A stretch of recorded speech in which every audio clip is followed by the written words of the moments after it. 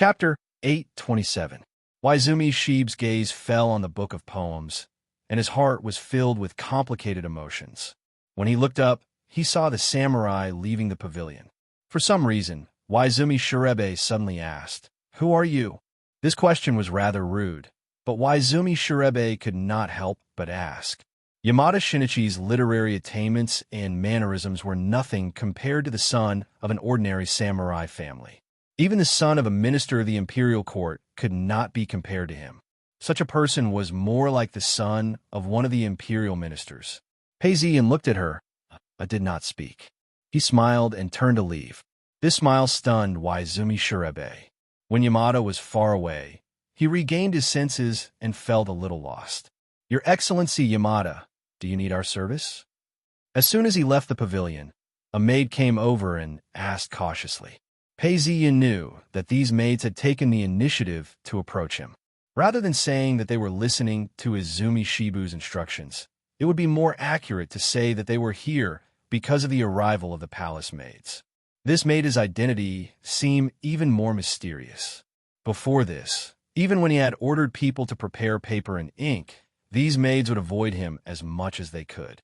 Unlike now, their gazes were filled with curiosity and flattery. Peizian looked up at the sky. "Is the room ready?" "Your Excellency Yamada, please follow me. Your room is ready." The maid led the way. Peizian's room was not far away. This mansion was not very big, and the rooms for guests could not be chosen as the lower rooms. Other than the main house, there were only a few guest rooms. The room next door was empty and unoccupied. It was separated from the main house by greenery, which was exactly what Peizian wanted. He opened the door and saw that it was clean and tidy, and was satisfied. "Your Excellency Yamada, these are the books you wanted." Previously, the maid had prepared paper and ink for Peizian, and now she was even more willing to serve him. The speed at which she prepared the books was also very fast. He asked for a few books, and they were sent over in no time. At the same time, some food was also sent over. Peizian looked at it and asked them to place it on the low table. Seeing that the maid had retreated to the door, he did not leave immediately. He said, "I do not need you here. If there's anything else, I will call for you. You may leave." "Yes, Lord Yamada." Only then did the maid respond. Her footsteps gradually faded away. At this point, the sky was getting dark. The oil lamp in the room was lit, and the flames flickered. This made Peizian's expression even more unfathomable. He didn't touch the food that looked quite exquisite, nor did he drink the tea that the maid brought over. Instead, he held the scroll in his hands and read for a while. When it was late at night, he directly extinguished the lamp, put on his clothes, and lay down, as if he had fallen asleep.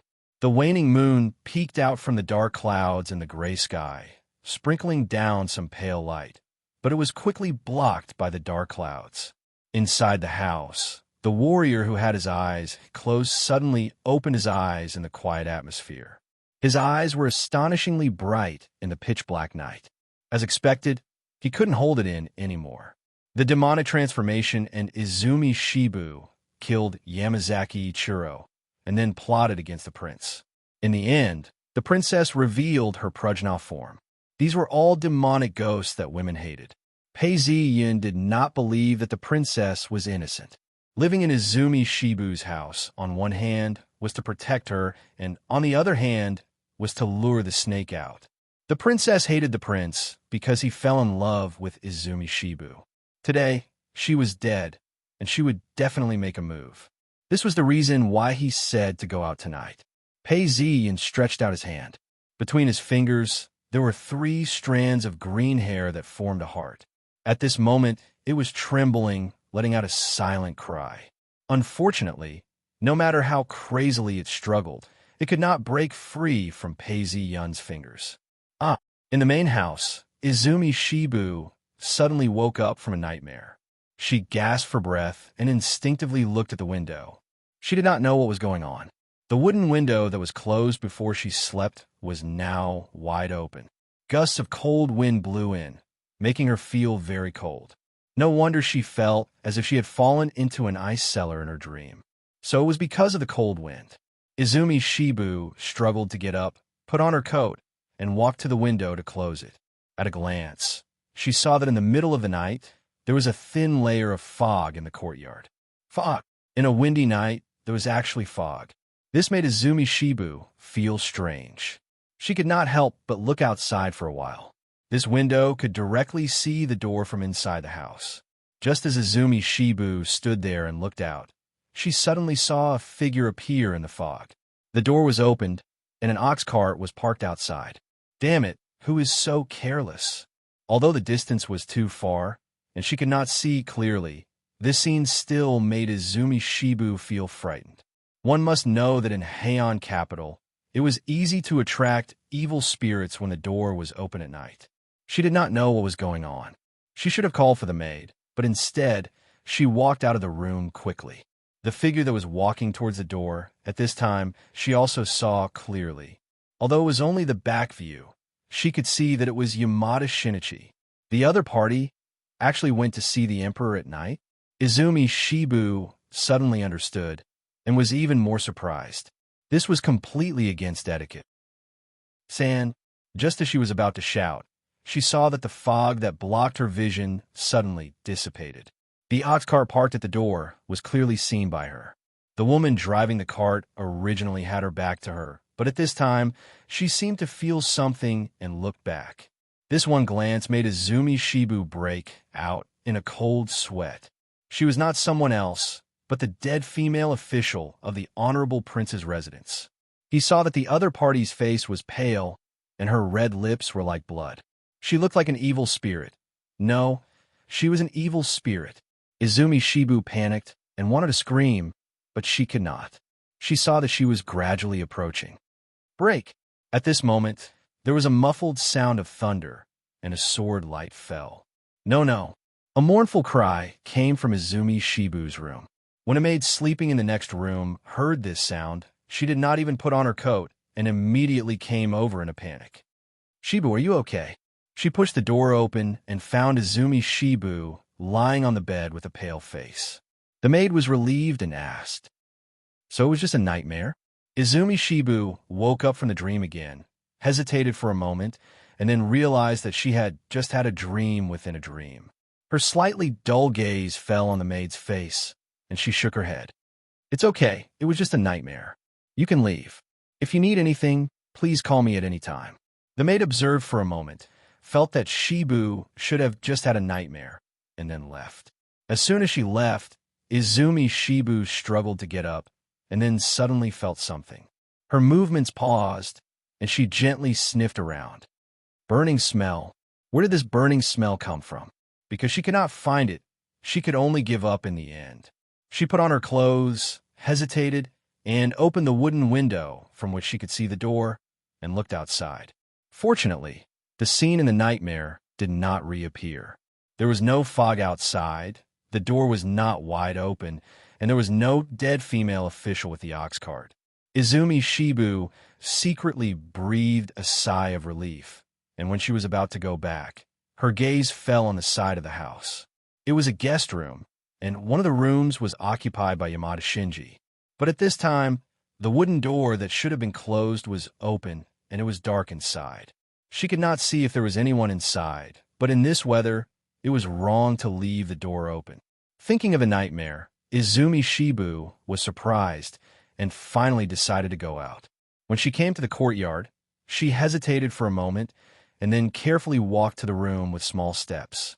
For women in this era, going there alone at night would be considered as asking a man for sex, and this behavior was a bit risky.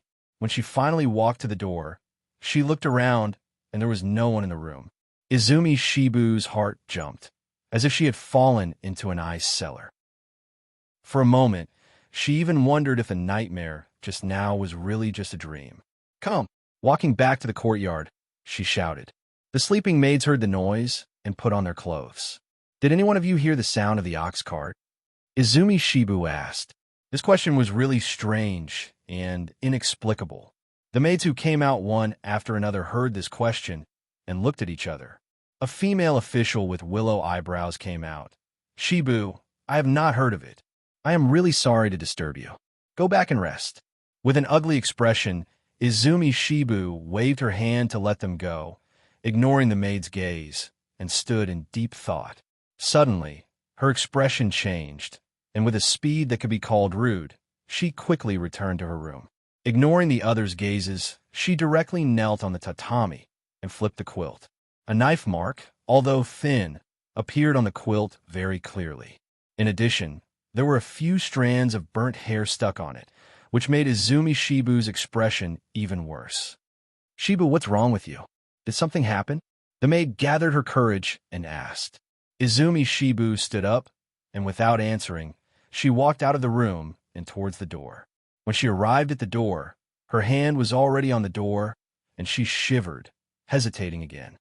If the dream just now was real. She looked at the door in fear, and pushed it open, and really saw something she didn't want to see. Then what should she do? But if she ignored it, this matter would definitely become a knot in her heart, and she couldn't let it go. After thinking for a while, she heard the messy footsteps behind her, and knew that the maids were frightened by her strange behavior. Without hesitation, she pushed the door open. The quiet street was empty. The night wind blew, and the snow on the ground had not yet melted. There were traces of an ox cart. Looking at the obviously fresh traces of the ox cart, Izumi Shibu was dumbfounded, and her body could not help but shiver. And at this time, on the road to the palace, it was quiet and dark. An ox cart with a dim light sped along the road. Following the light, there would be rustling sounds coming from behind, not knowing what was going on. Pei Ziyin did not seem to hear it all, and closed his eyes to rest. After an unknown period of time, he opened his eyes. We have arrived at the palace. Although the nature was slightly different, Pei Ziyin would definitely not be wrong. In the next moment, there was a boom from the side of the ox cart. He floated down from it, and with a slash, he chanted, 10 steps to kill a person, 1,000 miles unstoppable. Just as he finished speaking, the blade fell, and with a poof, before the ox cart and the demon driving it could react, a white light was ignited. As the flame spread under the moonlight, the closed palace door opened. Chapter 828. At this point, a female official walked out from the palace. She did not speak, but bowed respectfully. Pei Ziyin looked at her with a smile that did not reach his eyes. This female official was around 30 years old, with a clean face and an elegant demeanor. Although her looks were not outstanding, her posture had been influenced by the palace's laws and was extremely alluring. He raised an eyebrow. "Does that mean I've passed the test?" The female official paused in her actions as she tried to discern his expression. She could not tell if he was unhappy about this or if he was just asking a question. After pondering for a moment, the assistant said, "Please don't be angry, Yamada-kun. This is for your own safety. If you can't even differentiate and kill ordinary demonic ghosts, then you'll only end up dead when you meet the Emperor of Heaven and receive orders to kill a powerful demon." As she said this, the female official stepped aside. "Please enter." How arrogant. Pei Ziyin laughed coldly. However, he knew that in this era, the emperor and the people around him would treat a country bumpkin like him with kindness. He should be grateful for this favor. However, he didn't mind. He had asked this question because he wanted to see how she would explain. Hearing the female official say this, he laughed and did not speak further. He took a step in and paused. "Yamada-kun," the female official looked over and reminded him, "We can't waste any more time. Please enter." Pei Ziyin looked at her calmly as he stroked her neck and walked in. He then thought to himself, "This aura, it's easy." Yi Ziyun was separated from me, and I couldn't sense him. Who knew he was in the palace? Since he's in the palace, I can't sense him. That makes sense. Spring had just arrived, and the interior of the palace had a different vibe to it. He walked along the corridors and released his senses once more. Indeed, there was a force that prevented him from prying into the palace. Imperial Qi and divine power. The emperor claimed to be the descendant of the Tens Ho, which was understandable. The aura of the palace was very strange. Although there was resentment, it was suppressed. The palace of a Japanese emperor was known as the Imperial Palace and was not huge. After walking for a while, he arrived at the Hall of Eternal Harmony. At the entrance of the hall, Pei Ziyin looked around and saw two female officials dressed in deep red robes. When they saw Pei Ziyin and the two female officials, they bowed and retreated.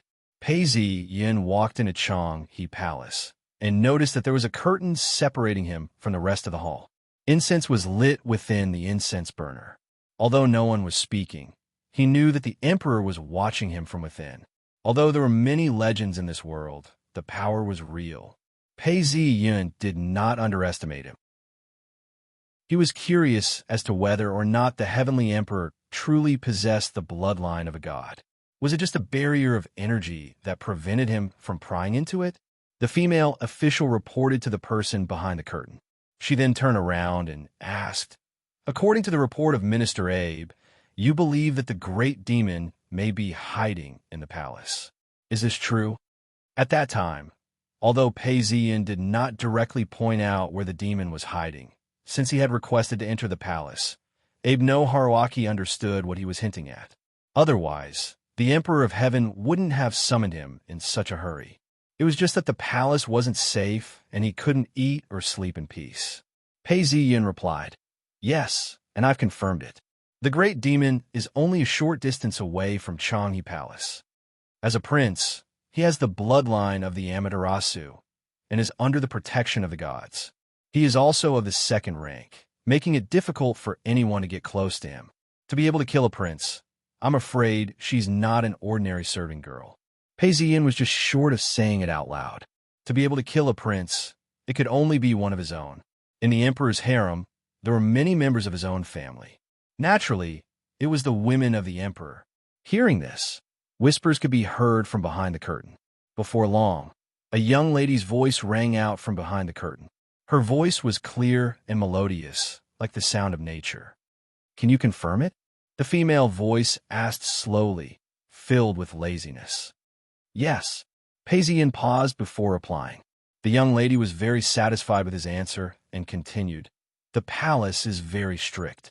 In order to prevent rumors from spreading, can you give me 2 hours?" 2 hours was equivalent to 2 hours in the modern world. To Pei Ziyin, killing the great demon was more than enough. "Half an hour is enough," Pei Ziyin replied. He wasn't surprised at all. Many people thought that the emperor could do whatever he wanted. But in reality, even if he was the emperor, opening the palace doors for 2 hours in the middle of the night was not something he could do easily. If there was an edict, there would be an official sending a letter tomorrow. "If that's the case, I'll bring you to the palace." The palace referred to here was the residence of the emperor's women.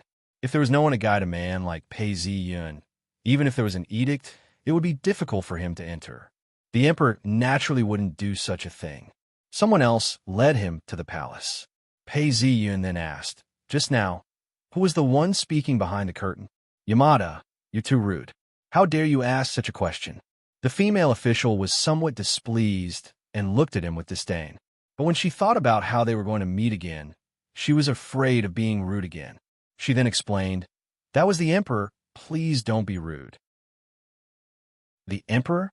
Pei Ziyin fell into deep thought. Although he didn't see the young lady's face, he could tell from her figure that it was Yazi. Even her voice was Yazi's. If it was Yazi, why would she have such a reaction? Could it be that she doesn't remember me? If that's the case, then it makes sense. Pei Ziyin had been in the Pinyin capital for a few days now, and the commotion he caused wasn't funny at all. If Yazi was still in the Pinyin capital and had not lost her memory, she would have come looking for him. That was the only explanation for this. It was just that Yazi had fallen into the imperial palace. Let's not talk about the culprit. To be able to become the emperor means that Yazi has the blood of the emperor flowing through her veins. The Japanese imperial family had many descendants, and many of the imperial princes were conferred the title of minister. Just as he was thinking about this, he saw a few serving ladies escorting a young lady out. Because she was covered by a white veil, Pei Ziyin took a quick look at her before looking away. He knew that now wasn't the time to find out if she was Yazi. "Please follow me," the young lady said gently as she slowly walked into the palace. The aristocratic ladies of the Ping and capital were like this. Their walking speed and distance were strictly required. Although they looked elegant and graceful, when faced with urgent matters, it would make people anxious. Luckily, Pei Zi-yin wasn't worried that the demon would run away after hearing the commotion. She had been going against him time and time again, so she must have something up her sleeves. If she just ran away after hearing the commotion, that would be surprising. The imperial residence of the Emperor's palace was made up of several courtyards. The people who lived in this area were all imperial ladies. The Hall of Chang, he wasn't too far away. Even though these women weren't walking very fast, they still managed to walk past a few courtyards. Seeing that Pei Zi-yin didn't stop them, they continued walking.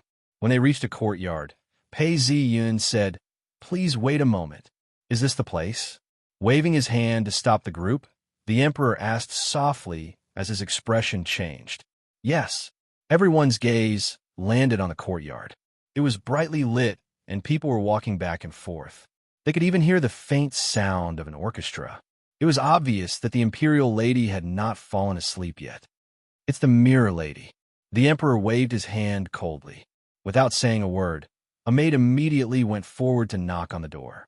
One of the maids heard the sound and opened the door.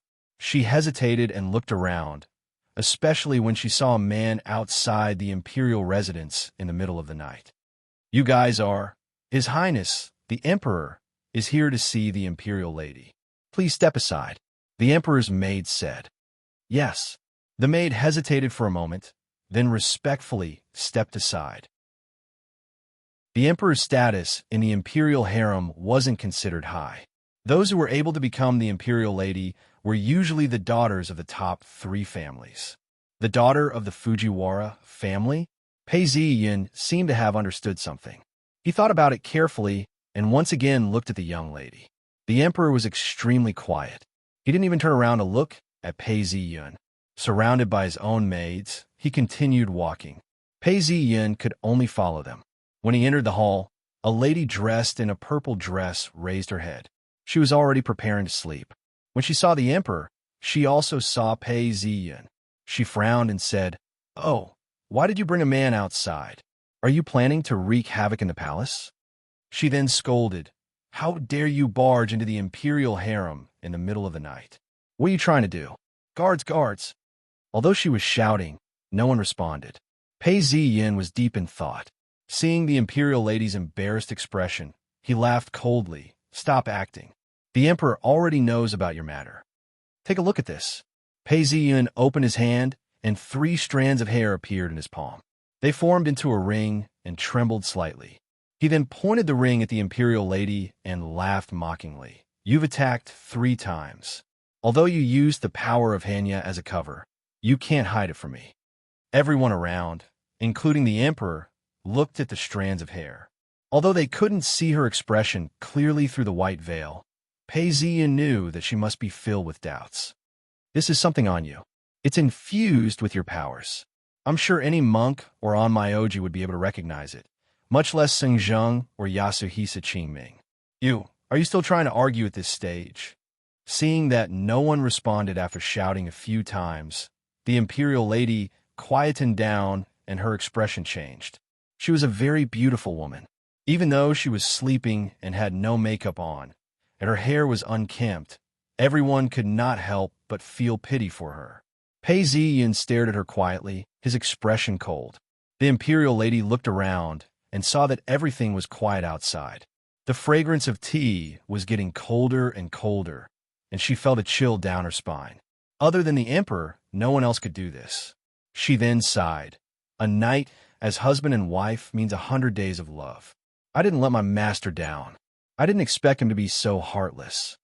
She looked at the people in front of her and stopped at Pei Zi-yin and the Emperor. She then laughed. "It's just that you've been tricked as well." As soon as he finished speaking, someone shouted from somewhere, "Hey." As soon as the word "chi" was heard, countless monks started chanting in unison. These chants had the ancient charm of the Tang dynasty, and the entire hall shook.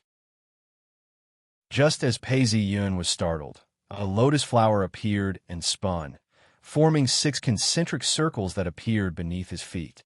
As the chants of the Buddhist scriptures continued to spread, It continued to expand until it covered the entire hall. A faint golden light shone, as if the hall had turned into a pure land, illuminating Pei Ziyun's face. Chapter 829. Countless shining talismans emerged from the ground along with the lotus leaves. Each lotus leaf had a vajra, and each lotus had a bodhisattva. The bodhisattva was covered in pearls and emitted the light of Buddha. It was a shocking scene. All kinds of inconceivable things happened along with the chanting. Even the knowledgeable female officials, who rarely showed their emotions, turned pale when they saw this scene. They couldn't help but gather together, shivering, and some even knelt on the ground. After a while, seeing that there was no movement, they looked carefully and found that whether it was the female officials or Yamada, they were all frozen, and their eyes had lost the divine dish. After a long time, one of the female officials came to her senses and asked, "Your Highness, what should we do now?" The Royal Highness frowned and tried to take a step forward, but was blocked by an invisible force. Seeing that he could not get close to the Royal Highness, he took a step back and looked at the young man. When he felt that he was breathing, he fell into deep thought. In the blink of an eye, he said in a cold voice, "Since we are here, we should take things as they come. Since we are here to eliminate the demon, Yamada's life depends on his ability. We can't interfere, so we can only watch the battle." The female official hesitated for a moment and did not tell him about the mission she had accompanied him here. She just nodded. But from Pei Ziyun's point of view, this was not the case. The chanting, the seals, and the enchantment turned into chains and surrounded him. Was this the so-called enchantment of the void mandala? Haha, Yamada Shinji, I advise you not to struggle anymore. It's useless. The Royal Highness covered her mouth and laughed. Her long and narrow eyes were filled with pride. This is the power of the Koya mountain spell. It's more than enough to deal with a foreign demigod like you. The next moment, the light of Buddha changed and the whole space turned dark. Then, it sank into darkness and quickly went down. Then, there's the sound of running water, the river of 3 roads in the Yellow Springs. Pei Ziyun looked on coldly and saw that he quickly landed on a hill, but there were no plants. When he stepped on it, the ground was full of stones and sand. Looking up at the sky, it was dark, and he could not see the sun. Gray fog lingered around him, but he was also free from the shackles and did not need to use his magical power. A clear white light lit up and illuminated the area. Stimulated by this, the talismans flowed densely and turned into enchantment. Ridiculous. Many people had this thought. What would happen when Taoism's God, Greek God, angel, and bodhisattva met? Only God could truly understand this question. The ghosts and deities under the rule of the Buddha realm have to stay far away or obey orders the moment they hear the incantation. It's just like an officer who is alone and unarmed. As long as he holds an imperial edict from the prime minister or even the emperor, he can make tens of thousands of fully armed soldiers bend their knees and obey his orders. But not under the rule of the Buddha realm. Holding the edict of China and ordering British officials will only be ridiculed. Crossing worlds is only about strength. If a real Arhat or a bodhisattva were here, I would still have some scruples. But how could the incantation of this monk bind me? Pei Ziyun laughed coldly. He didn't care if this was the mandala enchantment array or the Vajra net enchantment array. He swung his wooden blade, and with a pu sound, a few lotus leaves were sliced off. A crack appeared on the enchantment array. However, as soon as the crack appeared, a buzzing sound could be heard as the enchantment expanded and enveloped Pei Ziyun once again. Tamamonome, I've already told you not to underestimate Yamada Shinji. He is a true demigod. If it weren't for us, you would have failed once again. A demon who had followed them and agreed? That's right, that's right. If it weren't for us, wouldn't he have escaped again? As they spoke, a demon stood at each of the 3 corners of the room. It was unknown what technique they used, but they resonated with the enchantment array and transformed into thick chains that bound Pei Ziyun. You guys came just in time. You want me to be the bait? It's easy for you to talk. All right, cut the crap. Come with me and get rid of Yamada. If we don't kill Yamada under such circumstances, we won't even be able to get a share of his divinity. I'm afraid we'll all be killed by Yamada's blade." Tamamonome, who was hiding in the palace as a female, urged them. "What are you waiting for? Hurry up and summon." This shout was incomprehensible to outsiders.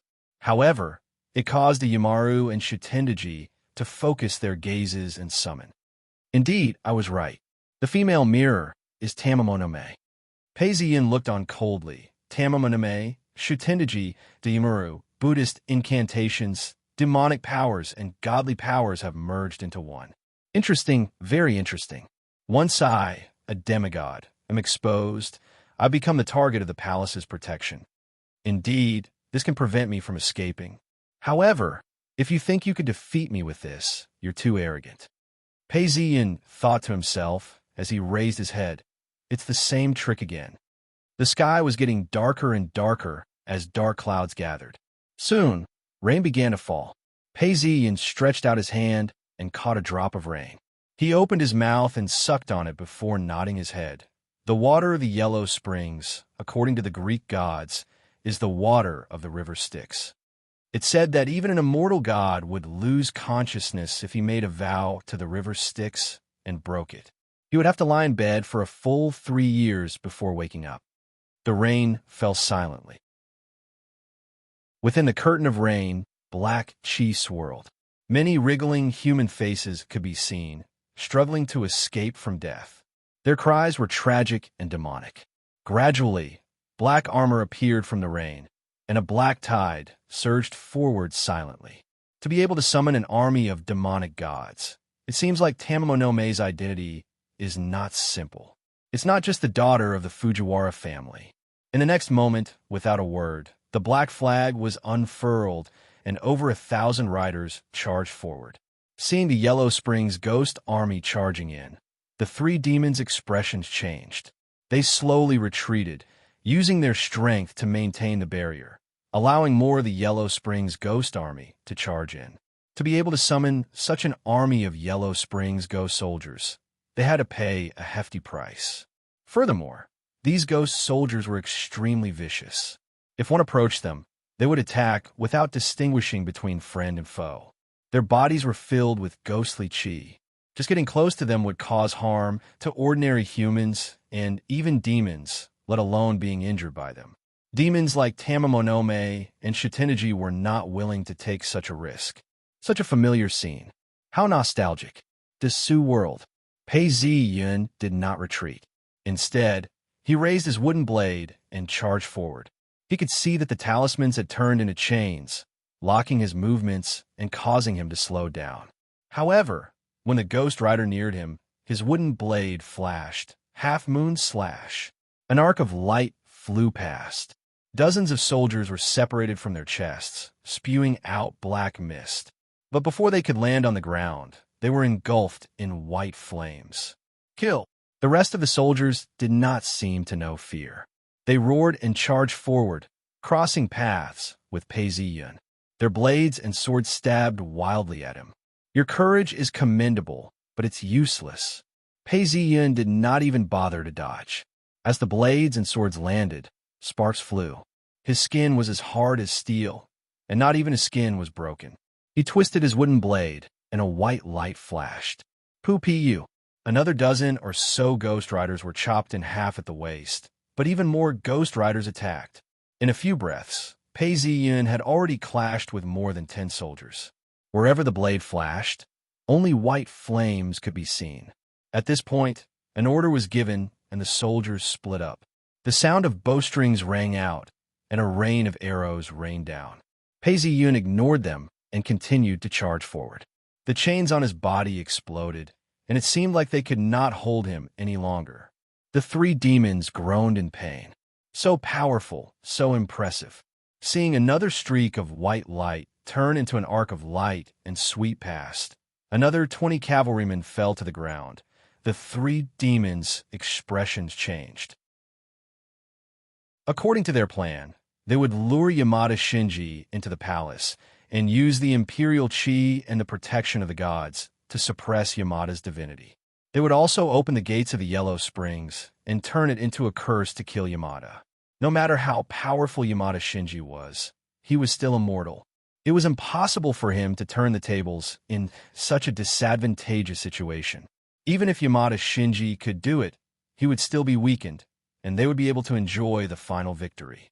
But in this situation, the ghost soldiers were impenetrable. Under the white light, they were reduced to ashes in midair. How terrifying! Tamamo no Mei's face darkened. Yamada has already cultivated a divine body. Big Yamaru was a demon god himself. He immediately understood what this meant. His words made Tamamo no Mei and Shitendaji's eyes burn with passion. To be able to cultivate a divine body meant that his divinity was extremely pure.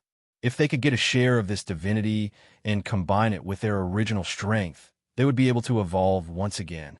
One had to know that the gods in Takamajihara had a huge difference in power and status. Quickly kill Yamada. Pei Zi Yin continued to kill the ghost soldiers, but the number of ghost soldiers could not keep up with the speed at which Pei Zi Yin was killing them. Shutendaji, Big Yamaru, and Tamamo no Mei were starting to feel the strain. If this continued and they did not take any other measures, they would be finished before Pei Zi Yun died. Tamamo no Mei gritted her teeth and shouted, "If we don't use all our strength, we won't be able to suppress Yamada. When that happens, we won't even be able to split the divinity. We will all die." Knowing that her words made sense, Shitendaji's face darkened. He stretched out his hand, and a huge gourd appeared in his palm. He pulled out the cork, and the sweet smell of blood filled the air. This was the blood of virgins that he had brewed. He had used the heart blood of thousands of virgins to brew this. He would not use it unless it was absolutely necessary. Now that he had no other choice, he gulped it down. Instantly, demonic energy filled the air. Big Yamaru sighed and took out a heart from somewhere. The heart was still beating. He looked at it reluctantly. He opened his mouth and swallowed the heart. As for Tamamo no Mei, she threw caution to the wind. She respectfully bowed, and a golden scroll flew over. It spun once above her head and suddenly shattered, turning into golden light that directly entered her body. She revealed a pained expression. This was the decree of the Empress. Once it was consumed, she would no longer be able to act as the Empress. She would also no longer be protected by the Imperial Chi and Amaterasu. She would have no choice but to leave the palace. "Don't disappoint me. You must kill Yamada." With this thought, she could no longer maintain the appearance of Empress. She prostrated herself on the ground, and a fox appeared at the center of the enchantment, waving its 9 tails. Chapter 830. Roar. A fox's roar rang out within the enchantment. Pei Ziyin groaned as the pressure doubled. He could not help but sing a little. He watched as the rain became thicker and thicker. Some of them even crawled on the ground, trying to get closer. As for the Ghost Riders, their light armors were getting thicker and thicker. Their blades gleamed with a cold light as they galloped at a much faster speed. As they neared, more than 10 riders galloped forward. They let out a shrill cry as they raised their spears and threw them at Pei Ziyun. The spears carried a deadly glow as they pierced towards Pei Ziyun. At the same time, the talisman chains on Pei Ziyun's body glowed and solidified. It was difficult for Pei Ziyun to move, but he was not afraid. He waved his wooden blade and shouted, "Half Moon Slash!" A crescent-shaped sword light slashed across, and the sound of ripping cloth could be heard. More than 10 demon riders were sliced into 20 pieces along with their horses, spewing out a thick black fog. The demon rider that was left with only half a body was not dead yet. It even wanted to merge with the rest of its body, but a white flame spewed out, and it let out a tragic cry. Seeing this, Daimaru's expression changed. Shitendaji's eyes narrowed and revealed a look of joy. "Look, Yamada can't hold on any longer." Indeed, Tamamo looked over and saw that Yamada's body was originally covered with a layer of white light, like a membrane, preventing the chains from touching Pei Ziyun's body. But looking closely, when Pei Ziyun was killing the Yellow Springs ghost army, the chains were like poisonous snakes taking advantage of the opening and wrapping around Pei Ziyun's left arm, twisting upwards. Half Moon Slash. Another large group of ghost army soldiers were sliced in half and turned into flames. Yamada Shinichi's expressionless face was frowning, and his face was pale. The three demons looked at each other in surprise. Not only does Yamada have to fight the Yellow Springs ghost army, he also has to break free from the cursed chains. He's on the verge of death. It's not a waste of our efforts. Seeing that there were only 300 of them left, Shitendaji was eager and asked, "Should we attack together?" "Humph! Let the ghost army continue to wear them down. Once they're all dead, we'll attack again," Tamamo Nome said coldly. "That way, even if Yamada has some strength left, he won't have much left. You really are a noble of the palace to have such a style." Shitendaji glanced over and smiled, but his eyes were cold. Nobles were always like this, ordering their soldiers to sacrifice themselves in order to easily obtain victory. Tamamo no May does indeed have a plan. In the void, a long horn sounded, and the rest of the demonic mounts formed a cone-shaped formation. The sound of horse hooves rumbled like thunder, and they launched their final charge. Die! Pei Ziyun's face turned pale. Half Moon Slash. Pooh! Another group of ghost riders were chopped in half at the waist, and the remaining ghost riders charged forward without any regard for their lives. Pu. The demon's saber slashed at his body, and cracks appeared on the protective white light. The talisman chains finally found a gap, and with a pu sound, they pierced into his flesh. Die! Pei Ziyun shouted out, as his body glowed with a white light. Humph! The final radiance of a setting sun. Not only were the three demons not shocked, they instead revealed looks of joy. What a joke! With a pu sound, the wooden saber slashed past two ghost riders, and they fell to the ground. Pei Ziyun's eyes were gloomy, and his divine sense split into two, sinking into the void. If anyone could see the changes in the void, they would probably be shocked. It would not be an exaggeration to say that the sky was falling and the earth was splitting. In the void space, the ghost mounts were densely packed. Most of them turned into firewood the moment they landed on the ground. When they landed on the ground, most of them turned into ashes. The cracked earth on the ground swallowed and spat out a black aura, which quickly dissipated. The incomplete shrine emitted a divine light, and the divine light slowly spread out. Everywhere it passed, the black cracks on the ground were instantly smoothed out. Only a few samurai landed in the shrine and turned into statues. More importantly, there was a snake in the sky, its body glowing with light, and there were many lotus flowers on it. Each of them was a bodhisattva, arhat, and vajra. But in the rolling dark clouds in the sky, there were constant flashes of lightning and thunder.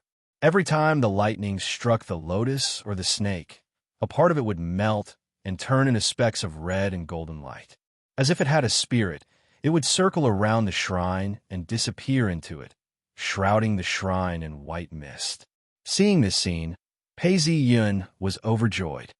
The ghost army has repaired the foundations, but the so-called curse power is made up of divine power, demonic power, and dragon chi. As long as I can whittle it down, it will be a great supplement. I believe that this will make the shrine more complete.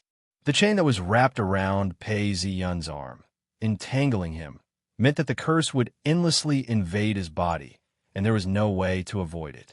However, to Pei Ziyun, this was something that others could not resolve, and it was just a gift. This kind of power, even Zeus does not have this authority. What is the plum blossom? What happened next was as Pei Ziyun expected. The power of the curse was channeled through his body, and the moment it touched his body, it was instantly sent into the void. The moment it entered the void, it turned into golden Buddhist power and light red dragon chi. It will take some time to whittle down these powers, but this will not stop me from killing these three demons. If I can successfully kill them and absorb their power, I will definitely be able to ascend to godhood in this world. Kill. Pei Ziyun's eyes were bloodshot, and he killed his way through the dense crowd of enemies. Everywhere he passed, there was not a single one who could withstand a single blow. The three demons' joyful expressions gradually froze, and they could only hear screams, the sound of collisions, and the sound of burning. Although this person looked like he was on the verge of collapse, he was still as hard as a rock, resisting wave after wave of attacks. And every time an attack ended, the ghost mounts would be thinned by a layer. This is really an unparalleled warrior. The ghost mounts had been reduced to less than 100, and Yamada Shinichi's face was turning black. This was a sign that the curse was getting stronger, but Yamada displayed shocking skills. Within 3 feet, no matter how many attacks, he killed them all. With this level of martial arts, even the so-called 4 heavenly kings are far behind. Seeing the last few ghost mounts fall, the entire battlefield was devoid of corpses, but the air was filled with a tragic aura.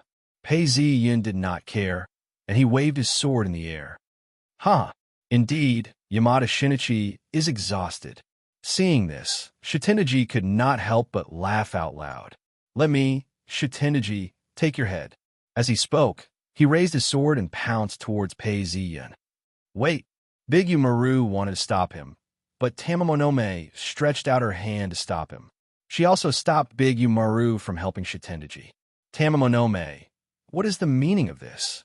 Big Umaru looked at Tamamonome, thinking that this cunning fox would definitely be able to tell that although Yamada Shinichi was at a disadvantage, he still had some strength left.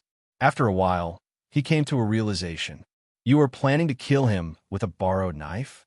Although Big Umaru was not as famous as Shitendaji, he immediately understood Tamamonome's intentions. There was only one Yamada Shinichi, and he did not have much divinity in him. If the 3 demons were to split the divinity, each of them would not have much. However, if Shitendaji and Yamada Shinichi were both injured, the 2 of them would be able to take Shitendaji's share. Furthermore, Shitendaji was not stupid. He would rather take the risk to kill Yamada Shinichi and get the biggest share. Thinking of this, Big Umaru retracted his leg. At the end of the day, Big Umaru did not think much of Shitendaji, who was originally a bandit. He did not have a deep friendship with him. At this point, Shitendaji had already rushed in front of Pei Ziyin. "Yamada, you are at the end of your rope. Die." Shitendaji was now in his true demon form. Without any hesitation, he slashed at Pei Ziyin.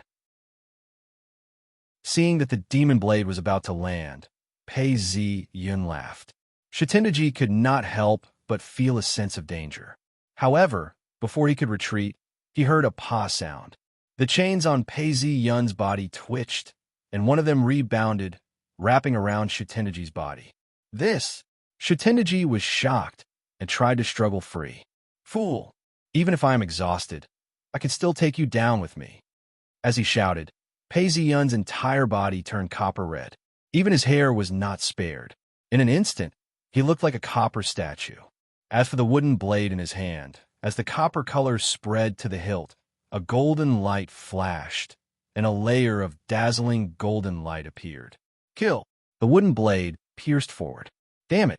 Shitendaji used all his strength to shake the chains, causing them to crack. However, the wooden blade was already in front of him. Seeing that it was about to pierce through, he gritted his teeth. Boom! A layer of black light appeared on his body. This was his demonic powers. Even if Pei Ziyun's sneak attack was successful, he was already exhausted.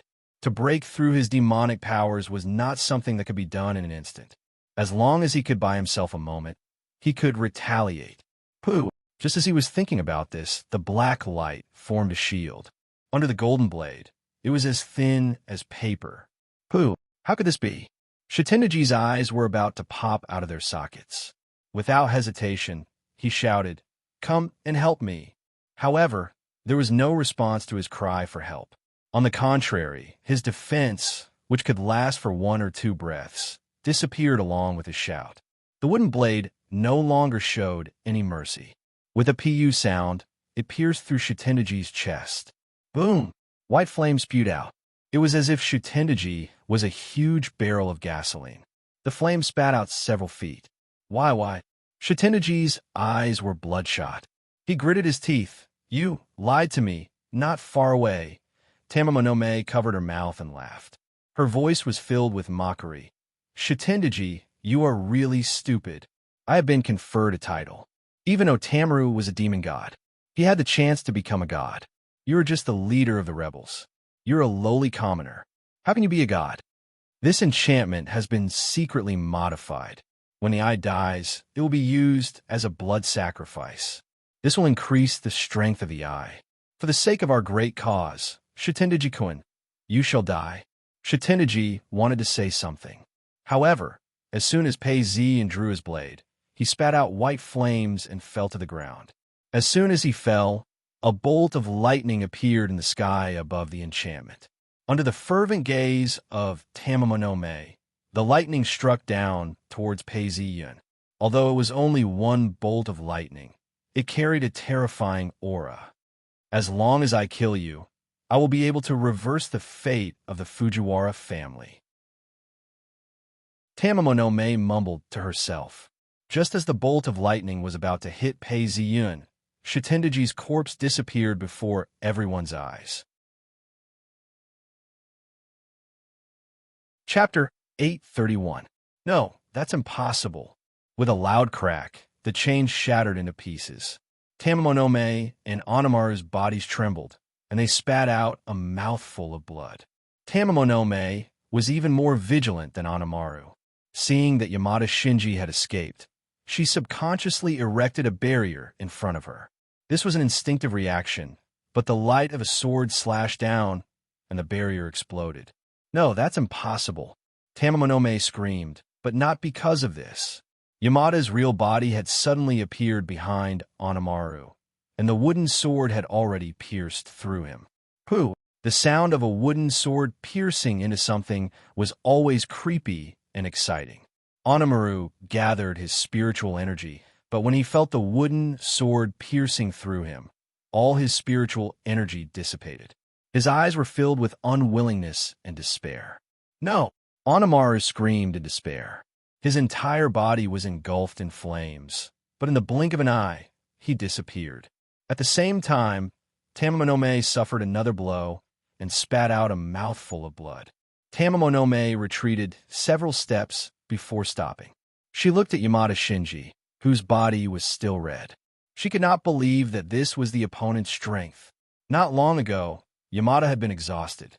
How could he have recovered and become stronger than before? Nothing is impossible. Tamamonome, it's time to settle the score between us. Pei Ziyan laughed coldly as he walked over. In the space, the shrine had been completed, and the main hall was glowing with a faint red light. Seeing Yamada Shinji walk over, Tamamonome was terrified. She no longer had the will to fight. He had killed Onamaru in one move. What kind of strength was that? Although she was slightly stronger than Onamaru, there was a limit. After fighting with Yamada Shinji, she had already lost all confidence. Damn it, even the barrier can't stop Yamada. If she had known this would happen, she would have stopped Shitendaji and not let him die. She had also seen clearly that the three demons could suppress Yamada if they worked together. Once they were defeated, there would be no more chances. Filled with regret, Tamamonome retreated. However, as soon as she reached the barrier, a powerful force hit her and sent her flying. "No!" Seeing the golden wall of talismans around her, Tamamonome fell heavily to the ground, filled with despair. "Your Majesty, you are so cruel." She could use Gao Shanya's power, but when the situation was over, he could also restrain her, especially when she lost her identity as the Empress and became a fox. "You're really stupid." A pair of feet appeared in her line of sight. Tamamonome forced herself to look up and found that Yamada Shinji had already walked in front of her and was looking at her with a hint of mockery. Tamamonome gritted her teeth and forcibly changed her seriously injured fox form back to human form. Her black hair cascaded down like a waterfall, and her body was lithe and graceful. She had a slender waist and long legs, and when she looked up, her neck was white. Due to her injuries, she had taken on a human form, appearing even weaker and more pitiful. Yamada Nome, please spare my life." Although Tamamonome was a demon, she was still able to bend and bend at the critical moment of life and death. She begged. Shitendaji is just the leader of the bandits, and Oyakumu is just the chief of the Luao district. I am different from them. I am a member of the Fujiwara family, and I am an empress. I have a lot of power and can help you solve many problems. With your noble status, wouldn't it be too tiring for you to do everything personally? If you spare me, I will be your retainer, and you can order me around. Huh. Pei Ziyan looked down at her, his expression unchanged. I really can't afford to use a retainer like you. In this era, the nobility of an empress was far beyond anyone's imagination. To put it simply, an empress had to have at least 5 daughters of nobility. A master had to have at least 3 daughters of nobility. A master had to be a daughter of the Regent Guan family. Although there was no limit to the number of empresses, in reality, those who became empresses were basically the daughters of the Fujiwara family. Fujiwara Taoist was the head of the Regent Guan family. In theory, he could only make his daughter into an empress. To be able to force the emperor to create a concubine meant that he was extremely powerful. Historians believed that Tamamo no Mei was based on the Empress Fujiwara. She had given birth to Prince Kazuko, Yaji no Yuan, Emperor Kono, and Takamatsu no Yuan. In order for her son to ascend the throne, the Empress Fujiwara started a rebellion and set a precedent for the Wu family. The Fujiwara family declined because of this. Such a woman, even if the emperor were to sacrifice his own life, he would not leave her for himself, much less a retainer. If he were to leave, he would definitely suffer a backlash. Most importantly, if he killed her, his life would be complete. Tamamo no Mei stood up and made a final effort. Yamada, you come from the other world. It's not like no one knows that. Since the emperor has changed, we have to work together to have a chance of survival. I want to kill you and take control of the 2 worlds. I want to change history. The emperor wants to do the same. If I kill you, the 2 worlds will merge, and we will have the upper hand. Who knows? We might be able to restore the emperor's rule. I can guarantee that the palace outside is filled with samurai and monks. Even Abe no Saimai will make a move. When that time comes, you won't be able to live. Seeing that Yamada Shinichi was still unmoved, she screamed, besides, both worlds have me, Tamamo no Mei, and Daomaru, and Shitendaji. In the other world, they have already entered Takamajihara. Even if you kill us, they will not let you off. Pei Ziyan finally understood.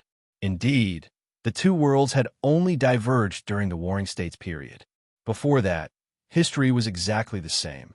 If the 2 worlds were to merge, there would be 2 people who were exactly the same. Hence, there would be a difference. Regardless of who was the primary or secondary, he could not let an outsider kill him. Besides, he also felt that Tamamo no Mei, Daomaru, and Shitendaji were a little weak. If that was the case, it made sense. Even so, this was not a reason to let them off. He raised his blade and charged forward. Hearing these words and seeing the situation, Tamamo no Mei knew that Yamada Shinichi would not let her off today. Although her demonic powers were depleted, she still let out a scream and charged towards Pei Ziyan. Even a rabbit would fight an eagle before it died, let alone a powerful demon like her. However, such a desperate struggle was meaningless to Pei Ziyan. With a slash of his blade, Tamamo no Mei's body fell to the ground with a loud thud. When she landed, her body transformed into the body of a 9-tailed demon fox. White chi flowed out from her body. Pei Ziyan did not waste any of it. With a wave of his hand, he collected Tamamo no Mei's body into his pocket dimension. However, at that moment, something happened. Following the cry of a phoenix, Tamamo no Mei's 9 tails turned into dots of light. They gathered together and flew into the distance in the shape of a phoenix. This is Phoenix Chi? Pei Ziyan looked at it and suddenly understood. Tamamo no Mei's true form is indeed the Empress who caused the battle of preservation. What a pity, what a pity. Hunting down Phoenix Chi could have been very profitable. However, as Tamamo no Mei's body was collected, there was a huge change in the pocket dimension. In the 4 corners of the shrine, there were 4 statues of powerful demons. They were made of brass, and white chi flew out of their bodies and into the shrine.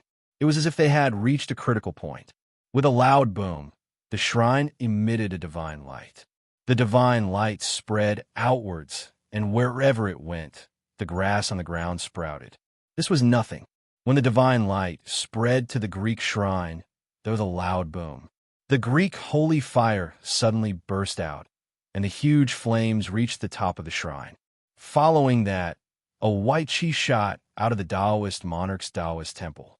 Suddenly, the entire space fell silent, as if time had stopped.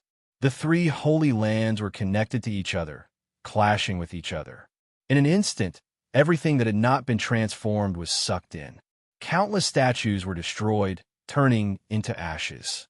Only Typhon in the Greek shrine, and Shutendaji, Tamamonome, and Otamaru in the Japanese shrine were still alive. Pei Ziyun's soul floated in the air. The godly power that he hadn't felt for a long time rose up from the depths of his soul. In the next moment, his eyes lost focus, as if he had transcended the boundaries of time and space. Projecting into the distance, Pei Ziyun murmured softly. A golden color slowly spread from his heart to his entire body, causing his entire body to turn golden. Then it slowly faded away. Main Hall the king and the female official, who had been observing the situation, suddenly realized that the barrier that restricted their movements had disappeared. "Your Highness, should we go and call for help?" The female official looked around. She felt that it was not a good idea for them to continue wasting time like this. But what if there are demons guarding outside?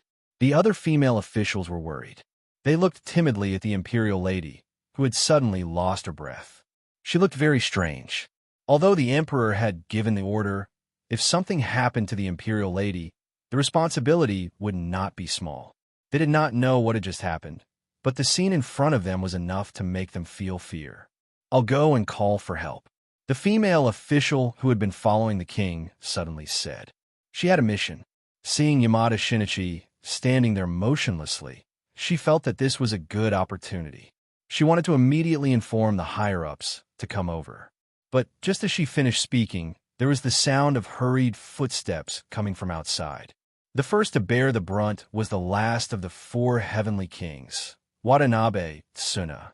In just a few days, Watanabe Tsuna looked much more miserable than when they first met. His eye sockets were slightly sunken, and his eyes were burning with fire. This was the ruthlessness of a lone wolf who had lost all his companions. As soon as he entered, he saw Pei Ziyun standing motionless not far away. He was stunned for a moment. Then his mouth slowly widened into a laugh that turned into tears. "Ha ha ha, Yamada Shinichi, to think that you would have such a day." As he spoke, he quickly walked towards Pei Ziyun and drew his sword to kill him. "Wait!" A voice stopped him, and an invisible force directly pulled Watanabe Tsuna's footsteps. Watanabe Tsuna looked over with bloodshot eyes and found that it was the mysterious Abe no Haruaki who had stopped him. "Lord Abe, you want to save him?" Watanabe Tsuna gritted his teeth. "The left minister and the lord, Minamoto no Reiko, have already ordered to kill him." Abe no Haruaki looked calm and lowered his head slightly. "Lord Watanabe Tsuna, I understand your feelings, but since His Majesty has allowed you to bring troops in, we have already reached a consensus. I will not stop you. It's just that this person should be killed, but not by you." "Oh? Then who will be the one to take Yamada's head?" Watanabe Tsuna said coldly, but the hand that was holding onto his sword loosened a little. As long as Yamada was killed, he could accept it. Could it be that Abe no Haruaki wanted to snatch the credit? Abe no Haruaki did not answer, but looked at the crowd and took out a sword from nowhere. He handed the handle to the king, then took a step back and bowed. "Your Highness, please kill this person." "Let me kill this person?" The king looked at the motionless Yamada and was somewhat puzzled. "Yes, this is the Lord's wish," Abe no Haruaki urged. "Although the array is still in operation, sealing it and preventing it from returning to the body, we cannot delay any longer. If we delay, there will be changes. Please do it immediately." Since it is the Emperor's order, then I have no way to resist." Hearing this, the king walked towards Pei Ziyun, but when she raised her sword, she could not help but stop. No, her eyes were filled with confusion as she looked at the person in front of her. Suddenly, she had a feeling that killing this person was a big mistake. If she really killed him, she would definitely regret it. Seeing that the king did not move, Abe no Haruaki could not help but reveal an anxious look. She urged again, "Your Highness, quickly kill him. The king has been in the imperial palace for a long time and may not be able to see blood. I think it's better for me to do it." Watanabe Tsuna, who had been waiting impatiently, laughed coldly and pulled out his sword. "This martial artist, if you can kill him, why should I be so nosy?" Abe no Haruaki sighed helplessly and took out an item from her bosom. This item flew with the wind and flew into the air. It was a decree. She shouted, "Quickly do it." Her eyes were attracted to the decree, and the king's face was expressionless. Yes, her voice was calm as she raised her sword and stabbed towards the person in front of her. At this moment, the person in front of her, who was motionless with his eyes closed, suddenly opened his eyes. His pupils emitted a golden light. Pei Ziyun laughed coldly. "Yazi, are you still not going to wake up?" Boom! The decree in the air exploded into pieces. Chapter 832. You? The king's eyes widened. Just as the blade in his hand was about to pierce into Pei Ziyun's body, he stopped. She looked at the person in front of her in confusion. For a moment, she couldn't tell which of the two completely different memories that filled her mind was real. Was she the Yazi who once lived in the modern world, or the imperial prince who once lived in the Heian capital? "I can't take it anymore. If she won't kill him, I'll kill him." At this time, Watanabe Tsuna, who couldn't hold back his killing intent, shouted with bloodshot eyes, "Sword draw chop." Pooh! The saber light turned cold as it slashed down. This time, Abe no Saimai did not stop him. The young girl, who was struggling with her chaotic memories, saw this scene and her pupils shrank. Before she could regain her senses, her body had already subconsciously moved. Clang! Sparks flew, and the girl subconsciously used the back of her sword to block, causing a dent to appear on the enemy's blade. Watanabe Tsutomu looked at the girl in front of Yamada Shinichi in shock. Under the wind of the blade, her veil had fallen to the ground, revealing her childish and beautiful little face. Not only did this young girl help Yamada Shinichi, but she also had such powerful skills. Not only did her saber block the full blow, but her feet also only slid a step back. "Princess Yako, are you going to defy the Emperor's decree?" Watanabe Tsutomu was furious, but he didn't dare to make a move on her. Using all her strength to block Watanabe Tsuna's knife, the girl did not speak, pursed her lips, and slowly moved forward, not giving an inch. This made Dabian soon almost vomit blood. Yamada Shinichi was extremely difficult to deal with. This was a rare opportunity. If he let it go, there might not be another chance at all. Watanabe Tsuyoshi's expression suddenly turned ferocious. He had to seize the opportunity to kill Yamada Shinichi, even if he had to injure the prince. Thinking of this, a murderous look appeared on his face as he shouted, "Prince Yako!" Boom! Along with a winding silver snake, a clap of thunder interrupted Watanabe Tsukasa's words. Watanabe Tsukasa's movements paused. The prince's back was facing Yamada Shinichi, so he couldn't see the change. However, Watanabe Tsukasa, who was facing him, could see it clearly. Yamada's body was originally copper red, but the moment the thunder rang out, it turned gold. This isn't right. After all, Watanabe Tsun was a decisive person. As soon as he realized this, he did not have time to analyze what was going on. His long saber had already chopped out. The saber light fell straight down, showing no mercy. Pooh! The girl brandished her saber. Clang! She blocked the saber. Kill! Watanabe Tsuna brandished his saber and rushed forward. In one breath, he attacked 7 times, but the girl only defended and did not attack.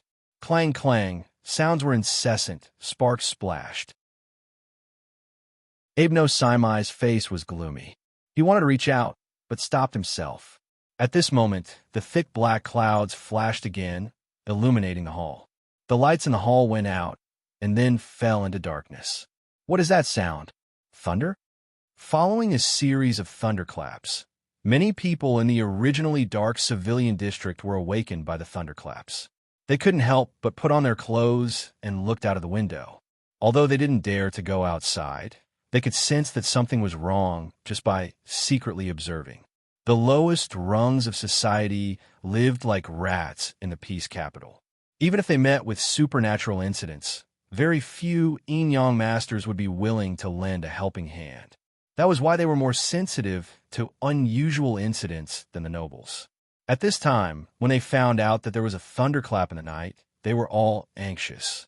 What's going on this year? Why did the spring thunder come so early? Yes, it looks like something is wrong. I hope nothing happens. The nobles were shivering.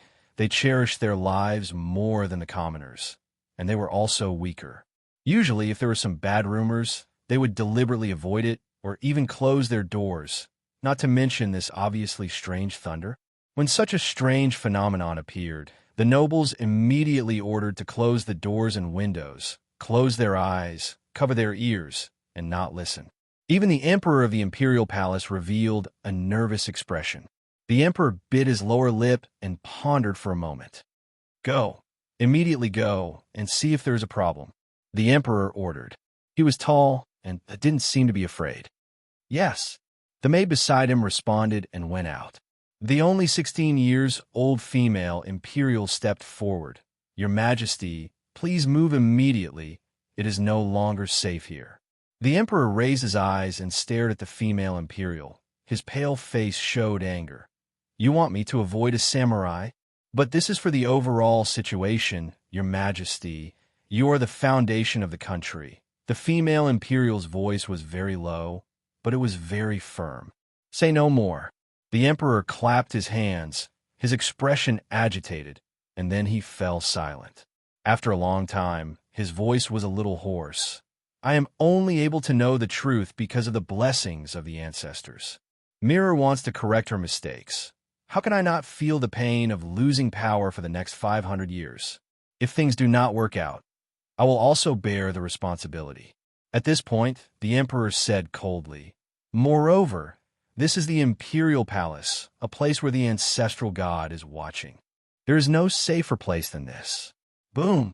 Another lightning fell, the lightning illuminating the emperor's face. He revealed a look of shock and saw that not far away, the roof of the eaves had exploded.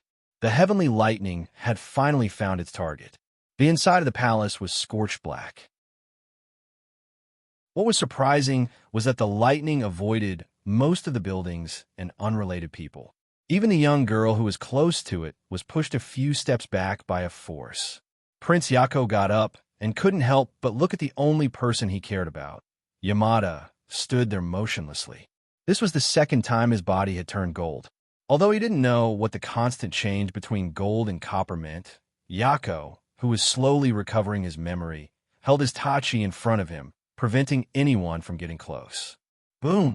A lightning fell, and under Yako's gaze, the dazzling lightning fell like a snake, directly hitting the top of his head, but it only reached 3 feet before disappearing into thin air. This was the second time.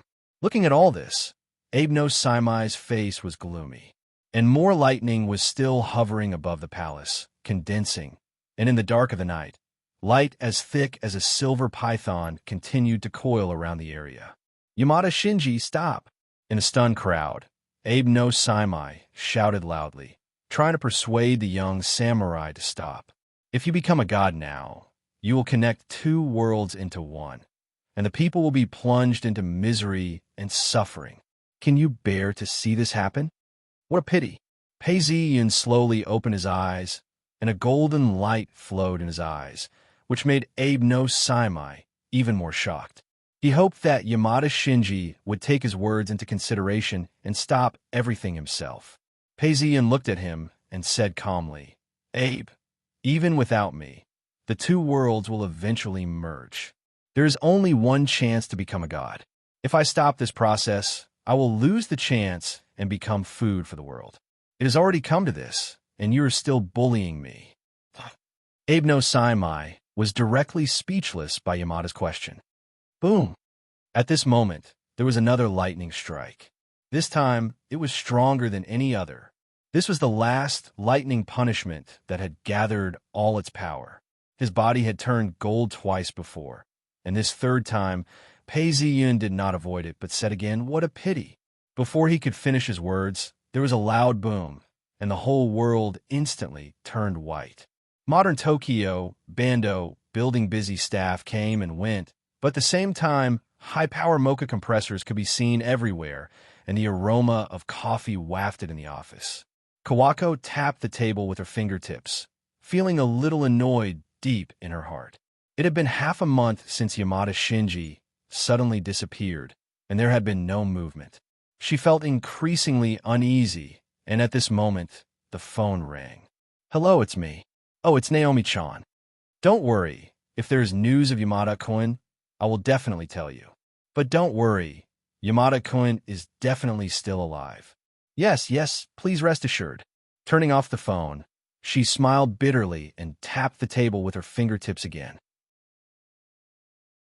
At this time, the lights suddenly dimmed. Kawako looked up at her watch in surprise. It was now 3:17 in the afternoon. Looking out the window, she found that the sky was indeed dark. What was going on? All of a sudden, there were dark clouds and a storm was coming. She was puzzled when the phone rang again.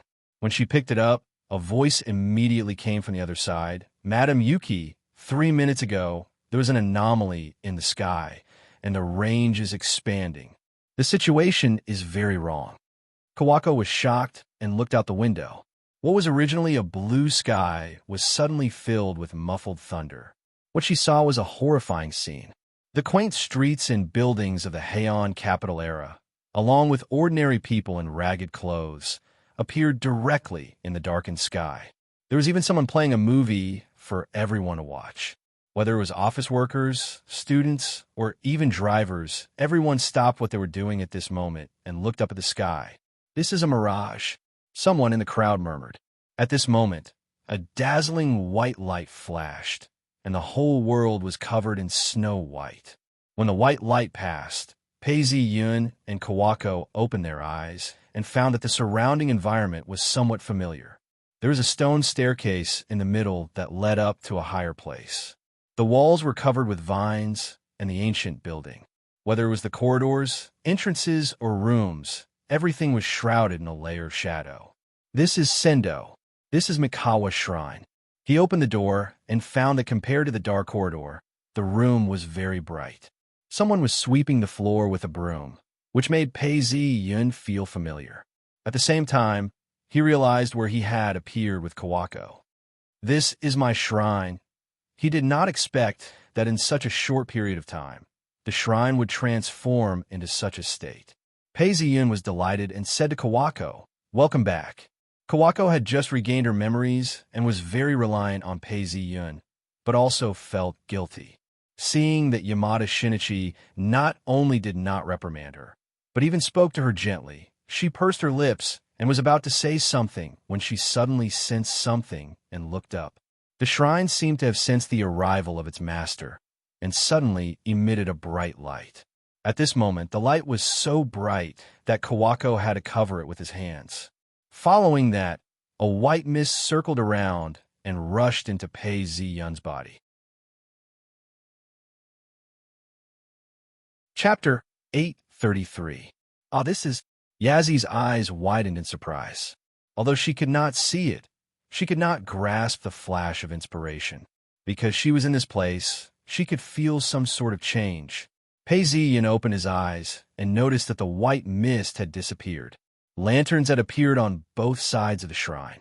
Every single lantern was lit up, illuminating the already dim shrine.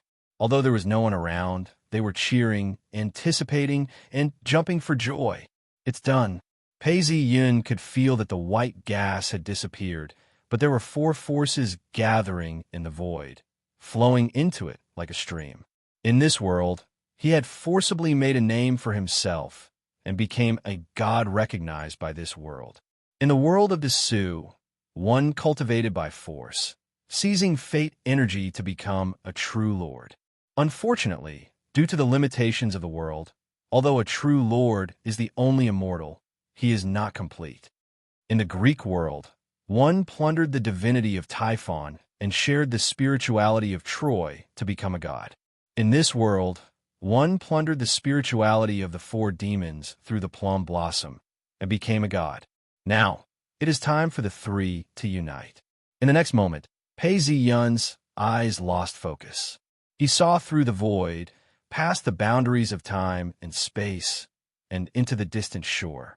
Royal palace of ancient Mycenae, the sound of waves could be heard from afar, and the air was filled with the smell of the sea. The majestic Lion's Gate could be seen from afar. The palace was surrounded by warehouses, workshops, and shops. A few young girls were loitering in front of the stalls. They were mostly in their teens, with clean skin and long hair. They had servants with them, and with one look, one could tell that they were not ordinary people. It's the princess and the maids of the palace. Seeing that they were wearing accessories, the stall owner shouted even louder. In the era of the Greek city-states, lowly slaves could be executed at will, but the citizens had the right to discuss matters. There's not much difference. Slightly further away, in the direction of the sea, ships sailed in and out of the boundless sea. The seascape of this period in Greece was more beautiful than it was in the future. But the people who were familiar with all of this were already used to it. Only these noble girls had no intention of looking at the sea. They only focused their attention on these colorful little items. That's great. There are merchants from other countries coming. We can choose the offerings for God. Although the items were relatively small and not too expensive, at least they were very cheap for them.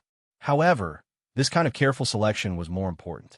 In this era, the women of the royal family had the habit of serving as the priests of God.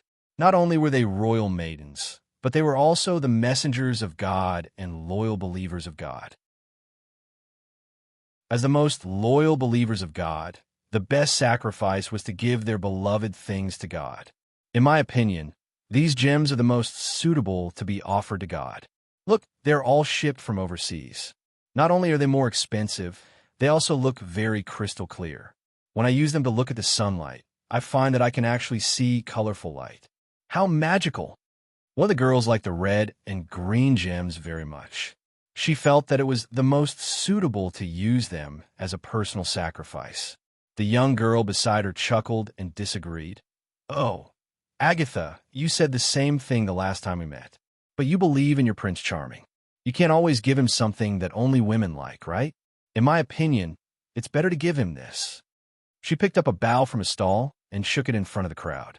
Look, this is a strong bough that can kill a black bear.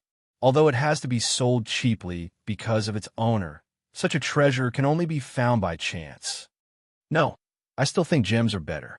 Although your bough is also very good, it has been used before. Since it's an offering to God, how can you use this kind of thing? It's not as good as these gems. They're all unpolished. I can make a necklace for my God with my own hands. I believe God will definitely like it.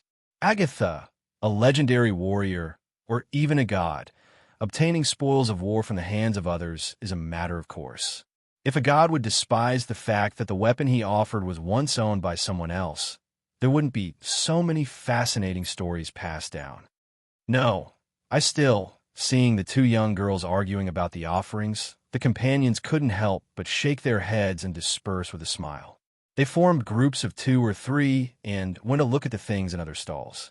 But Neria, aren't you worried at all? A pair of young girls who were walking together browsed through the things in the stalls and whispered to each other. One of them suddenly asked this question. The young girl called Neria was stunned for a moment, and then came to a realization.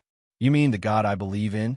Ever since King Orestes returned to Mycenae, he fulfilled the promise he made and built a temple in Mycenae. But your work is still the easiest, because the God you worship is asleep, and you need to do the least. King Orestes did not have the guts to break this promise, or rather, no one in this world had the guts. Those who had the guts were all dead. The revenge of God was very fierce. Even this God was originally the Prince of Troy. The reason why God destroyed Troy was because he did not pay the promised reward to God. The The young girl looked at her with some pity. But as priests, we are ultimately mortals. We are only valuable when the god we worship is active. A sleeping god is truly a tragic thing for a priest. The court would give less funds, and the people would be disappointed with a god who did not respond. Such days were really a little lonely and even hindered marriage. You don't have to worry about me. I believe that even if my god is asleep, he will definitely be able to feel my love for him, Neria said seriously. But Neria said seriously. At this moment, she suddenly sensed something. She stopped chatting and looked in the direction of the temple. Then, Neria raised her head, stretched out her arm to the sky, and shouted, "Descendants of Zeus, the great god of disappearance, please protect me."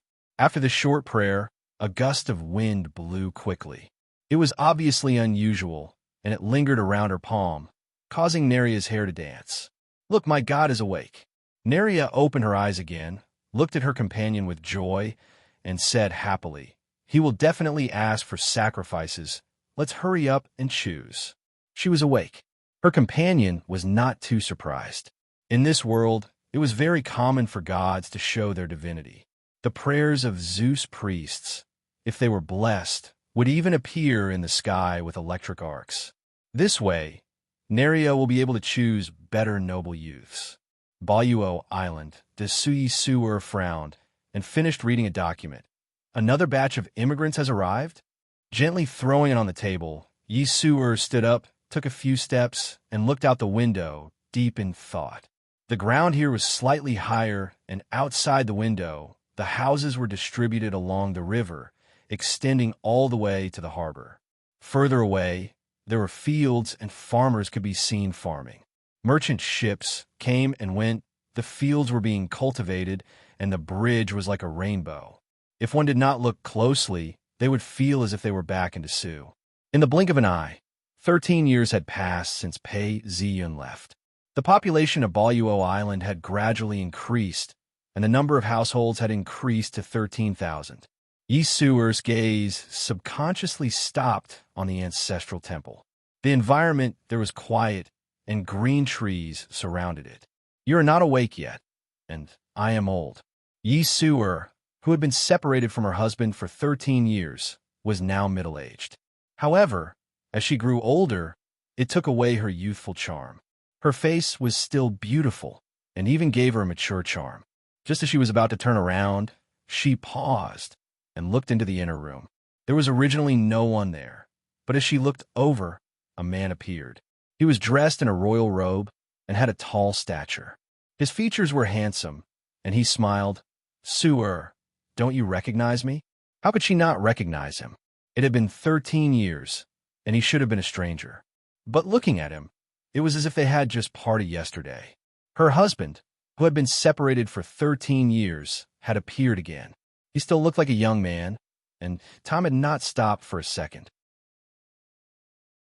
Yi Suer's eyes were slightly wet, but she tried her best to keep her voice from trembling. "You're back." "Yes, and I will never leave again." Pei Ziyin looked at her as he spoke and reached out to pull her into his embrace. He did not sit down, but walked to the window and said, "Looks like things are going well. Baluo Island has not been conferred a title by the Dessau dynasty, right?" Pei Ziyin seemed to be in a good mood as he looked out of the window. Yi Suer did not reply and buried her face in his chest. After a long time, she said, "How could I disobey your instructions? Golden Island has been conferred a title by the Dessau dynasty and is the Earl of Golden Island. They are in charge of communication with the Dessau dynasty. Our goods only reach Golden Island and not the Dessau dynasty. The people and goods we need are all purchased from Golden Island and are not directly connected to the Dessau dynasty."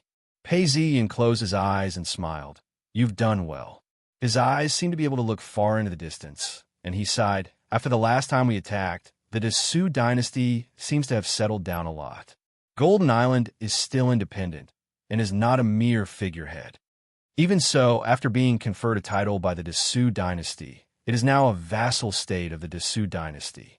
Although the development is going well, and the number of people living there has increased, it is still unable to produce king's chi or heavenly pillars. It can only be considered a blessed land.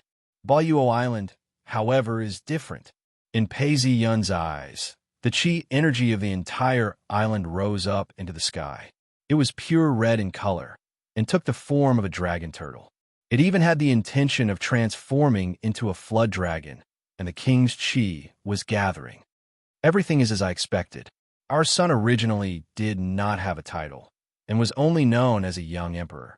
Now that he is 15 years old and the heavenly pillars have been formed, if he still does not call himself king, he will lose the support of the people. In that case, within 3 days, he shall be called Luo, King Luo. Even if he had said this, he would still have to call himself king before the system would change. However, Pei Ziyin was different now. As soon as he spoke, a loud boom could be heard, and a palace appeared. The dragon turtle immediately transformed into a flood dragon, and even a faint red cloud could be seen as it let out an excited roar. There is no ruler here, and it is time for the clouds to rise. Back then, I had no choice but to migrate. Although I had a reason to destroy the Desu dynasty, I had to restrain myself. Now that I've awakened, I've missed the right time. I cannot destroy the chi energy of the Desu dynasty. I can only wait for 150 years when the Desu dynasty is nearing its end, and then see if my descendants can fight for the heavenly mandate. Thinking up to this point, Pei Ziyun's eyes were filled with warmth. Chapter 834. Before Pei Ziyun could open his eyes, he heard the sound of phone ringing. Hearing this, he knew that the first guest he had been waiting for had finally arrived. As expected, he picked up the phone and heard a familiar female voice. "Is this Shinji? All right, I'll be right there." Seeing that she was at the Jinkawa shrine, Ban Higashi Genko put down her phone and said to the people in the car, "Let's get out." Kana nodded and got out of the car with a solemn expression. Tokugawa Hisashi looked a little impatient, but he was wary of Ban Higashi Genko's identity. He kept his mouth shut and got out of the car with a solemn expression.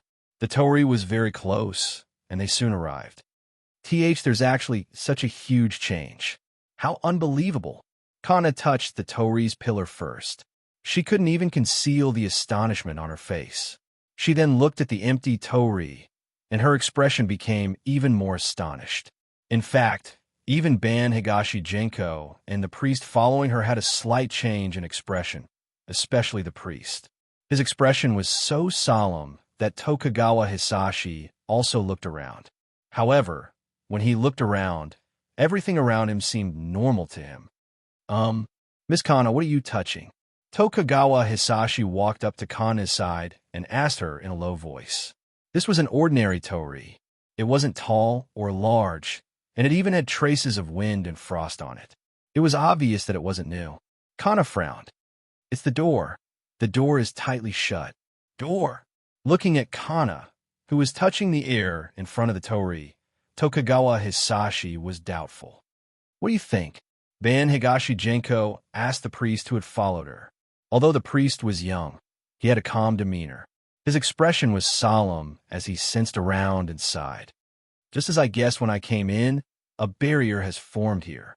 Seeing that only Tokugawa Hisashi had a blank expression, the priest shook his head slightly and took out a small bottle about the size of an eye drop. He handed it to Tokugawa Hisashi. "Toda Palace, this is spiritual water. Apply it to your eyes, and you will see the truth." Tokugawa Hisashi took the small bottle from the priest's hand, opened the cap, and dripped a drop into each of his eyes. A cool feeling instantly spread across the surface of his eyes and quickly seeped in. Blinking, Tokugawa Hisashi tried to look around again. When his gaze fell on where Kana was standing, his pupils contracted. A faint white gate of light hanging down from the torii appeared before him, just like that. Is there really a door here?" Tokugawa Hisashi walked over in astonishment and tried to touch it with his hand. However, Chana hurriedly stopped him. "This is the domain of God. Even if it's harmless, you can't touch it." Ban Higashi Genko said, "It's fine for normal people to go in, but we need the owner's permission before the door can be opened." But just now, Shinichi invited us in. With a push, the tightly shut door of white light slowly opened to both sides, revealing a small path that led straight inside. Let's go. Ban Higashi Genko could not help but smile when she saw them hesitating. She knew that they did not know what Yamada Shinichi was thinking and had some misgivings. She had confidence in Yamada Shinji and was the first to walk in. Seeing her like this, Kanna and the priest exchanged glances and followed in as well. Tokugawa Hisashi was not afraid, however, and he strode forward. In front of him was a small mountain with tall stone steps leading upwards. Everything was very simple. This is truly a paradise on earth. Although this was nothing out of the ordinary, even breathing here made one feel refreshed. Tokugawa Hisashi could not help but exclaim in admiration. He was able to see the potion earlier, but he did not understand its purpose. In the eyes of Kanna, Genko, and the priest, this entire area was covered in a faint white light that fluctuated from time to time and emanated a terrifying power. Kanna withdrew her gaze and said to Genko with a complex expression, "It seems that Yamada-kun has completely become a god. The entire shrine has been converted into a holy residence." Genko was actually even more surprised than Kanna. She bowed slightly to Tokugawa Hisashi. "Tokugawa-sama, I feel that the original Gongfang decree of 6 is a little inappropriate." Tokugawa Hisashi fell silent. He understood this very well. After all, he had personally witnessed this environment and quickly realized that Yamada Shinji was no longer the same as before. Now that Yamada Shinji had become a god, it would not be a favor, but a slight instead of a favor. "You are right. I will report to the Gongfang, Shogun, and mention the Prime Five." Tokugawa Hisashi felt that the Gongfang would definitely agree to such a proposal. Unexpectedly, Sakato Genko still shook her head. Under Tokugawa Hisashi's puzzled gaze, she slowly said, "The Prime Five might not be suitable." Tokugawa Hisashi frowned. Japan was known as the nation of gods. Other than Amaterasu, which had no rank, unrestricted, the other gods were basically the same as the Gongfang. Inari God, who owned 30,000 shrines, had also received the Prime One title. The Prime Five was enough for an ordinary god in the mortal world to be conferred a title for the first time. Tokugawa Hisashi was very surprised. Why? With this kind of shrine and divine light, the Prime Five seems to be very suitable. Even you have never asked for a high position, much less the Yamada Shrine. Hearing this, Sakato Genko knew that he had probably misunderstood the difference between Yamada Shinji's god and her own. But for her to personally admit to a mortal that she was not as good as other gods was too much. Kanna did not have this concern. She took a step forward and lowered her head to explain, "Tokugawa-sama, the divine light of the shrine is only a manifestation of the local faith. It may not be the true divine rank of the god." As they spoke, they reached the top and saw the main hall. Pointing at the red light emitted from the main hall, Kanna said, "This position is very suitable for the Prime Five, but that is a god who cannot manifest his divinity. If he manifests his divinity, it will be completely different. Do you understand? What you are facing now is a god who manifests his divinity on earth." Manifesting his divinity on earth. He did not know how Yamada Shinji did it. It was a miracle. Isn't Lord Mikimi? Tokugawa Hisashi stopped talking. Sakato Kawako had a human body, but this human body did not possess great strength and could not withstand bullets. Yamada, on the other hand, was different. Moreover, Kanna had said so, and the priest did not refute her. Tokugawa Hisashi knew that they all thought the same. He thought for a moment. If he only mentioned the Prime Five, he could still guarantee it. If he mentioned anything higher, he could not guarantee that the public would agree. But this time, he had come to see Yamada Shinji on behalf of the shogunate to invite him to a meeting with the public. It was not important whether or not he would immediately reveal his position. Thinking of this, Tokugawa Hisashi nodded. "I understand. He's here." Sakato Kawako, who had been silent for a while, suddenly spoke. She looked ahead at the young man who was slowly walking out of the main hall. He felt both strange and familiar at the same time. What was familiar was that Yamada Shinji welcomed him with a smile. His demeanor was the same as usual, but there was something different about him. His body was enveloped in a layer of faint white light. It was so pure, and although it was not dazzling, Sakado Kawako knew that it was different in nature. Just this white light alone was enough to block bullets. Yamada Shinji had become even more powerful. "Everyone, welcome to my humble abode. Please come in." Peizian walked out to welcome him. Tokugawa Hisashi could not help but take a second look at him. He thought to himself, "It's been a long time since we last met. I didn't expect Yamada Shinji to have such an imposing aura." Because of the spiritual water, Tokugawa Hisashi could see things clearly. He could also vaguely see the white light on Peizian's body, but it was not very clear. Furthermore, in his eyes, Sakado Kawako was also glowing with a faint white light. To him, there was not much difference between the two. Because of this, when both parties sat down, Tokugawa Hisashi treated Yamada Shinji like a human. He smiled and lowered his head. "Yamada-kun, I represent the shogunate to express our gratitude to you. Thank you for killing the 4 demons, and for preventing further harm to Japan." Peizian was slightly taken aback as he looked at Tokugawa Hisashi. Although his expression did not change, he thought to himself, killing the remaining 3 demons was something that happened during the Heian era. I've only been back for a few hours. The shogunate is very responsive. Could it be that there are people from the shogunate in that world as well? That's not impossible. If that's the case, it seems like I've underestimated the shogunate. Peizian replied politely, "This is a small matter. Besides, I live in Tokyo as well. The demons wreaking havoc here has affected my life greatly. This is something that I should do." Tokugawa Hisashi placed his hands on the ground and lowered his head. He had a serious expression on his face. How can this be considered a small matter? Not to mention 4 great demons. Even killing one of them would be a difficult task. To stop the great demons from harming the people, Yamada-kun, with such a meritorious service, the shogunate will issue a decree to increase the security from 1,200 stones to 1,500 stones. Furthermore, the increase will be implemented as soon as possible.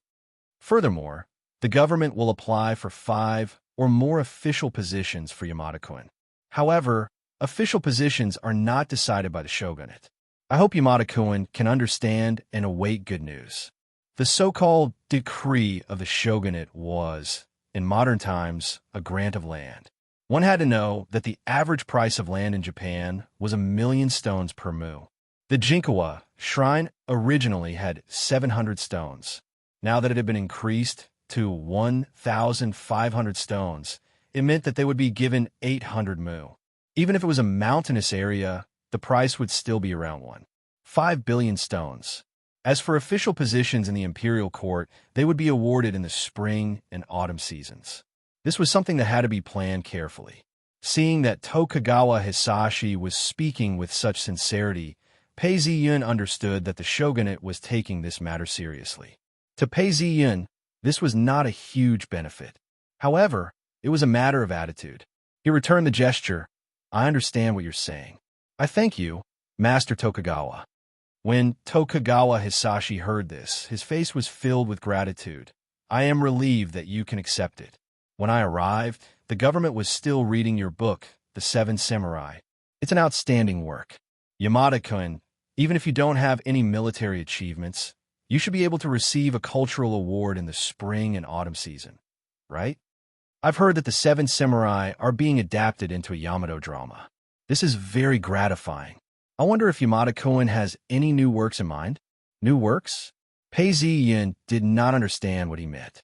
If Tokugawa Hisashi hadn't brought this up, it wouldn't have been considered a casual conversation. He smiled and said, "Indeed I do. My new book, Like a Dream, is almost finished." It was just a copy of the work that he had written in the fields. With his current hand speed, he would only need 3 days. Tokugawa Hisashi was pleasantly surprised. "That's great. Master Tokugawa is looking forward to your new work. Since that's the case, would you like to bring your new book to meet him?" So he was inviting him to meet a famous author. Pei Zi did not reply immediately. Instead, he tried to feel the strength of his body.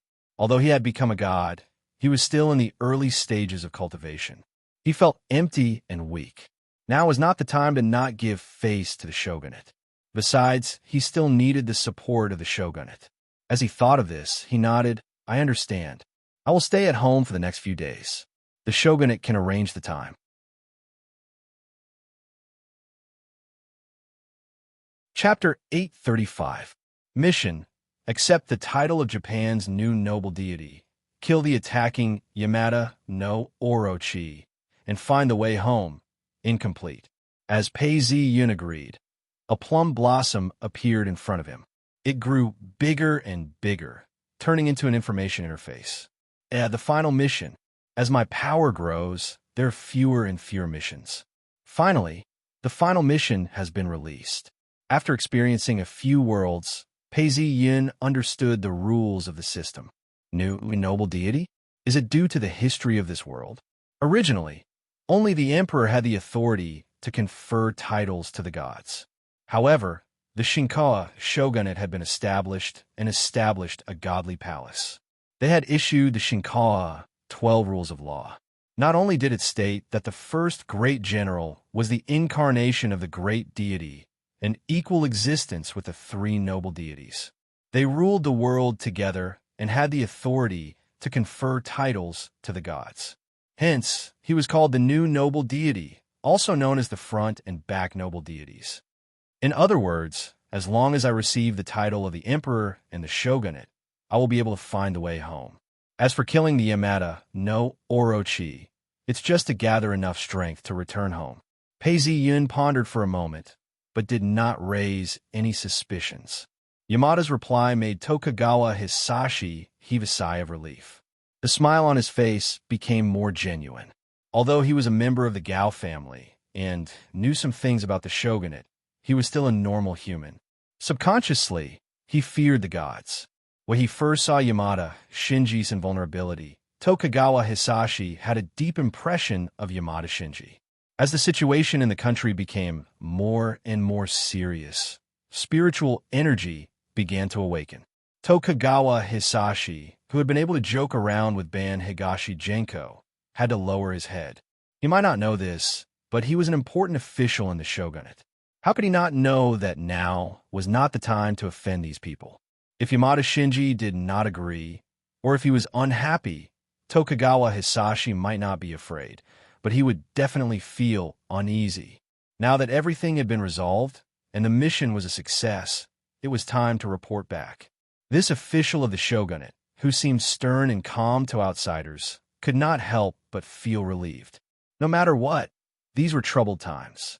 It was naturally a good thing to be able to recruit strong people. Tokugawa Hisashi's mission had been completed, but his companions had other missions to complete as well. At this time, the priest, who rarely spoke along the way, stepped forward. "Lord Yamada, I am Taijima Shichiro, a senior priest of the Hall of Gods. I have come to visit you on the orders of the Hall of Gods. Since the matter has been settled, there are still details to discuss. Please delay for a moment." This request was not difficult to understand. The Divine Tao Hall also had this confidence. The Hall of Divine Path controlled 80,000 shrines across the country. During the revival of spiritual power, the hall's power expanded rapidly, and even the shogunate could not help but be alarmed. Now that the shogunate's mission had been completed, it was up to the Shinto Hall to discuss the details. Tokugawa Hisashi was well aware of this. Although he did not like the Shinto Hall's arrogance, he could only stand up regretfully and say, "If that's the case, I'll take my leave first." Yuenko and Kana also stood up and left the room after him. At this point, the Grand Priest, who had been keeping his head low all this while, took out an item from his robes and handed it to Pei Ziyun. "Your Excellency Yamada, this is the document that the Grand Priests in the hall have given you. Please take a look." Pei Ziyun did not accept it immediately. Instead, he looked at the Grand Priest and asked, "My apologies, you look unfamiliar. Have I not seen you before?" In the past, Pei Ziyun had never met this person among the Grand Priests. However, if there was a choice, the Hall of Divine Path would be more than willing to send someone who was more familiar with him. Taijima Shichijo had a good temperament. At this point, he smiled apologetically and lowered his head, appearing even more harmless. Your Excellency Yamada, I have just been promoted to the Hall of Divine Path. I used to work in the outer hall. This surprised Pei Ziyan. However, after thinking about it for a while, he could understand why. With the emergence of the supernatural, the country was in turmoil. The shogunate and the conglomerates were greatly affected, and the Hall of Divine Path had a great impact. There was no reason for the Hall of Divine Path to be targeted while the other two were spared. Thinking back to the time when the Hall of Divine Path had been attacked by some grand priests, it was likely that the Hall of Divine Path had been infiltrated.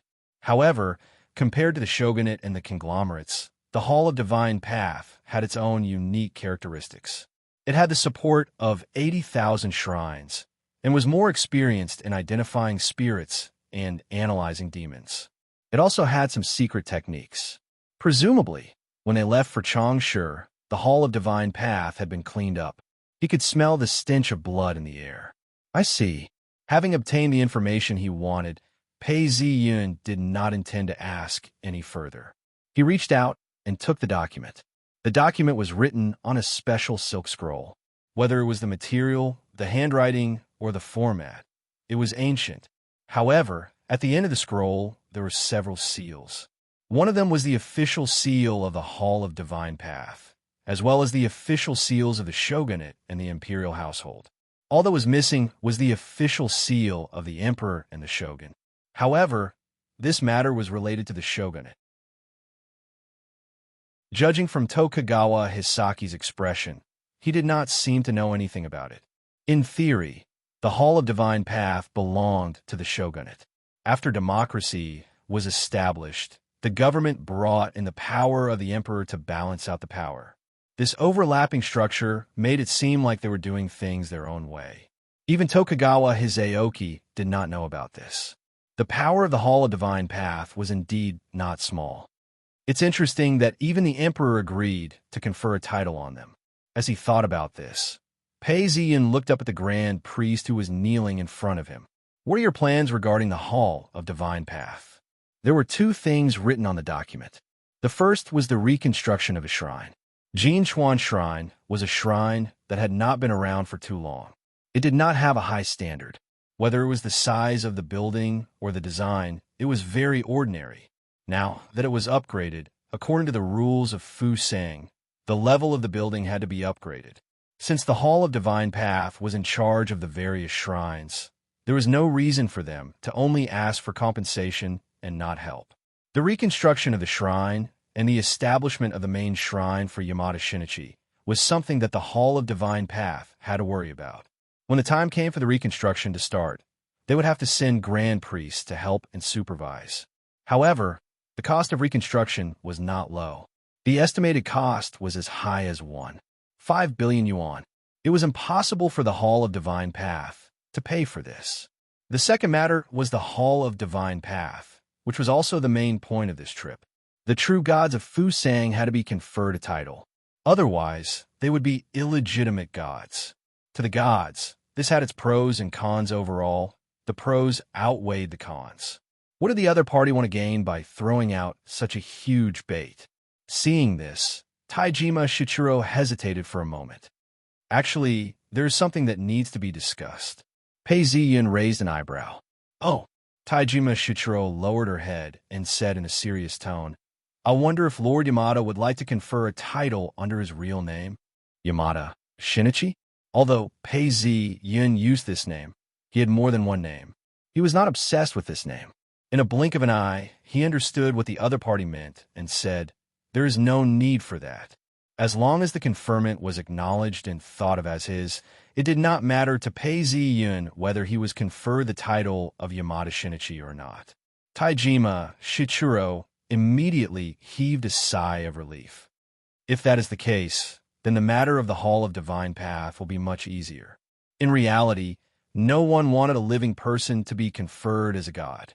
This was a huge impact on the entire Shinto and could easily shake the foundation. She did not expect that although Yamada Shinichi was young, he was so easy to talk to. Taijima Shichiro's heart was finally relieved, and her smile was much more sincere. If they were only willing to confer a title under their real name, there would be many things involved. Even if the upper echelons of the shogunate and the Hall of Divine Path had reached a consensus, if they wanted to confer Yamada Shinichi as a god, they still needed to guard against a counterattack. The heretics and resistance forces were still around, although they could not do anything if they were caught. But if it was something that could be easily accomplished, it would be troublesome if there were more twists and turns. It was relatively easy not to be obsessed with the title of Yamada Shinichi.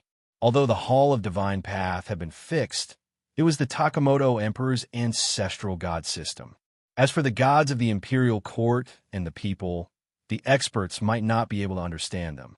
Now, they only needed to arrange for a famous scholar to study the Hall of Divine Path and accidentally discover in the archives of the shogunate a few hundred years ago that there was a samurai who was conferred a title by the general because of his meritorious service in killing demons. He was worshipped in a certain shrine, but his reputation was not well known, and ordinary people did not know about it.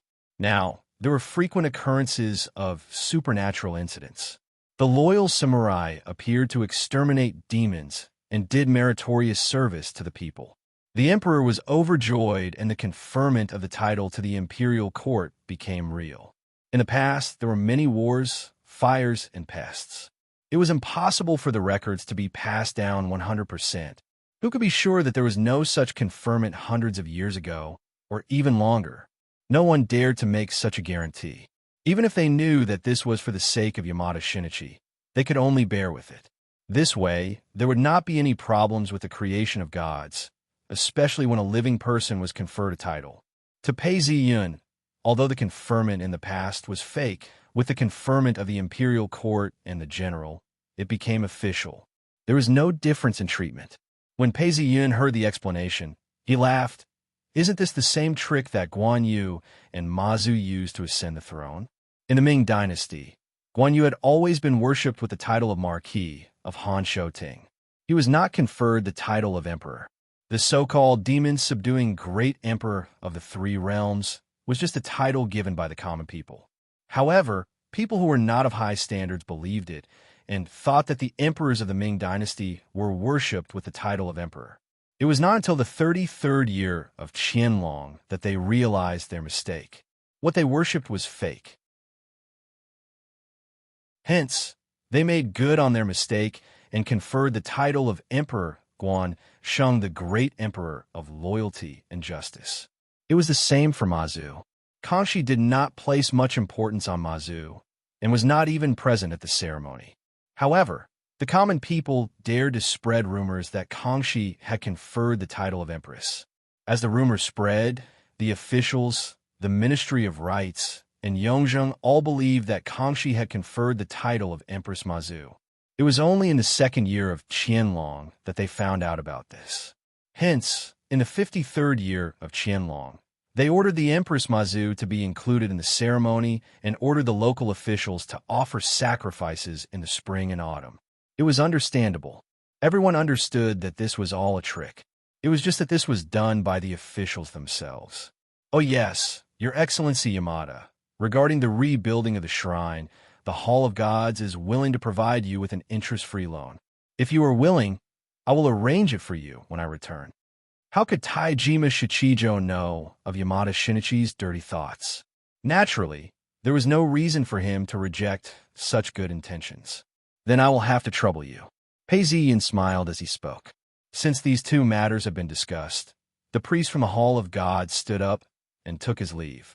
Pei Ziyin was in a good mood as he stood up and said, "Everyone has worked hard coming here. Let me send you down the mountain." He left the room and saw that in the courtyard not far away, Yuenzi was talking to Yako. The atmosphere between them was good. Kana was looking at the sky, deep in thought. As for Tokugawa Hisashi, he was very interested in the flowers and trees in the courtyard.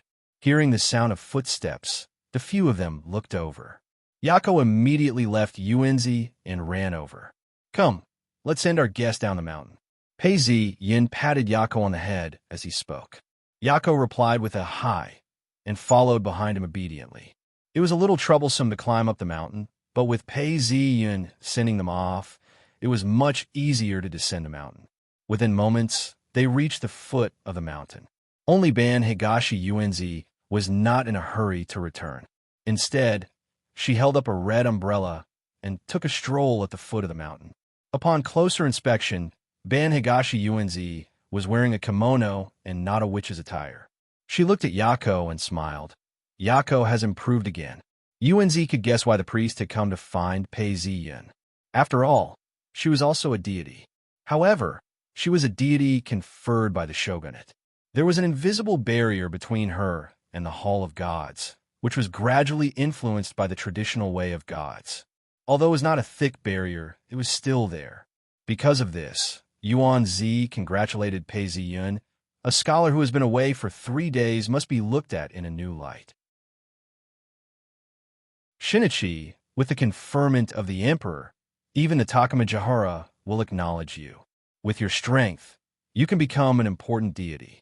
She then continued, actually, the shogunate is very grateful to you for your achievements. Tokugawa Hisashi has only brought their gratitude on the surface. There are some things that the shogunate cannot do directly. If Shinichi has any other requests, you can let me know. As she spoke, she laughed softly, feeling very emotional. Even if the shogunate tried to suppress the news, people still found out. It was originally just a conferment of a general, but now it had become a conferment between the emperor and the general. This meant that Yamada Shinichi was not just a member of the shogunate. In the future, how would Yamada Shinichi choose his side? Ban Higashi Yuenzi suppressed the emotions in her heart and smiled at Pei Ziyun, waiting for his reply. Chapter 836. If possible, I hope you can take care of my family, including Yako and Naomi. Yuenzi wanted to help. Of course he could. Pei Ziyun thought about it and said, that's a small matter. Yuenzi immediately replied, I will always have people protecting your father. With me and the Bandong organization around, no one will harm your family and friends. This is my duty as a friend. Why don't you tell me what else you want? Pei Ziyun understood that if he did not ask for anything else, with the Hall of God trying to rope him in, the shogunate would feel uneasy. He smiled, then I won't stand on ceremony. I don't really lack money. According to scientific analysis, if a person had an annual income of 100 million ryu, 6 million renminbi, their quality of life was already top-notch. Unless it was just to show off one's status and taste, one would have to spend extravagantly.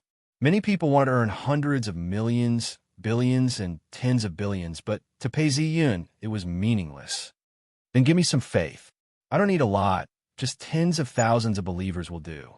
Pei Ziyun said, whether it was the Tao Lord, the Greek god, or the Fusang god of this world, they were not created by faith alone, but it was still a great supplement. Faith. This matter indeed required a lot of planning before it could be achieved, but this request didn't exceed Ban Higashi Genko's expectations. Ban Higashi Genko readily agreed. That's not a problem. I'll discuss it with the shogunate. It won't be difficult for them to promote the gods. Then there's nothing else. Pei Ziyun waved his hand to stop her from asking any more questions. Bandong Yuenzi pursed her lips and smiled. Shinji, you are still so decisive and have a sense of propriety. She was indeed very impressed. Pei Ziyun smiled and did not say anything. Bandong Yuenzi then looked at Yako. Since the beginning of their conversation, Yako had been following them like a guard. Although he did not speak, his presence was very strong. Yako's strength has increased too. Congratulations, she said with a sigh. Not long ago, although Yako was an expert, he did not give her such a strong feeling. But now, she could clearly feel that Yako's strength had increased greatly. When she looked at him, there was a thin layer of fog that blocked her view. This thin fog felt familiar, which puzzled Bandong Yuenzi. Pei Ziyun understood that this was because Yazi had once been an imperial prince and was acknowledged as such. At the very least, up until now, Yazi had been tainted with the karma of the descendants of the gods. Legend had it that the Japanese imperial family was the descendant of God. They had the blood of God and the blessing of God. For many great monsters who tried their whole life but failed to obtain divinity, it was enough to make them jealous. Otherwise, the legendary Tamamo, no May wouldn't have disguised herself as a girl from a good family and run into the imperial palace to become an empress. Although Yako and Ban Higashi Yuenko knew each other, they were not very familiar with each other. When she praised her, she immediately nodded her head and thanked her. She even had a bit of a demeanor to her actions, which made Ban Higashi Yuenko, who had met Yako not long ago, even more surprised. Thinking of the alternate world that Yamada Shinji and Yako had gone to not long ago, Ban Higashi Genko felt that Yako must have obtained a fortuitous encounter. Unfortunately, my identity made me hesitate and alienate this man. Bandong Yuanzi was a little sad. Just then, her phone rang. However, after picking up the phone and listening to a few sentences, Ban Higashi Yuenko's expression turned ugly. "I'll be there soon." After hanging up, Ban Higashi Yuenko bowed deeply to Pei Ziyun and said apologetically, "Mr. Shinji, I'm very sorry. I betrayed your trust. Your father, Yamada Kazuhiko, has met with an accident. Please follow me to the hospital immediately." "Father?" Pei Ziyun's smiling face turned cold. He said to Yako, "You stay here. I'll go out with Miss Yuenko." This place had just been completed. It was better to leave one of their own here. Although Yako wanted to follow them, since Pei Ziyun had said so, she naturally obeyed. Pei Ziyun brought Ban Higashi Yuenko out of the shrine and saw a few cars parked outside. "Please." Ban Higashi Yuenko personally opened the door and let Pei Ziyun in. Pei Ziyun did not stand on ceremony and immediately sat down. Ban Higashi Yuenko entered the car and drove out. Everyone had seen Ban Higashi Yuenko's actions just now and naturally paid more attention to Yamada Shinji. They did not speak on the road. When they reached the private hospital where Yamada and Kazuhiko were staying, the few cars stopped and immediately attracted the attention of many people. Pei Ziyun did not have time to care about these gazes. After getting out of the car, Ban Higashi Yuenko led a group of people towards the emergency building of the hospital. The emergency room was located on the second floor. After going upstairs and turning a corner, they saw Yamada Izumi and Yamada Nanako sitting on the chairs along the corridor. Both of their faces were pale as they stared at the tightly shut door of the emergency room. It was only when Pei Ziyun walked over that Yamada Izumi seemed to have regained her confidence. She hurriedly stood up and grabbed Pei Ziyun's hand. She hurriedly whispered, "Shinji, you're finally here. Your father is inside. What happened to father's injuries?" Pei Ziyun patted his mother's hand and asked. Yamada Izumi shook her head. "Nanako and I just received the news and rushed over. We only knew that your father was seriously injured and was in emergency treatment. We did not even see him, let alone know why he was injured." At this time, a group of people came over and bowed in unison to Pei Ziyun and Ban Higashi Yuenko. "Hi, I'm the vice president of this hospital, Tashida Ayaka." As she said this, she considerately said, "Yamada-sen, the patient has multiple fractures. His ribs are fractured and his injuries are relatively serious. You can take a look in the transparent room, but you need to change your clothes. There's no need for that. Under most circumstances, Pei Ziyun would follow the rules. However, at this time, he did not have the mood to waste his energy on this. He said, "Both I and Yamada-san will not carry germs." As he said this, he walked in with Ban Higashi Yuenko following behind him. "Hey, Yamada, can this?" A nurse paused as she realized that the vice president, Takeshita Ayaka, was waving her hand at her. The nurse had no choice but to close the door to prevent anyone from looking. Pei Ziyun, who had already entered, quickly saw the unconscious Yamada Kazuhiko lying on the operating table. The vice president, Takeshita Ayaka, who had invited Pei Ziyun in, obviously knew of his and Ban Higashi Yuenko's identities. After all, this was a private hospital under Ban Higashi Group. She was also in charge of the daily affairs of the private hospital. It was only natural that she knew some insider information. Seeing Pei Ziyun's gloomy face as he looked at the operating table, Takeshita Ayaka could not help but sweat. However, she was very confident in this surgery. She immediately came over to the two of them and said, "But please do not worry. This surgery has been arranged by the best doctors in our hospital. We can guarantee that it will be a success. Furthermore, it is nearing the end and will be completed very soon." These words did not make the two of them feel better. Ban Higashi Yuenko wanted to say something, but was stopped by Pei Ziyun. He then walked out. Ban Higashi Yuenko gave a few words of advice and followed him out. "I just want to know how he got injured," Pei Ziyun said as they walked along the corridor. Ban Higashi Yuenko's face was filled with shame. At this moment, a phone call came in. She immediately picked it up and hung up the call. She then said to Pei Ziyun, "They have arrived. Do you want them to report to me immediately?" As she said this, she looked around. Pei Ziyun did not want Yamada Izumi and Yamada Nanako to know too much. He did not want them to be overly concerned. He said, "Let's talk over there." Ban Higashi Yuenko nodded and brought Pei Ziyun to a reception room. Two employees from the Ban Higashi group rushed over. They were drenched in sweat and reported the entire process in detail to the two of them. There were also some data and photos. Finally, they concluded, based on the investigation, it was not an assassination attempt. When Mr. Yamada was inspecting the construction site, there was a huge pit in the ground, causing them to fall into it. 3 people died on the spot.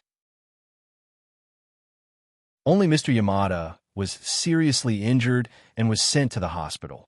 The pit has been investigated by our people. It was a naturally formed pit. A naturally formed pit. Pei Ziyun muttered to himself and did not speak. Ban Higashi Yuenko was not sure either. She knew that there were many things that could be naturally formed. However, she thought about it carefully and said, if it was intentional, Mr. Yamada would not have been left alive. He would not have given us the chance to treat him. Furthermore, we did not feel any abnormalities. Pei Ziyun nodded. At this moment, the door to the emergency room opened. A few doctors, nurses, and the associate hospital director came out from inside.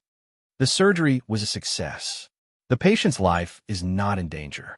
Takeshita Ayaka wiped the sweat off her forehead and said to Yamada Izumi. Yamada Izumi heaved a sigh of relief and hugged her daughter. That's great. Your father is fine. He bowed to the doctors and nurses to thank them. Pei Ziyun's expression did not relax. Instead, he looked even colder. Bring me to this pit. Pei Ziyun's mouth twitched. I was in the middle of an operation. I was under anesthesia and did not have time to check. Now that a part of his soul is missing, even if the surgery was successful, he would still be in a vegetative state. This cannot be a coincidence. He was not the only one who thought so. Ban Higashi Yuenko also felt that it was too much of a coincidence. Although natural disasters and man-made disasters happened, for a deity who had just completed his godhood to suddenly meet with an accident, it was obvious that something was amiss. I will go with you. Mr. Yamada and the other 3 are employees of the Ban Higashi group. As the president, I have to find out the truth. Ban Higashi Yuenko said coldly. When the car arrived at the pit, the police were already there. After all, 3 lives were involved, and this was not a small matter. The place was not remote, and there were many people coming and going. To protect the scene, the police had set up a barricade. There were even experts investigating the scene, but these experts arrived one step later than Ban Higashi Yuenko's people. When the experts climbed up and told the police, this pit was caused by a sudden depression in the ground. It was not man-made. Pei Ziyun and Ban Higashi Yuenko were not surprised. But after their own inspection, they realized that things were more complicated than they thought. Strange. Ban Higashi Yuenko squatted down and touched the ground. She was sure that she did not feel any curse. Could it really be a natural pit? Was Yamada Kazuhiko just unlucky? Yuenko, no matter what, let's find the soul first, Pei Ziyun said. I will go with you. Ban Higashi Yuenko felt that she was responsible for this. Not long ago, she had said that she could guarantee the safety of the Yamada family's friends and family, and now this had happened. It was embarrassing. Pei Ziyun did not object. After all, she was a deity. She would not be a burden. She was an assistant. The two of them returned to the car, but they did not drive away. They looked at each other and closed their eyes. Boom! As soon as she closed her eyes, Sakato Genko felt her entire body sink and reappear in a different place.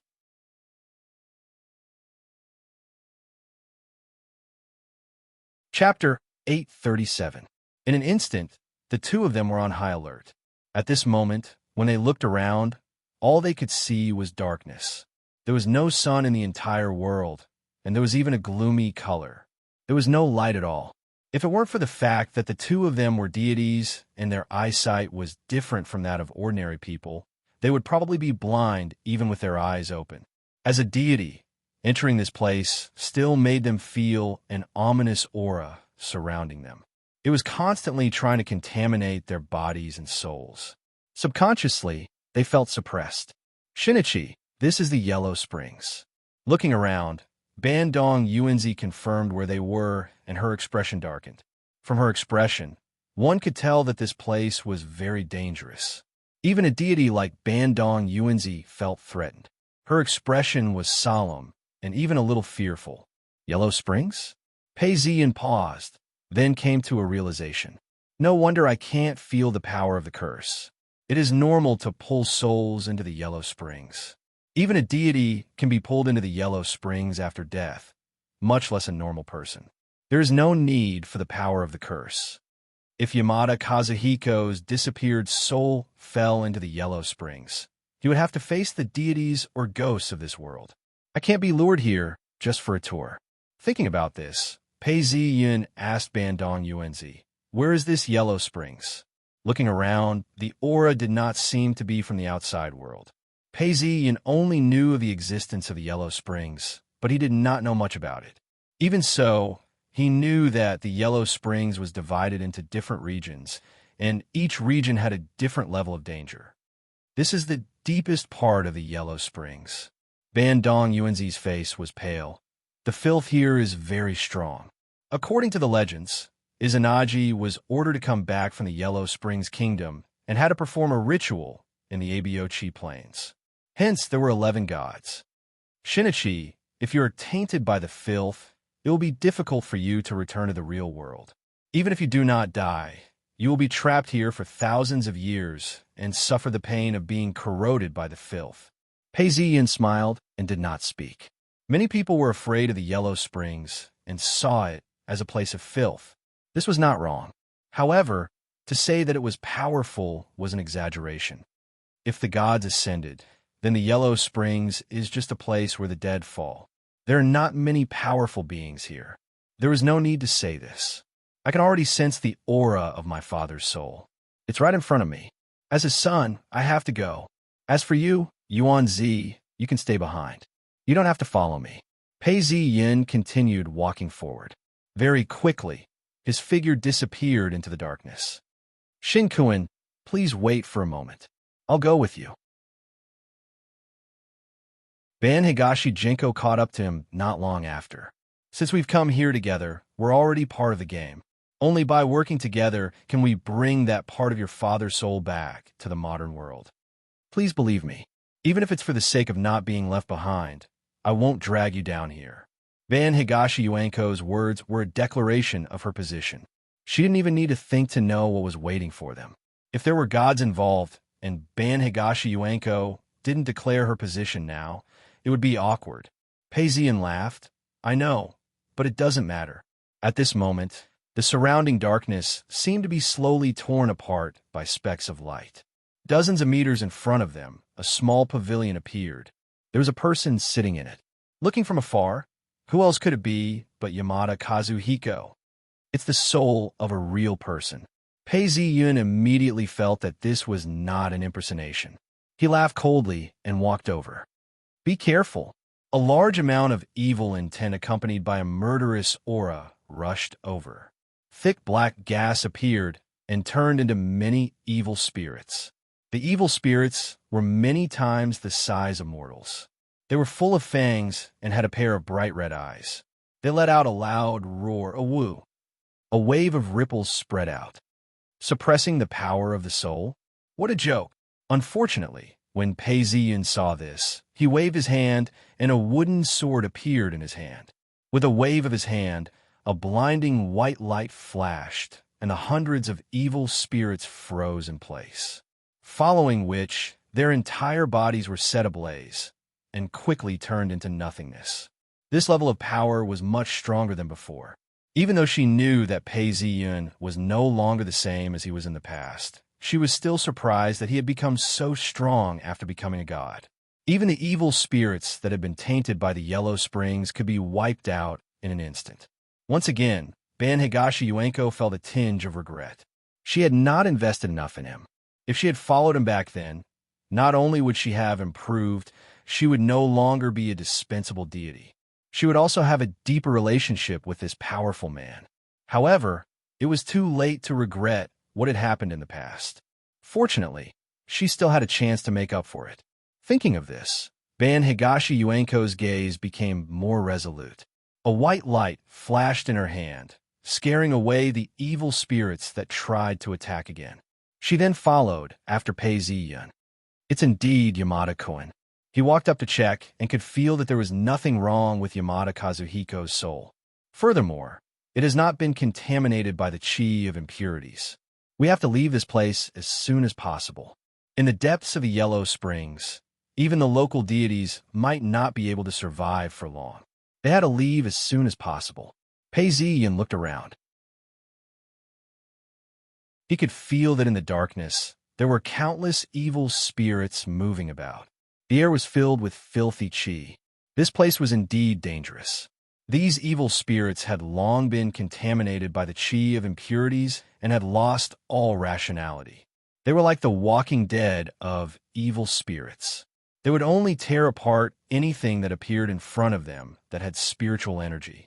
It didn't matter if it was the soul of an ordinary person or a deity. The reason why Yamada Kazuhiko was able to wait until they arrived safely was because the mastermind had given him some protection. This was to prevent Yamada Kazuhiko's soul from disappearing before he even arrived. Yamada, Ban Higashi, do you wish to leave this place? Climb up one level at a time. We have a lot of gifts for you. Just as they were about to leave, a voice came from afar. The tone was neither hurried nor slow.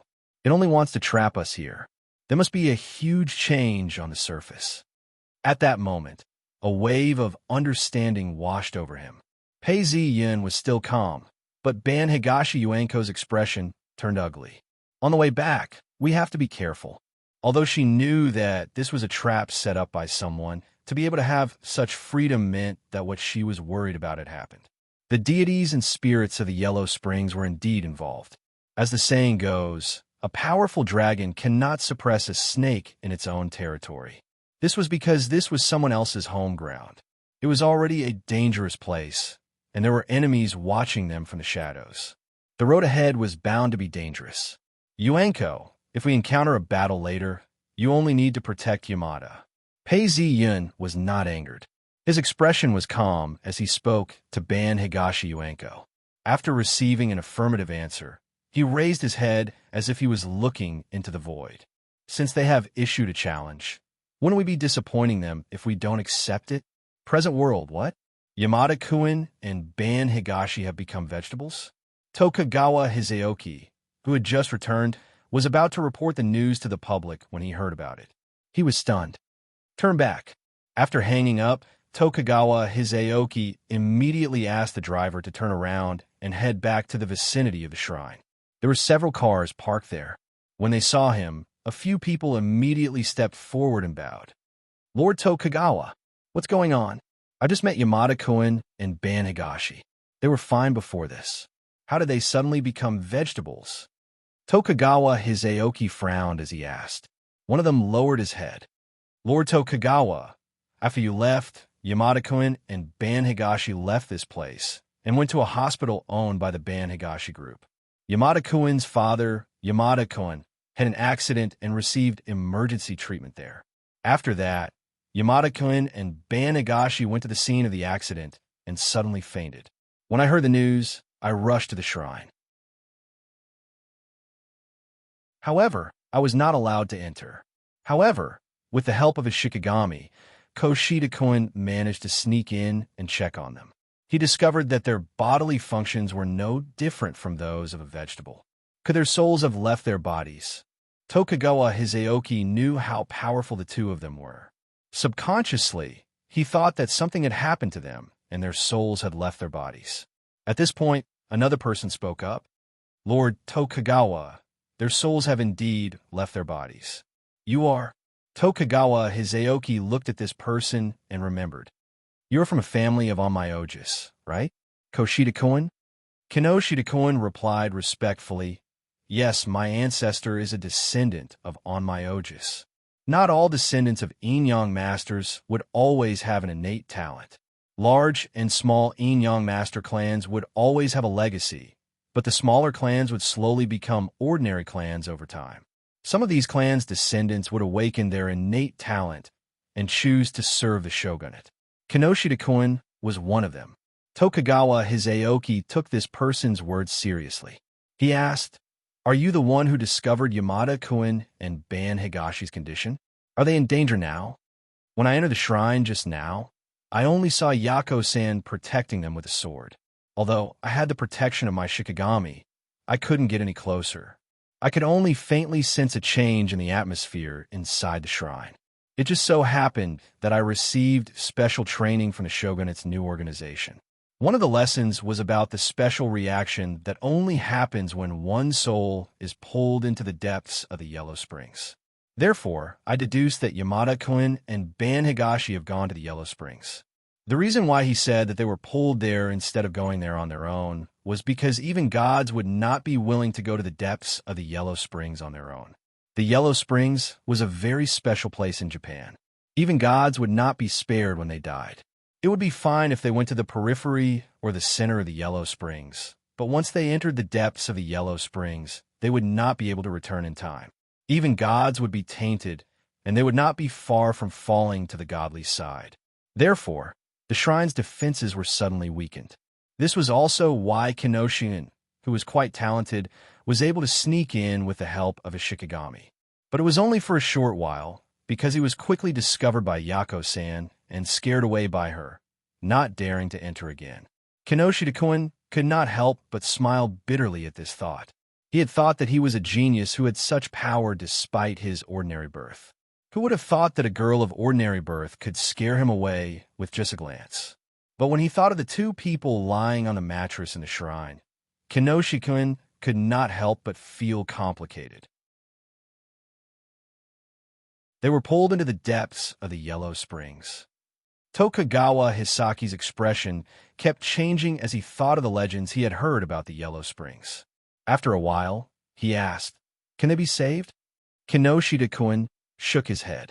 Tokugawa Hisaoki did not ask if it was impossible or if it was not worth the price to save them. If that's the case, someone is guarding this place. If there are any changes, report to me immediately. Tokugawa Hisaoki thought of his mission and was about to leave. The person who had spoken earlier could not help but bow and say, Tokugawa-sama, now that things have come to this, do you still want to continue the propaganda, as well as the shogunate and the emperor's conferment of Yamada Shinji? He was responsible for some of the propaganda. If he did not clarify things, who would be responsible for it?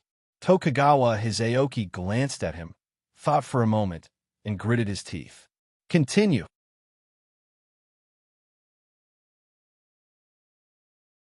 Chapter 838. Yellow Springs, Shinichi. The space here is chaotic. The direction might not be what my eyes see. I need to stop for a while before I can determine the direction. Due to an accident, Ban Higashi Genko had been to Yellow Springs before. Although she did not go deeper, as a deity, she had left signs for the way. This was to be prepared in case she ran into trouble in the future. She did not expect to use it today. However, in order to not be discovered by the local demons and deities, these signs were extremely weak. Only Ban Higashi Genko could sense them. Even so, she needed time. When they tried to go up, not only did they need to determine the direction, they also needed to be wary of the evil spirits and filth that might pounce on them. When Ban Higashi Genko focused on finding the way, she needed Pei Zi Yun's protection. Don't worry, I will definitely protect you. Pei Ziyun promised her. He pointed his wooden blade, and countless figures rushed over. All of them had thin bodies. Some had broken arms and legs, and were bleeding from all 7 orifices. It was a terrifying scene. Although the two of them were working together, Ban Higashi Genko felt safe seeing the man who had spoken so calmly. Suppressing her complicated feelings, Ban Higashi Genko closed her eyes. A faint golden light flowed out. At the same time, a few spots of light in the distance responded. In an instant, those spots of light dimmed, and the evil spirits could no longer find them. However, Ban Higashi Genko had memorized the location. This was something that even the chaotic space could not hide. Go that way. When Ban Higashi Genko opened her eyes again, she realized that her surroundings were filled with ghostly flames. Under the dim green light, countless evil spirits' corpses were burning and turning into ashes.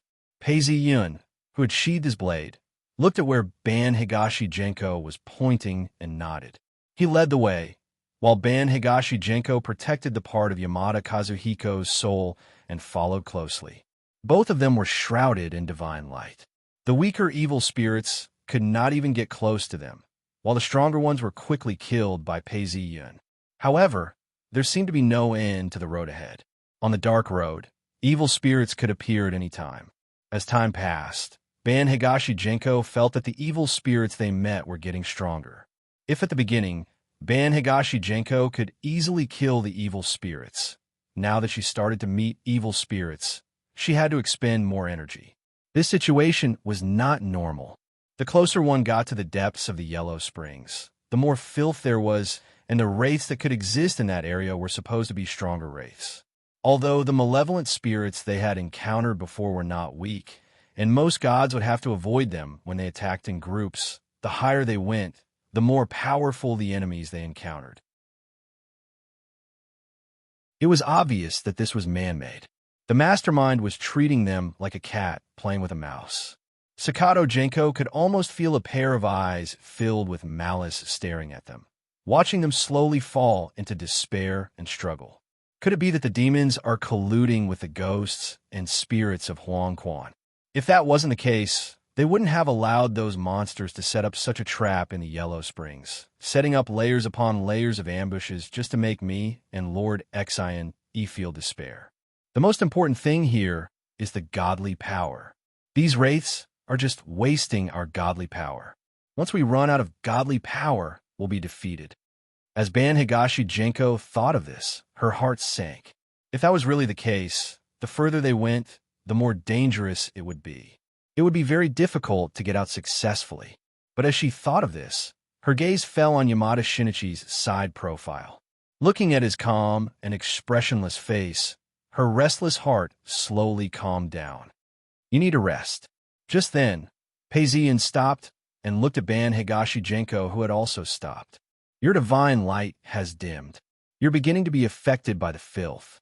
To be able to make a god feel all sorts of negative emotions, this in itself was a sign of being polluted.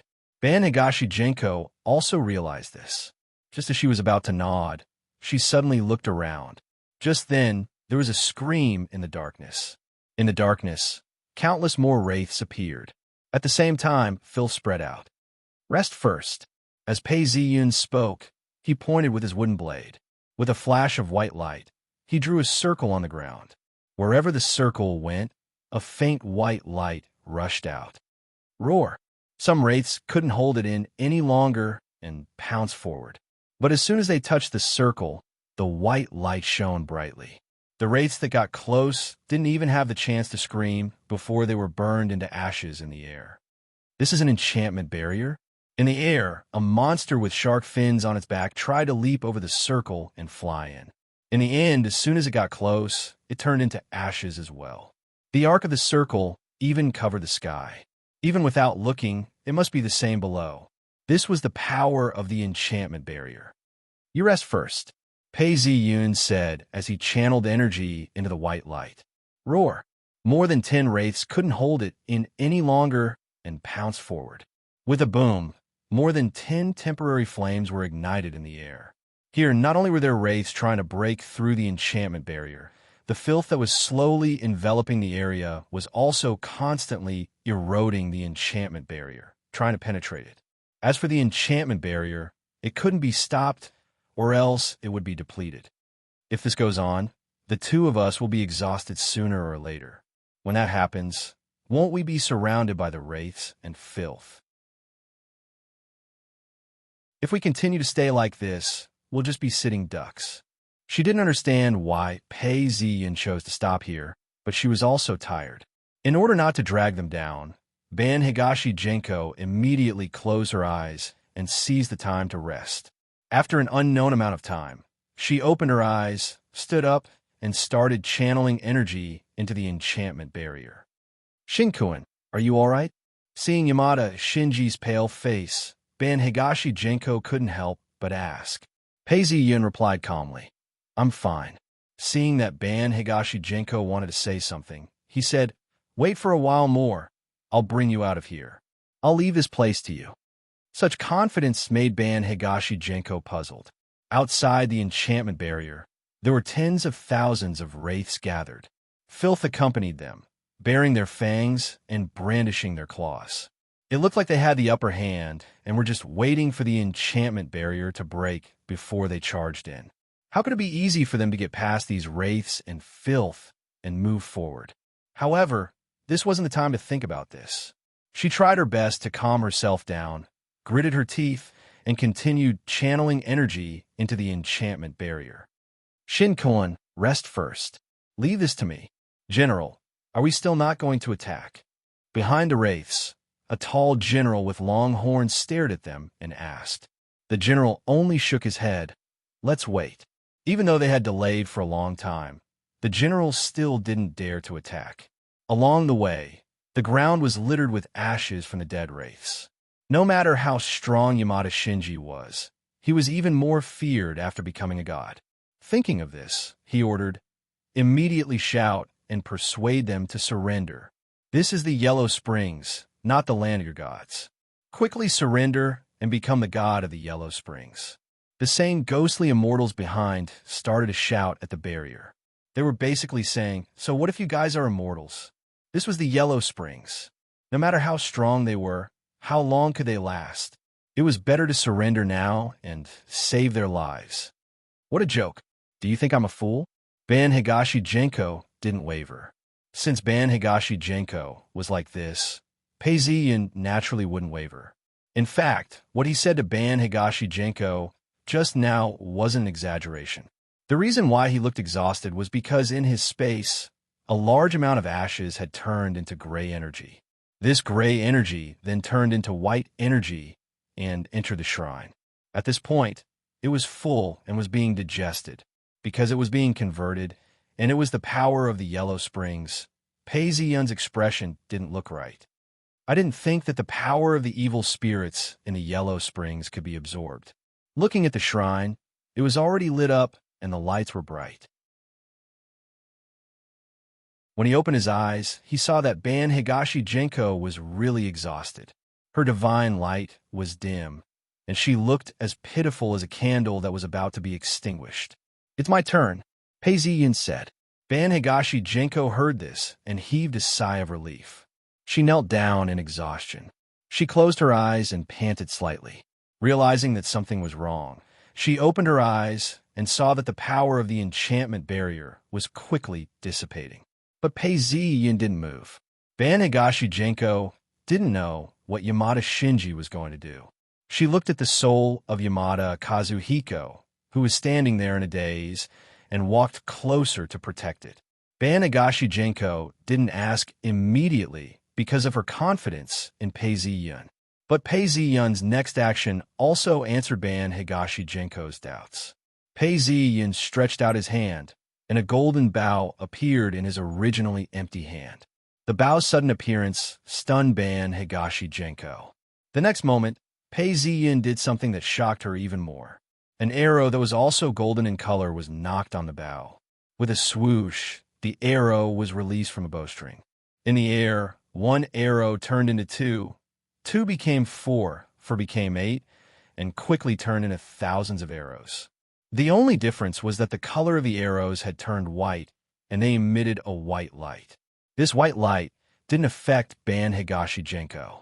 Ban Higashi Genko watched as the arrow turned into thousands of arrows that flew in all directions.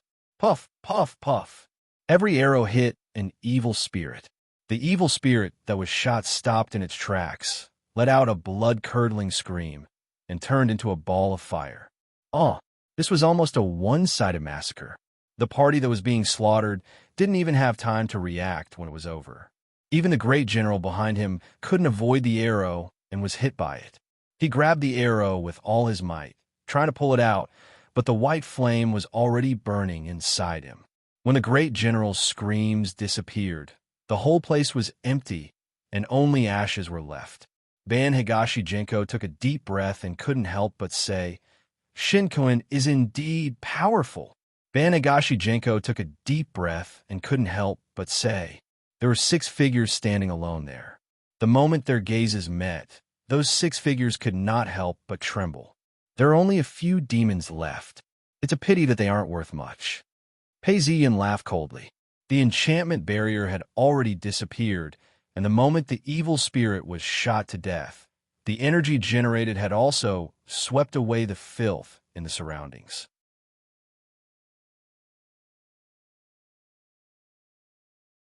Chapter 839. The blade flashed. The 5 demons were reduced to ashes. The demon general appeared from behind Pei Ziyan and clawed at him. Although he dodged the claw, Pei Ziyan smelled an indescribable stench. It was a mix of filth and filth. Missing his claw, he retreated a few steps and disappeared into the darkness once again. But Pei Ziyan knew that it was still here. This demon has an ominous aura. It's similar to the filth of the Yellow Springs. Could it be a demon born from filth? There are many demons in Japan. Many things could be turned into demons. There was indeed a demon that he did not want to get close to. Could it be the legendary Filth? But Filth is only a fictional demon. It's not strong, nor is it a ferocious demon. Although he did not understand, Pei Ziyan did not think too much about it. Even if he did not know its true identity, power was power. He could just use brute force to suppress it. The demon general had a heavy responsibility and did not dare to escape. It was waiting for an opportunity in the dark. Suddenly, it flashed and stuck out its tongue. With a pu sound, the tongue pierced towards Pei Ziyan. Good timing. Pei Ziyan was waiting for it to attack again. When the tongue, as fast as a frog, stabbed towards him, the blade flashed and the tongue was cut off. Both halves of the tongue were set ablaze. But the enemy seemed to have learned its lesson. With a paw sound, the tongue was cut off. Could it really be filth? Seeing the tongue and smelling the stench from the burning tongue, Bandong Yuanzi was shocked. There's actually such a demon? You've never seen it before? Pei Ziyun asked. Bandong Yuanzi said, I've only heard of it from humans. I didn't expect it to really exist. A demon that even the gods did not know if it existed? Pei Ziyan waved his blade behind him. With a scream, a severed limb fell to the ground. The moment it landed, it turned into filth and charged towards Pei Ziyun as if it was alive. Pei Ziyun waved his blade again. The blade energy collided with the filth and was instantly destroyed. It seems to be the product of the fusion of filth and demons. I wonder what its true form is. Pei Ziyun thought as he waved his blade in a certain direction. Pooh! This time, the monster that escaped directly paid the price of its limbs. It left behind a mutilated body and retreated backwards. Blood continuously flowed from its body, making it look especially terrifying and pitiful. Roar! Seeing the white flames burning on its wound, it let out an angry roar, and its entire body started to contort and change. Under the watchful eyes of Pei Ziyun and Bandong Yuanzi, it transformed into a 2-headed monster. Dog God? Cat Demon? The 2 demons that were supposed to hate each other had actually merged into one body. This kind of abnormality made even Bandong Genko frown. Under her watchful eyes, the head of the cat demon gradually disappeared, leaving behind a fully formed canine deity. Its face was ferocious, and its body was covered in black chi. It pounced towards Pei Ziyun. Idiot! Pei Ziyun's wooden blade transformed into a bow. He pulled it back, and an arrow was knocked on the bowstring. With a pu sound, the arrow shot out. It was useless. The filth of the yellow springs cannot be completely cleansed by divine power. The arrogant dog deity was shot by the arrow in the next moment. The arrow pierced through his body. Impossible. Immediately, a look of horror appeared on its face. With a cry of pain, its body started to burn with white flames. This is the corrupted dog deity, Bandong Yuanzi said to Pei Ziyun with a sigh of relief when she saw this. The dog deity was one of the stronger demons in Japan. If the cat demon's power was absorbed by it, then not only would it have the dog deity's power, it would also have the cat demon's illusions. Bandong Yuanzi's heart sank when she thought about how the mastermind was able to control this corrupted dog deity. Don't worry, Pei Ziyun said. Bandong Yuanzi looked over and saw that Pei Ziyun had stopped moving after saying this, as if he was deep in thought. In the space, the torii on the left and right of the shrine formed a dog and a cat. However, their eyes were lifeless. From their bodies, a bright white light slowly floated and shone on the shrine. I didn't expect this corrupted demon to be able to absorb it so effortlessly. In fact, it's even more beneficial. Perhaps the filth in the yellow springs was mixed with some of the god's power and was absorbed by the dog deity. These guesses flashed by. In any case, Pei Ziyun, who had benefited, opened his eyes and felt that his body was full of energy. I have the plum blossom and the space. It's impossible to tire me to death. In reality, Bandong Yuanzi could also receive some nourishment from time to time, but not much. As long as there was no intense battle, she could gradually recover.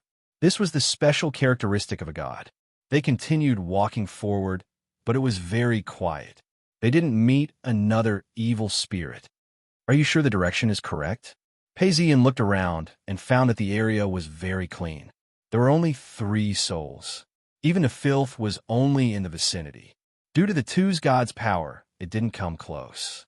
It looked too peaceful, which made people suspicious. Bandong Yuanzi didn't use her eyes to find the way. She could see the sign she left behind. She said confidently, "Don't worry, we are definitely going in the right direction." But after looking around, she couldn't help but hesitate. But there's something strange about this place.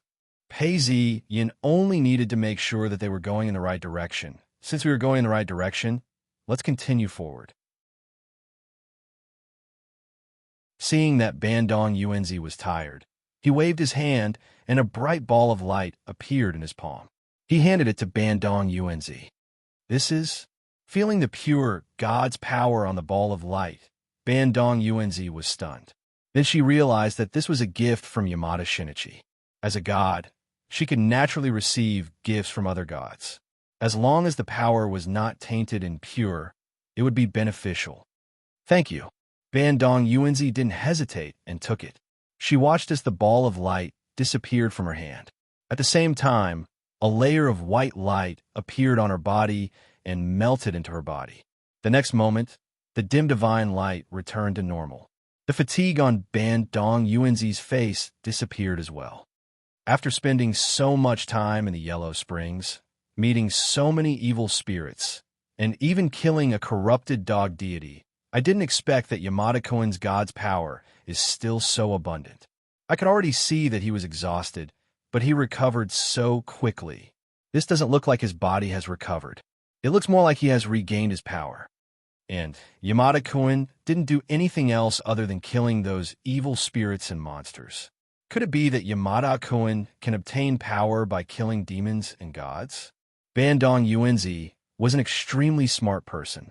Not only was she a god, but she also had the experience of managing a large company in the modern world. Combining all these details together, it was easy for Bandong Yuanzi to figure out what was going on. At first, this kind of truth seemed like a fantasy story. It was unbelievable. But after eliminating all possibilities, the most impossible truth might actually be the truth. Thinking of this, Bandong Yuanzi suppressed the shock in her eyes and glanced at Kazuhiko Yamada's soul, who was being protected by her. Fortunately, Although I lost some opportunities, I still managed to grasp the opportunity to befriend Yamada-kun. With this kind of ability, Yamada-kun is basically a perpetual motion machine. Those who try to use the human wave tactic to drag Yamada-kun to death are probably going to be disappointed. As Bandong Yuanzi expected, the three monsters who were watching the depths of Yomi through the spell all had ugly expressions. The monsters that were further away didn't dare to get close because the three monsters were clearly on the verge of exploding. Shitenji looked at the scene in the light mirror and frowned. I didn't expect Yamada Shinji to be so powerful.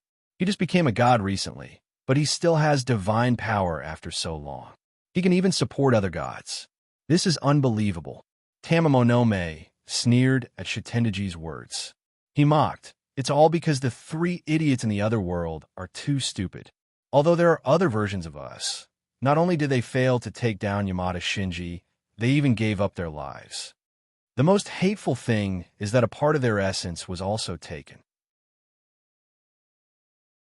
Although it's not much, 3 of them added together is still a considerable amount. No wonder Yamada Shinji can't die no matter what. What's the point of saying this now? Shitenji was annoyed. Then tell me, what should we do now? Should we continue to send troops to surround and kill him? We can only continue. Tamamonome's eyes darkened as she said in a low voice, even Yomi can't stop him. When he comes out, he will hinder our plans. Furthermore, because the 3 of us from the same origin failed, we know that a part of our essence was taken by Yamada Shinji. Although we have some of them, they're very weak. If we can take this ability, before he finished speaking, the 3 monsters looked at each other, their eyes filled with ambition. When monsters killed their own kind, they could devour part of the enemy's power. However, even if they devoured it, there were many restrictions. At the level of a greater demon, it was almost impossible to gain any more power. Now, Pei Ziyun was not even afraid of the filth. This was shocking. We don't know how many restrictions Yamada Shinji's ability has. If we go up and fight him, if we can't kill him, we will be giving him food. He is now a god. The third voice that had been silent all this while spoke up. Then what do you think we should do? Shitenji was furious. Do we just let him come up like this? We spent so much effort to cooperate with the Yomi demon god and gave him benefits. If we can't even stop him in the end, what face will we have left? We will only be laughed at. As greater demons, even if they were on the same side, they would still compete with each other. How could they be convinced? Especially since greater demons were easily tyrannical and did not like to endure. They cared more about face. If they did not handle this matter well, they would lose face. Even if they won in the future, they would still lose face. This time, they had to keep Yamada Shinji in the Yellow Springs. Tamamome was silent for a while, then suddenly said, "At this point, there is no need to think about how the Yomi demon god will deal with him. Let's just do it." Shitenji's gaze locked onto Yamada Shinji in the mirror, still hesitating. However, at this moment, Yamada Shinji seemed to have sensed something and looked out of the mirror. What he saw made the 3 monsters jump in fright. Even though they knew that he wasn't really looking at them, their reactions still made the 3 monsters feel ashamed. What did this mean? It meant that they were indeed afraid of Yamada Shinji. We can't wait any longer. Shitenji made up his mind and said with a gloomy face, "Although we have offended the Yomi demon god and will be in trouble in the future, this is the only thing we can do now."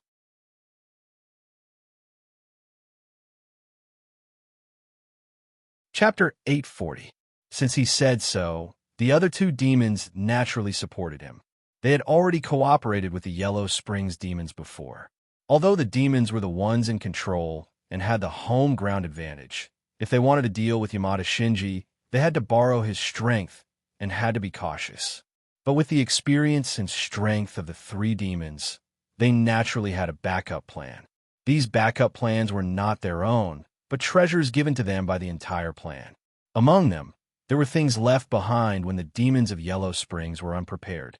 Once activated, the entire Yellow Springs would shake. Not only would it cause the demons of Yellow Springs to panic, but it would also cause Yamada Shinji, who was trying to escape, to get lost again.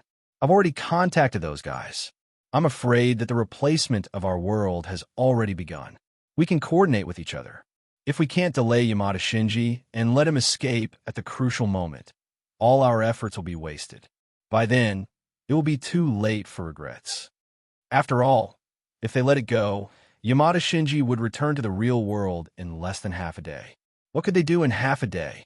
Even if they disturbed the entire Yellow Springs, they could not kill Yamada Shinji. At the very least, before the plan succeeded, the Yellow Springs had to turn into a cage and trap Yamada Shinji there. Move out. After saying this, Shitendaji directly crushed something in his hand. At the same time, a surge of demonic power spread underground. Tamamo no May used a spell to send a message, then crushed something and transferred her power into it. The rest of the demons did the same. The combined power of the three demons activated the Yellow Springs array core.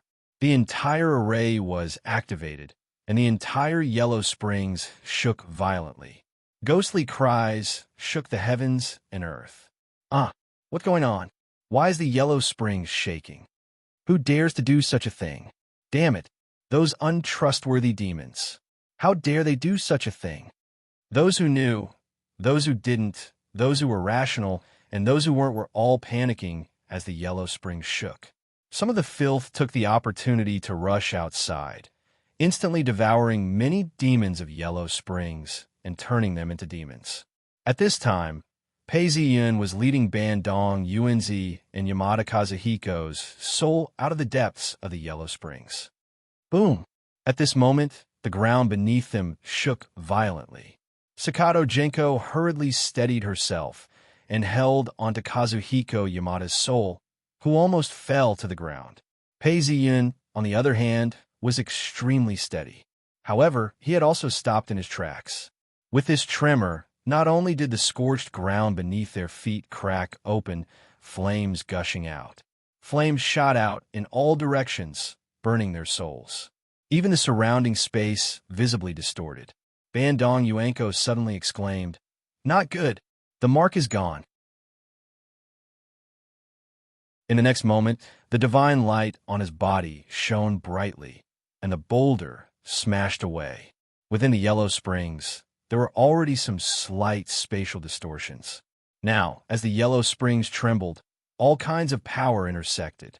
Storms, flames, poisonous fog, and all kinds of saber rain and arrow rain descended.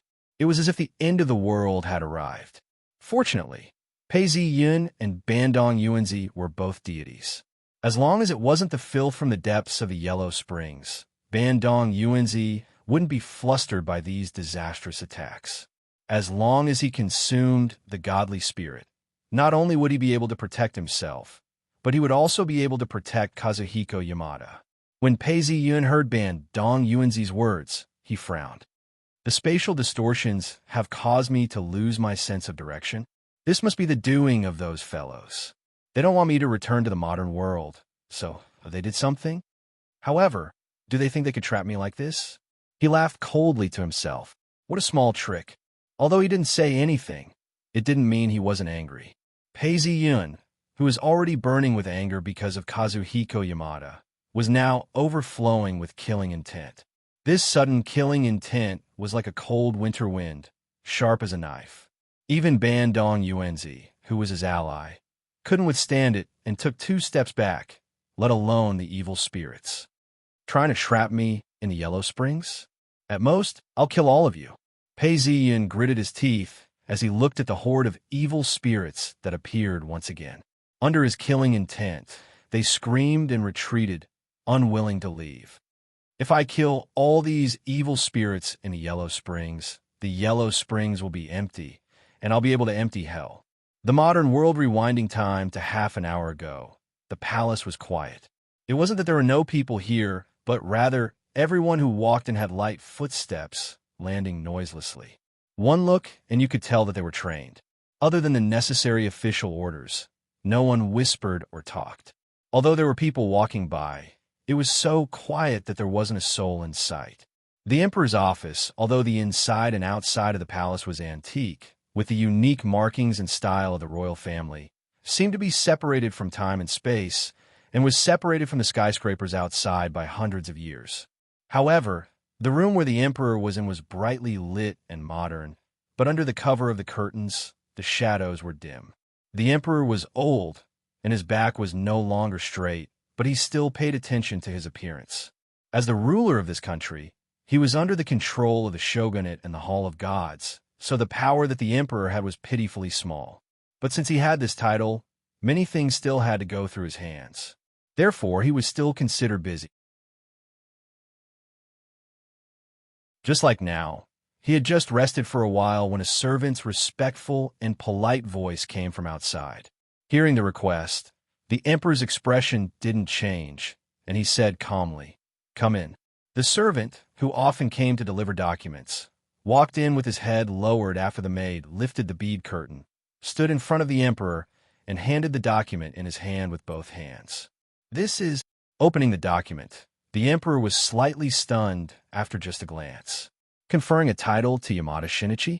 The emperor had an impression of this person, even if he was already a puppet, but he had previously handled some documents regarding Yamada Shinichi. Just by reading those documents, he knew that the shogunate attached great importance to this person. Lowering his eyelids, he was deep in thought. A moment later, the emperor picked up the pen and was about to sign his name. As long as he stamped it, it would be considered as an acknowledgement. But at this moment, a voice rang in his ears. "You can't sign it." This voice caused the emperor's hand to stop. Actually, this wasn't the first time this voice had appeared. It had appeared before, but at that time, the emperor thought it was an auditory hallucination and didn't pay much attention. Later, when he heard about the other world, the voice never appeared again. Who would have thought that after such a long time, he would once again hear this familiar voice at this time? The emperor's hesitation was only for a moment. Very quickly, he wrote his name, stamped it, and handed it back to the servant. Actually, the moment the name was signed, in a scene that ordinary people couldn't see, the document had already flashed with a golden light. At this time, even if he destroyed the document, it would be useless. The matter was already done. Because of this, the voice remained silent until the servant went to deliver the document, leaving only the emperor in the room. Then the voice asked why. "You are the emperor, but you would rather be a puppet of the shogunate. How sad." The emperor sat there. The room was empty. There was only him and the owner of the voice that couldn't be seen. The voice's question didn't make the emperor feel ashamed. The emperor raised his eyebrows and said calmly, "Aren't you also the Tokugawa shogunate's puppets? How do you know that we aren't the same? You know who we are?" At the same time, there was another voice retorting, "We aren't puppets. There are still the Meiji, Taisho, and Showa emperors behind us." The emperor already knew all of this. But so what? The emperor waved his hand and looked outside. Outside the curtain, there were high-ranking officials in the distance. These were all people who had to work in the palace. So what if they were puppets? Didn't the opposite party still come to an end in the end? At least, he still looked like a puppet and could participate in government affairs. That was what he thought and said. But what about after that? Hei Chung and Ling, he admitted to giving up their divinity. All the high-ranking officials, Chinese, were deposed, and only one was left. They weren't even puppets anymore. His meaning couldn't be any clearer. I have the imperial court and high-ranking officials. Those are the puppets. But in the end, you aren't even puppets anymore. This question really stabbed at a sore spot. The few voices fell silent at the same time. Yes, in their world, in the end, the emperor wasn't even a puppet. He was just a mascot. And indeed, he was just a mascot. High-ranking officials? What high-ranking officials? Their gazes fell on the emperor whose hair had already turned white. No one knew whether their gaze was filled with hatred or envy. Then there's no other way. After a while, a voice sighed. The emperor's heart suddenly palpitated. His instincts told him that something terrible was about to happen. But before he could stand up, a shadow of the emperor with the same appearance suddenly appeared beside him and immediately pounced on him. This shadow was so strong that the emperor didn't even have the strength to fight back. With a slight struggle, he was successfully possessed. His face, which was distorted from the power of the two souls, returned to a cold expression. He grunted and blood flowed out of his 7 orifices. After a while, the emperor stood up and wiped his face with a handkerchief. "Sakura, other than you, no one can understand my heart. If he had a choice, he wouldn't be willing to do this. Although he could succeed, it was also consuming his soul. After all, the emperor was the descendant of the Amaterasu great god. He had divinity. Not to mention replacing him completely, just possessing him now might cause the Amaterasu great god to reject him. If not for the fact that they came from the same source, he would have turned to dust. Even so, there wasn't much time left. So, he had to act immediately. He opened his hands and looked outside. With a deep gaze, he said in a low voice, 'Transform.' With this, the 3 national treasures flew out. At this moment, in the Yellow Springs, due to the decision of the 3 demons, the entire Yellow Springs shook. The Yellow Springs and the real world also changed, resonating with each other. The whole of Japan shook along with it. On the bustling streets of Tokyo, countless people panicked at this moment. Is there an earthquake? What's going on? The tremors are so strong.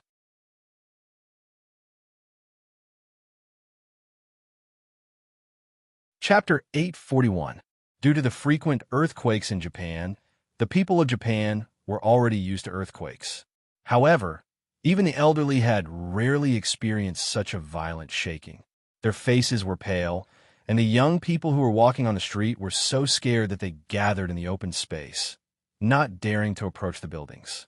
The whole of Tokyo, no, the whole of Japan was shaking. Countless phone calls came in, and the office of the shogunate was busy and nervous. Although the officials themselves were also frightened, under such circumstances, they still had to comfort the agencies first. They couldn't let the situation get more chaotic. The Earthquake Bureau was the focus of everyone's attention. However, this was only the truth that ordinary people and low-level officials thought. The officials of the shogunate had already found some inside information. After the shaking, they didn't think that it was an earthquake. Instead, they realized that it was likely that the people on the other side were making a move again. At the moment, many people were also busy in the branches of the Shinto Hall. It was located in a courtyard in Tokyo. From the outside, it looked like a rather ordinary and elegant mansion for rich people. However, upon entering, one would realize that the people living here were not ordinary people. In fact, they were not even a family. There were long corridors connecting them. The people living here were all retired onmyoges of the Shinto Hall. Of course, retired was just a joke. Although they were old, they still belonged to the Shinto Hall. However, they usually didn't carry out tasks, and outsiders couldn't even see them easily. Only familiar people would become their guests. The cherry blossoms bloomed in a house located in the center. A gust of wind blew, and the petals fell, covering the grass on the ground with a thick layer. Under the cherry tree, more than a dozen men in their 50s were sitting together. At this time, they didn't speak. The air was filled with an oppressive atmosphere that was the complete opposite of the beautiful scenery. After a moment, one of the old men suddenly said, "How is it? It's a substitute." Another man with black hair and white eyebrows said, "Why would a substitute have such a reaction? It seems that there must be a lot of substitutes." "This is the rejection of this world," someone said. The old man who spoke first closed his eyes again. There was a flash of golden light in his pupils. When he opened his eyes again, he said, "Look!" Around the sky, the stars, the sun, and the moon all showed overlapping images. No, not overlapping images. It was the power of the stars, the sun, and the moon from another world. Not good. He counted with his fingers and frowned. This is not a substitution of people, but a substitution of historical memories. Quick, inform the shogunate immediately. At the same time, in a commercial building in Tokyo, because he couldn't make it down in time, he hid in the washroom and suddenly felt dizzy. A colleague who was hiding with him immediately held him up and asked, "Sakamoto-kun, are you all right?" Ichiro Sakamoto's forehead was covered in sweat. After a while, he opened his eyes and asked, "Who is the current prime minister? It's an earthquake, so he should be the one leading it, right?" "Sakamoto-kun, what are you saying?" His colleague looked at him blankly. Although there is a prime minister, Japan is led by the emperor and the shogunate's great general Shinka. If something happens, it will naturally be led by great general Shinka, General Xian Chuan. No, it shouldn't be like this. It shouldn't be like this. Ichiro Sakamoto was stunned before he covered his head with a pale face. Hey, Sakamoto-kun, where are you going? Under the exclamations of his colleagues, he ran straight out. His colleague shouted twice and found that the shaking building had stopped. He tried to take a few steps out and quickly followed. He didn't dare to take the elevator and ran down the stairs. In the end, he bumped into a middle-aged man who looked familiar. Before he could speak, the middle-aged man greeted him first. "Oh, right, Sakamoto-kun, which prime minister is it now?" The middle-aged man suddenly asked when the two of them passed by each other. Ichiro Sakamoto had already asked this question, and Kiwami felt it was strange. What's going on today? First, there was a terrible earthquake, and then these two people suddenly asked such a strange question. It's like a secret signal. Kiwami frowned. It's not the great general Shinka. Oh, I remembered wrongly. The other party didn't give a violent reaction like Ichiro Sakamoto. Instead, he smiled. This smile was a little strange, and it made Kiwami's hair stand on end. He quickly said goodbye and continued to walk down. What he didn't see was that the middle-aged man, standing there watching him go down the stairs, had a complicated expression on his face. Is it me who has a problem, or is it the world? At the same time, in a government office in Osaka, after the earthquake, they found that there was no damage to the house. They thought that it was the same as before. A few ordinary government employees walked back while talking. Just as they walked to the door, they suddenly heard exclamations and curses behind them. He turned around in shock, only to see a group of fully armed soldiers surrounding the area. "What are you guys doing?" Someone gathered his courage and asked. The leading officer said coldly, "We are ordered to investigate. Everyone is not to move and wait in place." Countless muzzles were pointed at them, causing these government employees to look at each other and shut their mouths. Now, they also didn't know what was going on. As the saying goes, a wise man submits to circumstances. Facing such a group of armed people, they naturally chose to remain silent. Not long after, the nearby government personnel were all gathered together. At this time, the officer spoke again. "Now, I ask you, now the Prime Minister's government rules Japan, stand to the left. Now the shogunate rules Japan, stand to the right. I'll give you 10 seconds, immediately." What the hell? The government employees looked at each other and felt that this kind of question was ridiculous. Did this kind of thing need to be asked in such a serious manner? But when the 10 seconds were over, looking at the group of people opposite them, almost everyone was stunned. What is going on? "Hey, Haruka, why did you go over there?" A man looked at his fiancée in surprise. She chose the side ruled by the shogunate, but the shogunate had already fallen. This was the history they had learned. Why would his fiancée make such a low-level mistake? Not only him, but Haruka also looked at him in surprise. "Why did you go over there?" Obviously, her psychological process was basically the same as his. There were people on both sides, and the number of people was about the same. They were all familiar with each other. This was really a mess. The more common a thing was, the more shocked and panicked they were when they found out that it was completely different from what they knew. Although being at the bottom of the government, they did not know the truth of the other world. During this period of time, they still came into contact with a lot of information that ordinary people did not have access to. At this moment, all kinds of speculations surged in their minds. They looked at their old acquaintances and even lovers with suspicion. Could it be that he or she had been swapped at some point in time without them noticing? Just as similar incidents were happening in various cities throughout Japan, the central hub of the shogunate was the residence of the great General Shinagawa. The great General Shinagawa stood in the courtyard. Because of the shaking, a big tree fell to the ground, and its branches covered half of the courtyard. But because of his orders, no one went to deal with the tree for the time being. This is a bad sign. The falling of the tree seemed to indicate something, and the great General Shinagawa's face was as dark as water. He stood in front of the tree and looked down. The servant did not know what he was thinking, but he knew that the Lord must be in an extremely bad mood. At this moment, a servant hurried in and said with his head lowered, "General, the Hall of Gods has sent a message. Speak."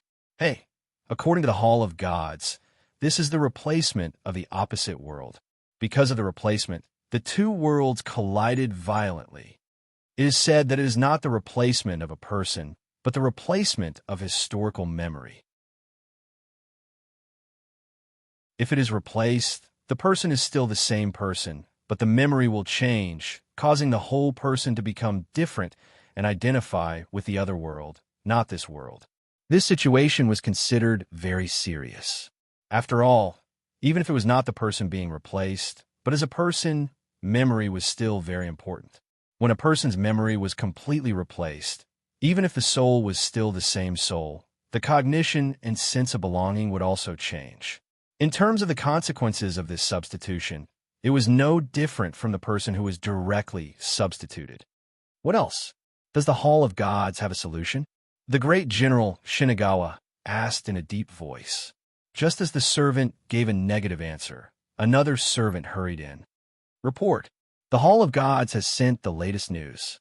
They said that if this wave of replacement is resisted and the order of this world is not tampered with, a part of the opposite world will be digested by our world. If they are weak and we are strong, then the opposite world will continue to be pulled into our world until it is digested. This was indeed good news. The great General Shinagawa did not think that the Hall of Gods would deceive him on this kind of matter. After all, this was no longer a matter of power, but a matter of the survival of their own world. How many people have been replaced? The great General Shinagawa continued to ask. General, it is not possible to calculate at the moment. The official who was asked had just finished a phone call and walked over. He only said a few of the more serious replacement incidents that had been reported. This depends on whose historical recognition is higher.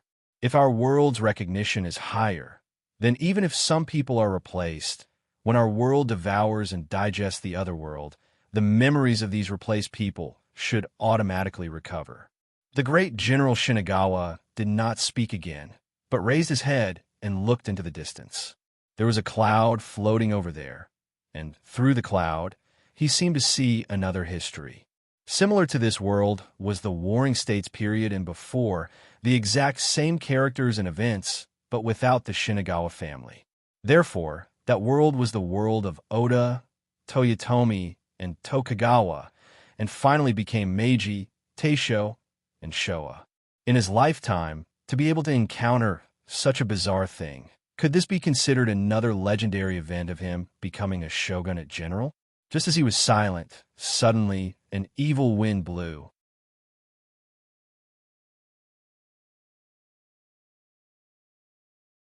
Chapter 842. Although the great general of Xian Chuan was not a young man, he could be considered to have outstanding martial skills. In that instant, he did not have the time to turn his head back. He lowered his head and dodged to the side. Of the two knives, one was aimed at his head, and the other was aimed at his back, but he just happened to dodge it. "What are you doing?" someone cried out in alarm. However, the danger did not end because of the two people's mistakes. On the contrary, a few more people pulled out the ceremonial knives at their waists and pounced on General Xian Chuan. "Kill the traitor. Show your loyalty to the emperor." These people, along with the two who attacked, were all retainers of the great general of Xinchuan. They were all members of the Imperial Guard, and it could be said that every single one of them had a clean background and had followed the Shinkawa clan for generations. Now that they had suddenly rebelled and assassinated the great General Shinkawa, even the great General Shinkawa, who had long known that the large-scale replacement of the entire world would bring about all sorts of negative consequences, could not help but feel his heart sink. Even such a loyal person would immediately rebel after their memories were replaced. How terrifying was the replacement of memories? In no way. Lord General was kind to you, but you actually rebelled. When they found out that one of them was an important minister who had followed great General Xinchuan for many years, the other colleagues were so furious that someone started cursing. Kill these traitors." These people also pulled out their ceremonial knives and rushed over.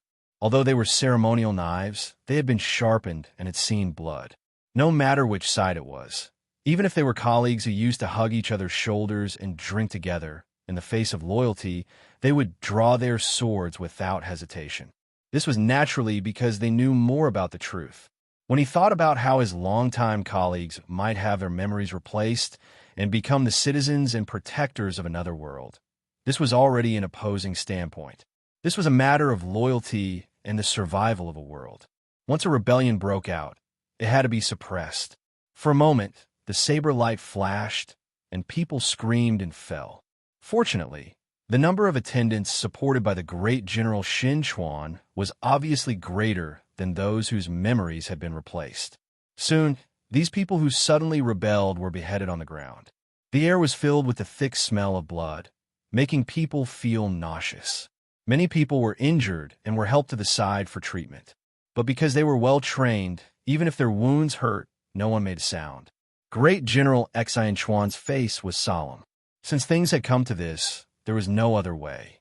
He immediately ordered, "Execute the highest level of martial law." If necessary, the cleanup plan would have to be carried out. Yes, following the shogunate's orders, phone calls were made one after another, and the atmosphere became even more tense. However, this situation did not last long. As a government office in Tokyo was blown up by artillery fire, the stability and peace that was barely maintained collapsed in an instant. Outside the general's mansion, a car sped over. The moment the car stopped, a man came out from the driver's seat. Because he came out in a hurry, he staggered. "Who is it?" The guards of the general's mansion immediately aimed their guns. Just as the person was about to speak, someone suddenly ran over from afar and shouted, "Oh no, the legal department is rebelling. Quickly bring me to see the general." The legal department rebelled? The Emperor of Japan was a virtual monarch, and the shogunate was actually in power. Many departments were set up to assist the shogunate, which could be regarded as a coexistence with the ministers. This was supposed to be the power controlled by the shogunate, but no one expected them to openly rebel at this time. Everyone present was a bit dazed, but they also knew that this matter was serious. They immediately went up to check and prepare to let them in. The man who got out of the car suddenly came to his senses at this time and hurriedly said, "I also have something to report to the general." Because both of them were familiar faces and often came to the general's mansion, they were checked for weapons and dangerous items and were brought in. As soon as they entered and saw the general, both of them hurriedly knelt down and cowed out.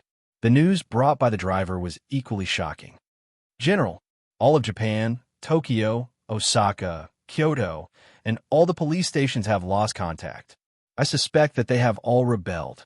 At the police station, although the police force was not as strong as the army under the rule of the shogunate, it was also a force that could not be underestimated, especially since many of them were equipped with weapons.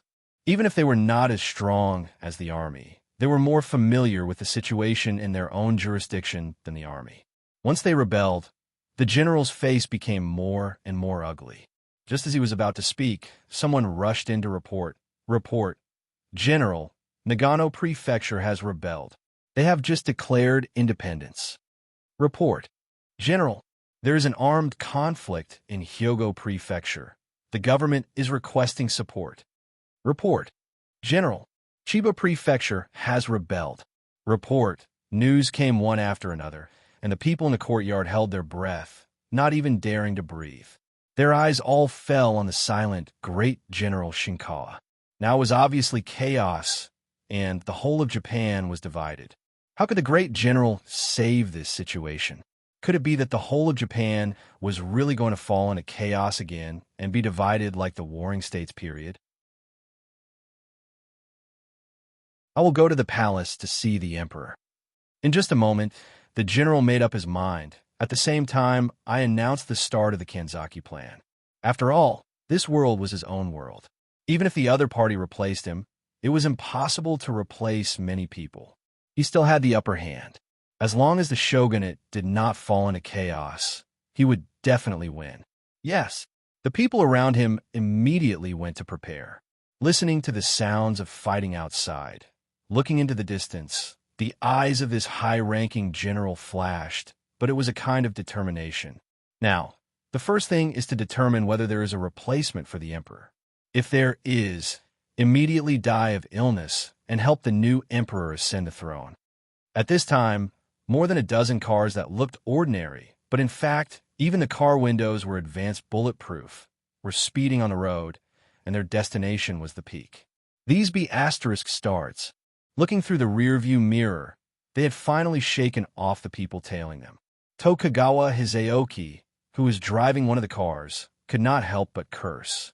After all, in order to let them arrive here safely, some of the people who were responsible for bringing up the rear must have been loyal by now. The attack from the other world was too sudden.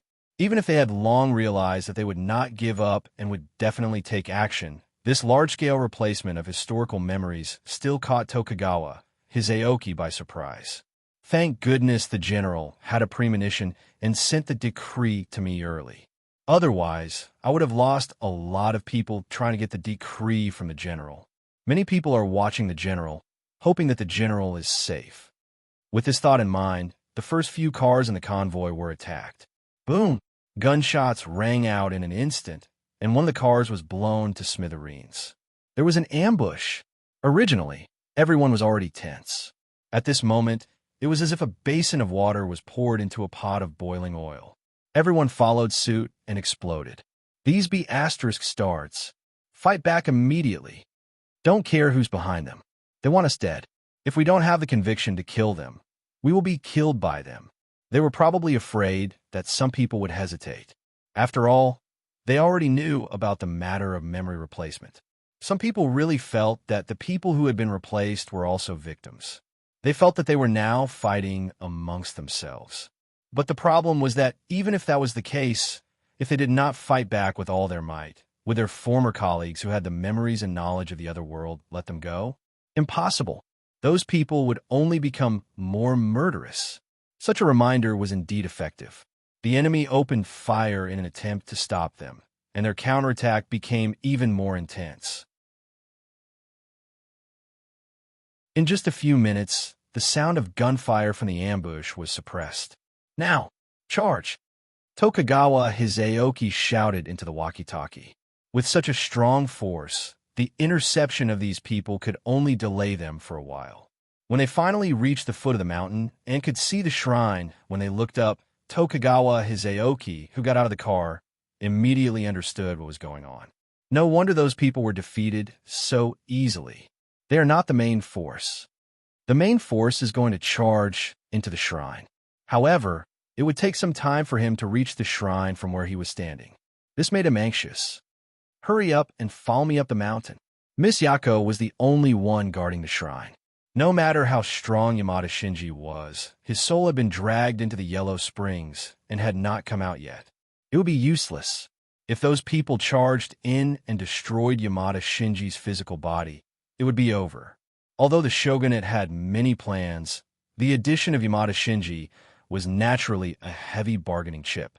He was the only person who could show his divinity in this world. When he saw these people, they naturally noticed the shogunate's people at the foot of the mountain. However, they had a mission to complete, so they ignored these latecomers and rushed in with their guns. There's only one woman inside. She's a samurai, and we have the most advanced firearms in our hands. Don't get close to her. Fire at her on sight. Understood. Before they came, they already had an understanding of the situation in the shrine. They knew that the girl guarding Yamada Shinji was skilled with the sword. If they fought hand-to-hand, they might not be able to win in a short time. However, they were not samurai, so there was no need to follow the rules. They could just open fire. No matter how fast the girl was, could she really dodge a barrage of bullets? She was not a monster like Yamada Shinji. Ready. The people in front raised their guns, and the shrine suddenly lit up with a white light. Yako, who was standing in the hall with a sword in hand, disappeared in a flash. The intruders only heard a few screams. When they looked again, there were already 7 or 8 people slowly falling to the ground, clutching their necks. It was only when their heads slid to the side that a look of disbelief appeared on their faces. It was obvious how fast the sword was. Open fire, someone shouted. Da-da-da. Countless bullets were fired at the elusive figure. However, the strange thing was that even though they had clearly aimed at the target, they never managed to hit the target. Occasionally, a bullet would be shot, accompanied by a flash of a saber, followed by a series of clanging sounds. There were also those bullets that were cut into two by the saber. Although this scene was not as shocking as Pei Yun's, it was enough to make them realize that this girl was not an ordinary samurai. Its spatial folds, some of the more knowledgeable people screamed. The intruders, who had not paid much attention to this girl, suddenly felt a sense of despair.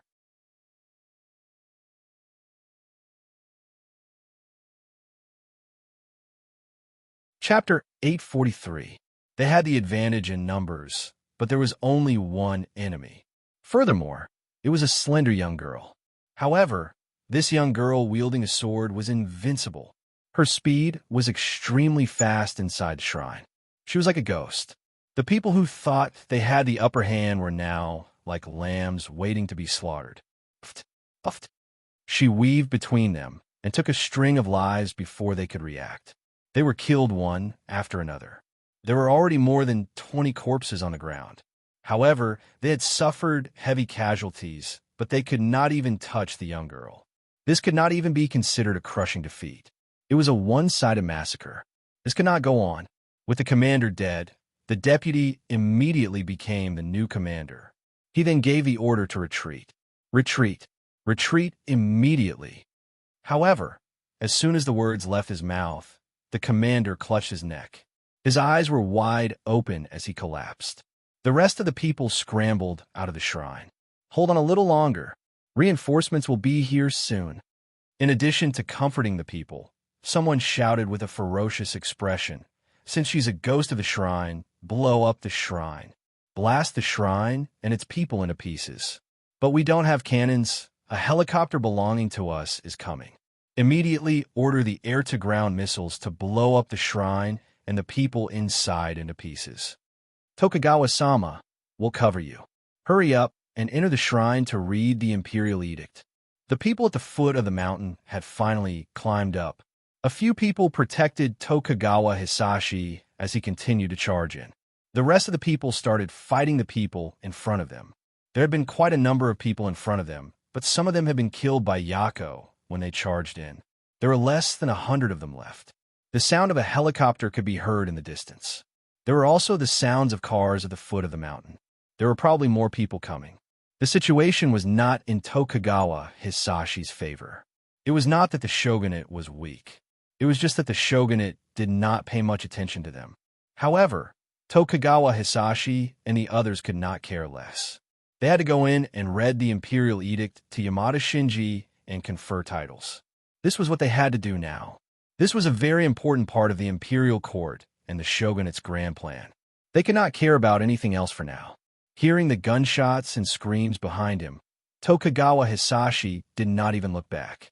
He gritted his teeth and continued running. Along the way, someone shot at him. Although he dodged, he was still hit by the shrapnel and groaned. It hadn't been easy for him to get here.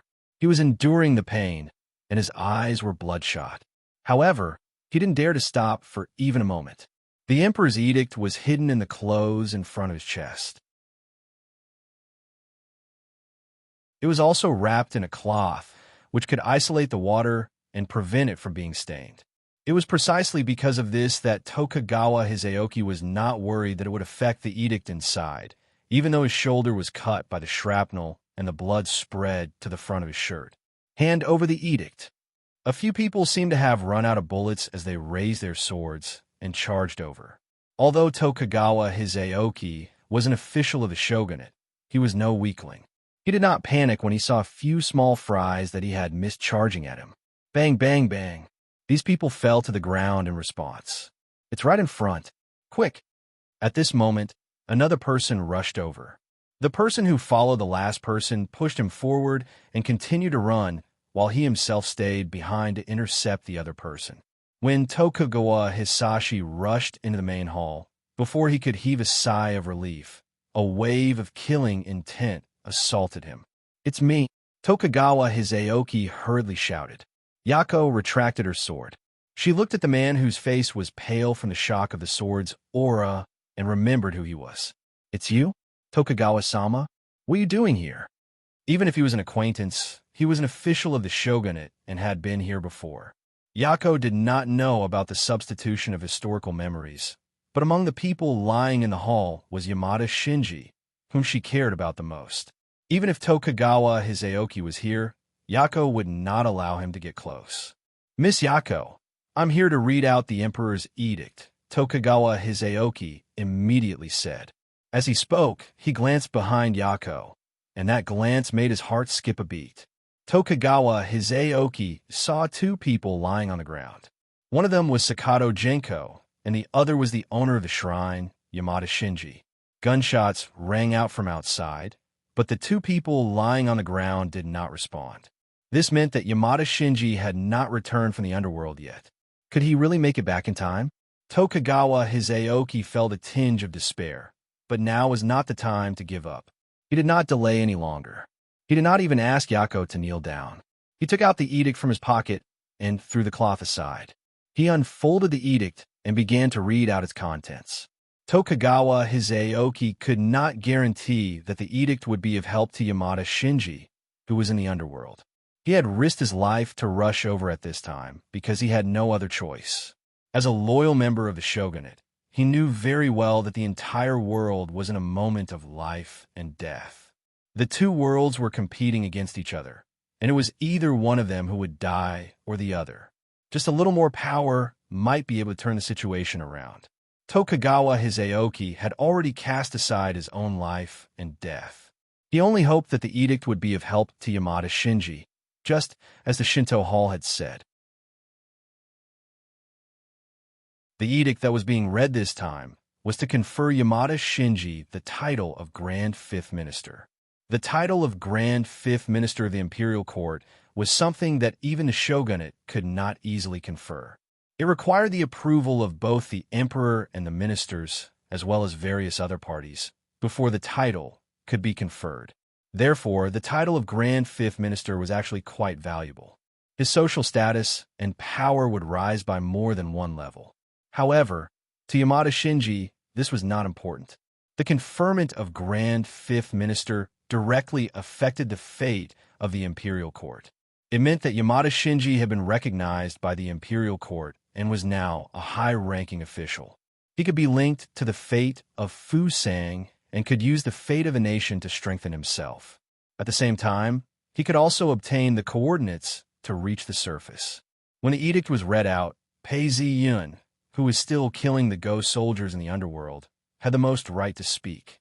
As Tokugawa Hisaoki closed the edict, an invisible golden light descended from the underworld and appeared in front of Pei Zi-yun. "This is..." Pei Zi-yun's eyes widened slightly as he watched the golden light extend rapidly from his eyes. It meandered towards an unknown direction. At the same time, he could feel that the connection between his soul and this world had strengthened once again. So, it's the conferment of Grand Fifth Minister. This was indeed helpful. At least, the power of the conferment could reach the underworld and guide him through the fog. It was even clearer than Ban Higashi Yuanzi's mark. As long as he followed the golden light, he would be able to get out. What was he waiting for? Pei Ziyan laughed out loud and leaped up. He raised the sword in his hand high above his head and swung it downwards. Boom! Millions of white lights descended at the same time. It was so dazzling that Ban Higashi Yuanzi could not bear it and close her eyes. Under the attack of the millions of white lights, the ghost soldiers did not even have a chance to retaliate. They were all turned into ashes without a sound. When Pei Zi-yun landed on the ground, he found that Ban Higashi Yuanzi had already fallen to her knees and lost consciousness. This was not a good place to stay any longer. It would not be good for her soul if she stayed for too long. Pei Zi-yun hugged her and grabbed Yamada and Hiko's soul. In the next moment, the three of them disappeared from where they stood. At the same time, the golden light shrunk and disappeared. The area around the underworld was once again plunged into silence and darkness. In the real world, Pei Zi-yun's fingers twitched slightly. But at this moment, the sound of a helicopter could be heard coming from above the shrine. Yako and Tokuwa Joshin were already standing at the entrance of the shrine. In front of them were the people that Yako had just killed. They had turned into a pool of blood and fresh corpses. Yako, who had been harassed by the enemy and had no choice but to face them, did not notice the change in Pei Ziyun. Ready, fire. Almost at the same time, the helicopter's missile was aimed at the shrine. With the command, the missile was fired straight down. Actually, because the enemy's reinforcements had arrived, even though Yako had killed more than 10 of them, there were still more than 100 attacking. However, the people behind the attack could not wait any longer. When a missile was fired, it would definitely reap the lives of more than 100 of them. Yet the higher-ups did not care. Yako was covered in blood, but her fighting spirit was strong. Seeing the missile coming straight for her, not only did she not sit and wait for her death, she even slashed at it with her sword. The missile was actually hit by the sword chi of her sword. However, it did not explode, but disappeared in midair. This made Tokuwa Joshin, who was tensed up, dumbfounded. He saw Yako slash down with her sword again. This time, the sword chi of the sword even carried a faint red color that ordinary people could see. It flashed past like a flame, and in the next moment, the helicopter that was still circling in the sky exploded into fireworks. Just the power of this slash made Tokuwa Joshin look at Yako in a different light. One had to know that in order to prevent the people on the ground from shooting at the helicopter had to be kept at a high altitude. Ordinary people would not be able to destroy the helicopter with a single slash of sword chi. Even if they were to use a machine gun to fire at the helicopter, it would be useless. But now, Yako's casual slash had caused the helicopter to explode just like that. Could this still be considered the power of a human? Could it be that because Miss Yako followed Yamada Shinji, she had also entered the ranks of the Inhumans? All sorts of thoughts flashed through Tokuwa Joshin's mind. At that moment, Yako's third slash had been unleashed. The explosion of the helicopter not only shocked Tokuwa Joshin, but it also woke up the hundreds of people who were attacking the shrine. When they realized that the helicopter that they had pinned their hopes on had been destroyed by a single slash from a young girl, a sense of despair spread through them. To them, everything in that world was real. Regardless of whether they had been replaced by someone else or had their memories replaced today, they no longer felt a sense of belonging to that world. Thinking of their own world and their loved ones that they had to save, even if they knew that they would only end up as cannon fodder if they charged forward, the hundreds of people still shouted, "Everyone, it's time to show your loyalty," and charge forward. Yako's third slash was delivered to them. With the first two slashes, Yako could already feel a powerful force imbuing her body. With the third slash, she had a breakthrough on top of that foundation. With a flash of the sword, hundreds of people died at the same time. Tokuwa Joshin, who was witnessing this scene, even forgot to breathe. His eyes widened as he looked at the people who had fallen to the ground. All of them had received a fatal slash, and the position and depth of each slash were exactly the same. It was as if the slash had split into hundreds of slashes at the same time, and it was not the sword chi that had killed them.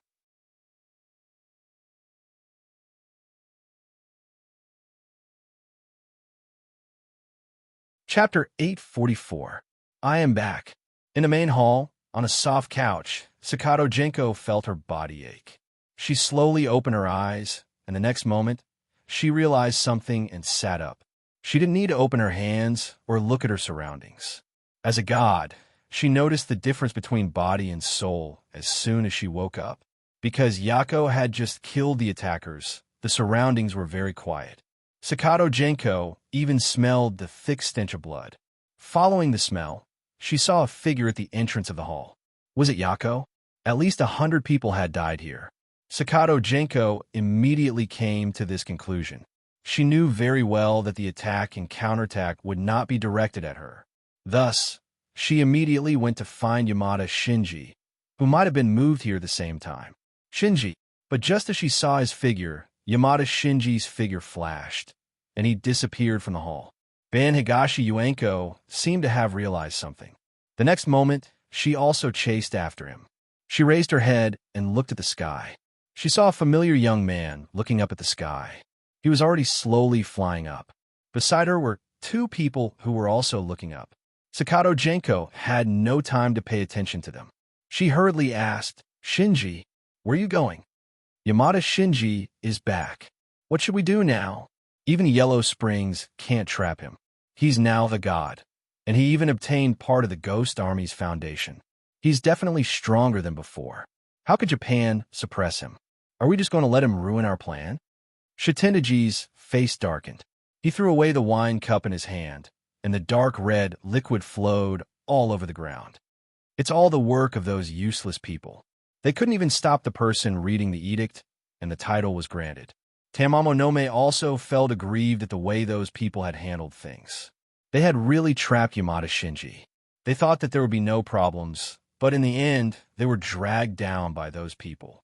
She was a demon to begin with, and had a vicious nature. At this moment, Tamamo no Mae's bewitching face was filled with malice. If a human appeared in front of her now, they would probably be torn to pieces. But other than this vicious nature, there was also fear in Tamamo no Mae's eyes, which she was trying hard to suppress. After all, they had died in the hands of Yamada Shinichi in the other world. In that world, their strength was comparable to theirs, and they also had the advantage of time, place, and people. It could be said that they had the home advantage, but in the end, they were still killed by Yamada Shinichi.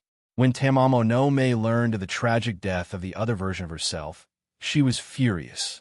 She also seemed to be infected by the pain of the other version's tragic death, and her fear of Yamada Shinichi grew.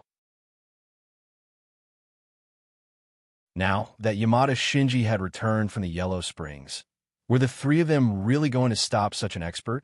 Although their world was important, was it really important enough for them to risk their lives for it? I think, shouldn't we think of a way out? Thinking of this, Tamamo no Mae said in a low voice. Shitendaji was taken aback and did not immediately refute. The Yamaru snorted coldly. "Tamamo no Mae, Shitendaji, are you afraid?" He glanced at them and said, "I have to remind you that this is a critical moment. If you betray us, you will inevitably be punished by that lord. At that time, don't say that I can't save you." There was a warning in his words. Tamamo no Mae immediately looked at him coldly, but before she could speak, Shitendaji said coldly, "You better not say such things again. If you anger me, you won't be able to bear it either." "Shitendaji is right," Tamamo no Mae said. Tamamo no Mae chimed in, "The three of us are monsters, and we are monsters of this world. Do you really think that they will trust you? Even if they give you benefits, you will just be using them." The Yamaru sneered, "So what? Now that things have come to this, do you think we have any other choice?" From a moment they agreed to the other world's request, they did not have any other choice. As thieves of this world, if they could not achieve their goal of devouring this world and truly replacing it, they would definitely be rejected by the rules, and sooner or later, they would become wandering souls. If they really ended up in such a situation, how much better would it be than death? Although the two monsters did not speak, they did not respond. The Yamara knew that they were afraid. Their fear of Yamada Shinji had already penetrated deep into their bones. They were probably useless now. If that's the case, don't blame me for taking action. With this thought, the Yamaru concealed his ferocity and quickly formed a seal with his hand behind his back. A suction force suddenly appeared above the three monsters. The spinning black hole not far above their heads gave off an ominous feeling. The Yamaru, you really did betray us. Shitendaji, who was the first to be sucked in, immediately understood and cursed. Although Tamamo no Mae was also trapped by the suction force, her situation was slightly better than Shitendaji's. In fact, she had long been suspicious of the Yamaru. Although her companion was one of the three monsters and could be considered to be on their side, recently, the Yamaru's attitude had clearly changed. In the other world, Tamamo no Mae was a monster who had mingled in the imperial harem. When it came to meticulous thinking, ordinary monsters could not compare to her. Because of this, the moment she was suddenly sucked in, she did not roar like Shitendaji.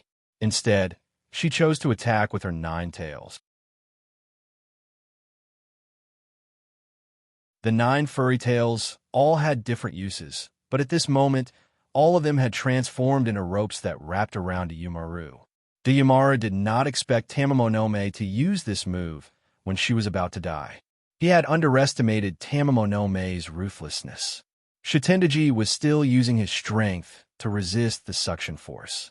He wanted to break free, but Tamamonome did not care at all. In other words, Tamamonome was keenly aware that they had been set up by the Yamaru and could not break free easily. Rather than wasting her energy, she might as well let this bastard die with her. Let go. The Yamaru saw that he was being pulled into the air by several tails. His claws and fangs clawed at Tamamonome's tails. To a 9-tailed fox, these 9 tails represented power. Every time she grew a tail, her power would increase by a level. Every time she lost a tail, her power would be greatly reduced. In fact, she would need hundreds of years of cultivation to regrow them. But Tamamonome, who had already realized what kind of fate awaited her, refused to let go even if her tails were broken. All of this happened in a matter of seconds. In the next moment, the 3 monsters were dragged into the black hole, which then disappeared.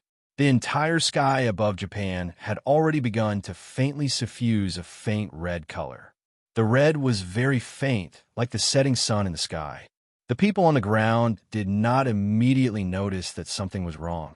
At this time, Peiziyun, who was slowly flying in the sky, heard Ban Higashi Genko shout, but did not respond.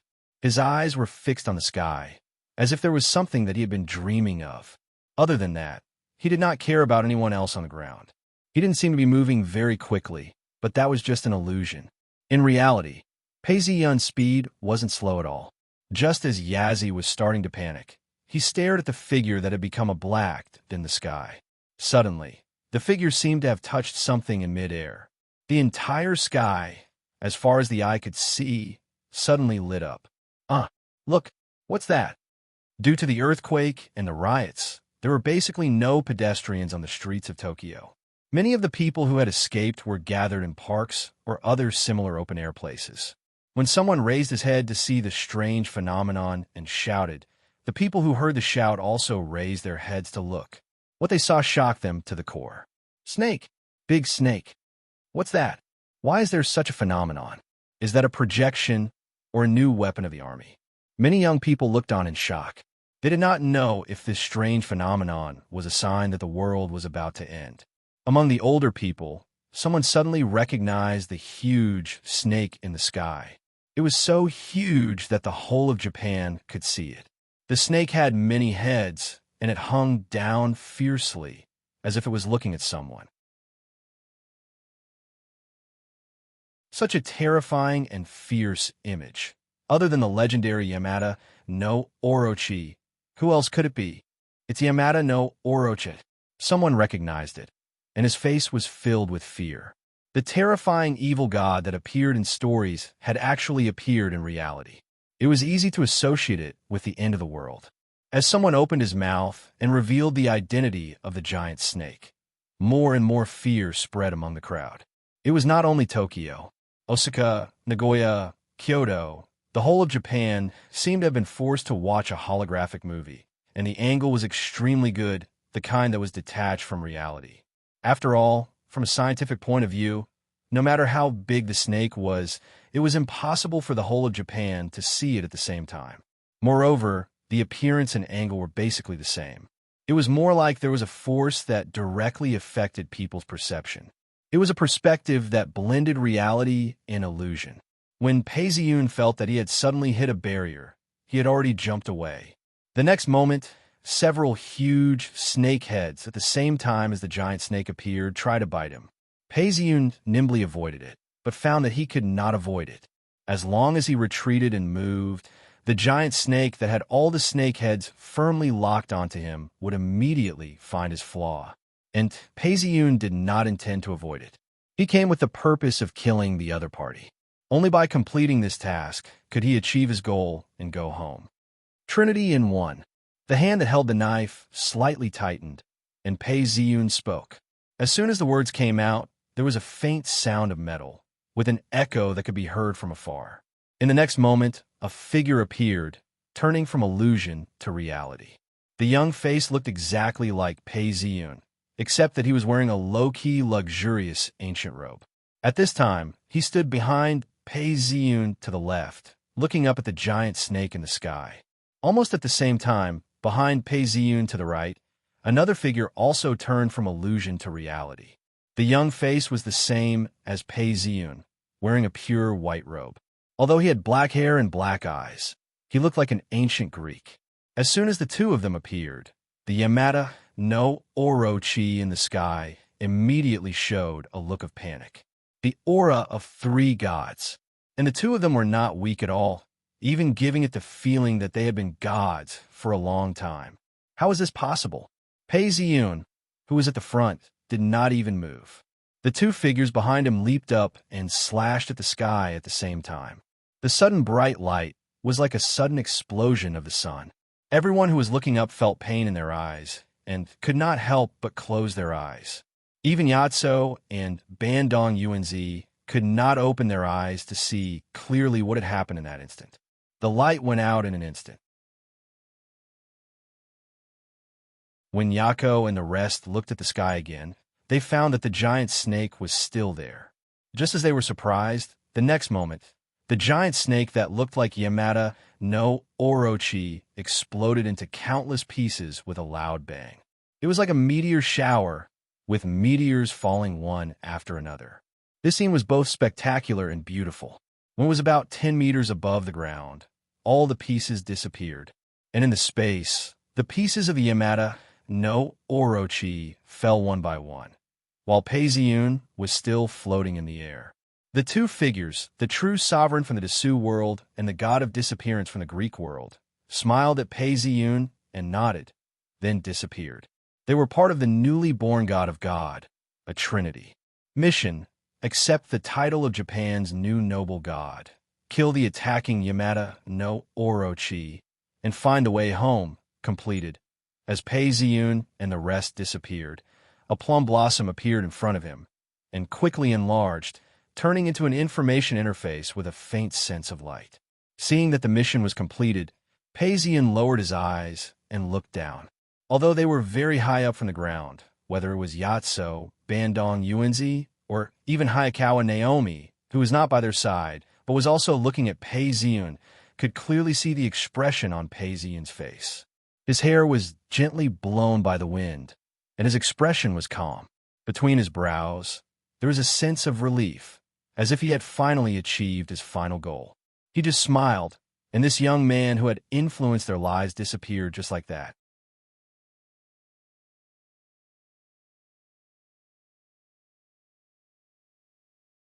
Chapter 845. 3 months. With the help of the shrine hall, the former small shrine had been expanded several times. A large piece of land near Mount Lian also belonged to the shrine. Under the sun, the magnificent shrine was different from the past. Due to the arrival of the great General Shinka, the shrine that had been crowded with tourists and believers was temporarily emptied. But even so, the newly built shrine was still full of people. That was the thought of all the people in Japan who had seen Yamada Shinji kill Orochi and save the world, only to find out the truth later. They kept pouring in, shrouding the entire shrine in a thick white mist. A deity like Sakato Genko would not even be able to get close to the shrine without the permission of the master of this place, much less spy on what was going on inside the shrine. The only local deities who were still alive could only turn themselves into mortals and walk in as if they were ordinary people. Great General Shinkawa, welcome.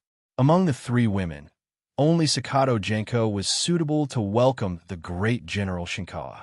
Yamada Shinichi had always been a loner. After Yamada Shinichi disappeared, she became more and more withdrawn.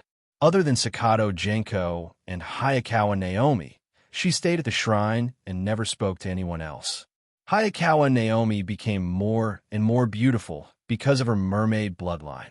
Even Sakato Genko, who was a deity, would sometimes be stunned when she looked at her. With her current appearance, if she were to walk on the streets, she would probably cause a commotion.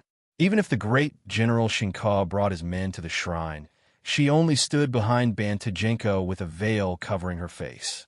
Even so, A few people couldn't help but look over, feeling that the woman's body and temperament were really stunning. Such a good-for-nothing performance made General Xin Chuan suddenly cough. "Please bring me in." He waved his hand to stop the people behind him, planning to enter the shrine himself. If it was anywhere else, such an action would definitely be reprimanded. But here, no one thought that anyone would be so stupid as to dare to carry out an assassination here. 3 months had passed, but Yamada Shinji's reputation had spread far and wide. Even people from other countries had heard of it and were trying to test Japan. The movement that day was really too big. Even though the phenomenon at that time seemed to be covered by a layer of fog, and the satellites of other countries did not capture the scene, there were foreigners in Japan, and on that day, foreigners naturally saw the scene in the sky with the Japanese. Even if the Japanese emperor and shogunate didn't want to talk about it, they couldn't stop others from thinking too much about it. The reason why this mountain had not become the focus of the whole world was naturally because there was a mysterious power here that prevented satellites from monitoring it. Even gods could not detect the situation here, let alone high-tech equipment. Although Yamada Shinji was not here, he left enough things for the 3 women. Even with the special nature of this shrine and the acknowledgement and protection of the 3 women, the 3 women's safety was absolutely guaranteed. Thinking of this, the Shin Chuan Great General gradually went deeper into the shrine and personally felt the elegance of the innermost part of the shrine.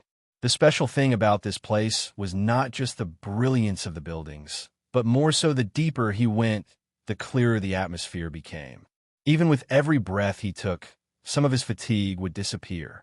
Hiding the surprise in his eyes, the Shin Chuan Great General smiled and walked all the way to the rebuilt main hall. In fact, the shrine did not have a statue of a god, only a sustenance, and the sustenance was a wooden sword. The Shin Chuan Great General stood there for a while and read the imperial edict. Ever since the other world's Yamada no Orochi was killed, many people suddenly woke up from a dream and recovered their original memories. Japan, which was originally full of flames, immediately collapsed. And those who were still stubborn to the end were the die-hard elements sent by the enemy world, and they were ruthlessly suppressed. With modern transportation, it would take less than 3 days to travel all over Japan. Therefore, in just 3 weeks, most of the rebellions were suppressed. However, sporadic uprisings emerged one after another.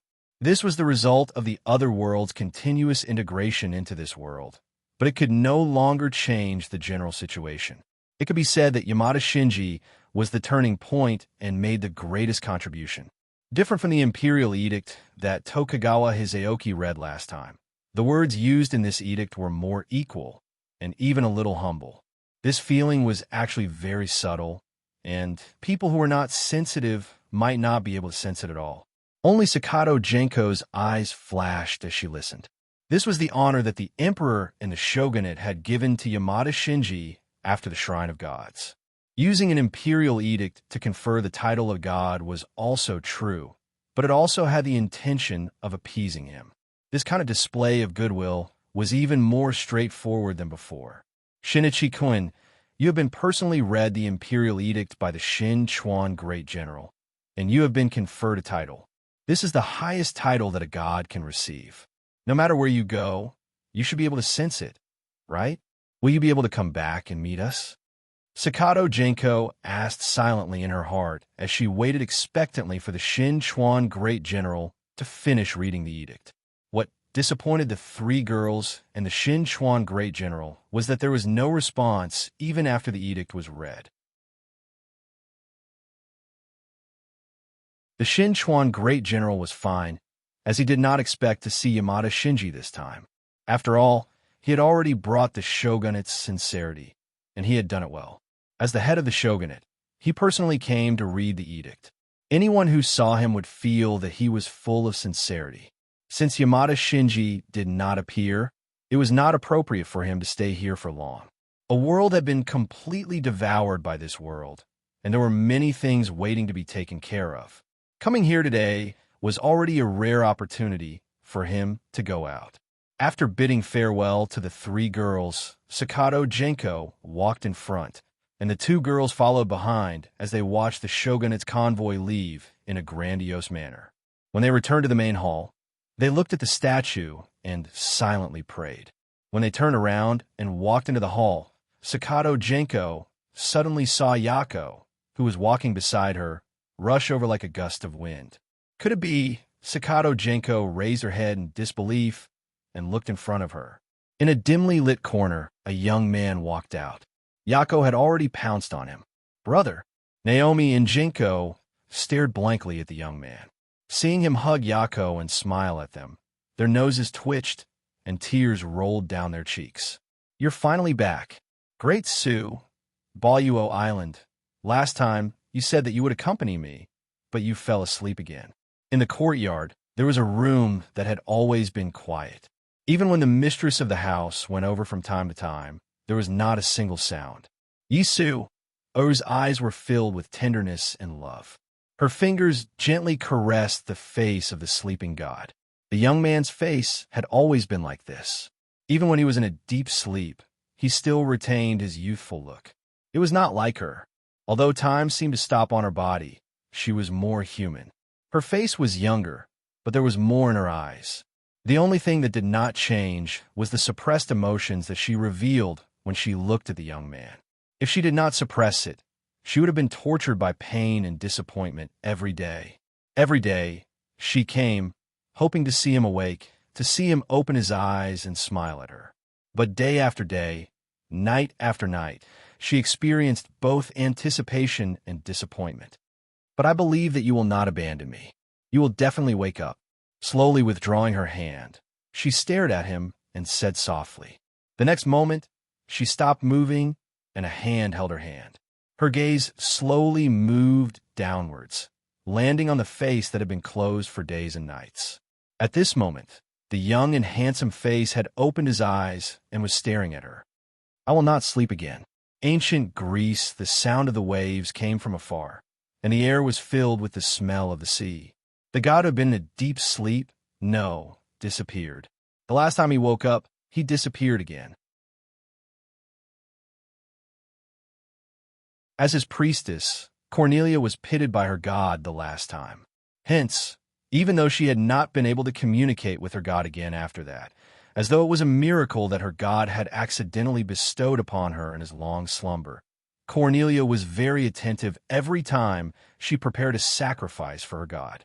Oh, Coria, do you know why everyone calls your god the god of disappearance? A young girl could not help but ask Coria. It was time to choose their offerings again. The noble ladies came to the market again, but they were not satisfied with the goods available. Hence, when they returned, they paid more attention to other things. For example, whether the vanishing god had really disappeared or not. I know, but I firmly believe that my god will not disappear. He appeared and responded to me last time. But Coria was unwilling to listen to her friends anymore. After saying goodbye to them, she lifted her skirt and walked quickly on the way back. In the sky, dark clouds were spreading, and the sea breeze was getting stronger. It was obvious that a storm was about to arrive. But when Coria returned, it happened to be raining outside. In the sound of the rain, there was thunder and lightning. She closed the door and walked in the large and empty hall. Where did they all go? She found that the others were gone, but Coria suspected that they had all gone somewhere else. Just as she was about to walk in, she suddenly heard footsteps behind her. The other party had purposely let her hear it. When Cornelia turned around to look, she understood this. Because the person who slowly walked out of the darkness was no one else but her god, whom she had the honor of meeting once before. I knew that you would not disappear. Coria choked slightly, but she gave it a bright smile. It also smiled back. Yes, I will not disappear, my priest. The final world October was the beginning of autumn, the season when red leaves were blooming. The morning breeze had a hint of coolness, but the streets were busy and countless people were busy going to work. Boom! At this moment, a loud noise startled the flow of the river. Panic spread in waves, and the crowd waited anxiously, discussing, and it became chaotic. Soon, there was the sound of police cars.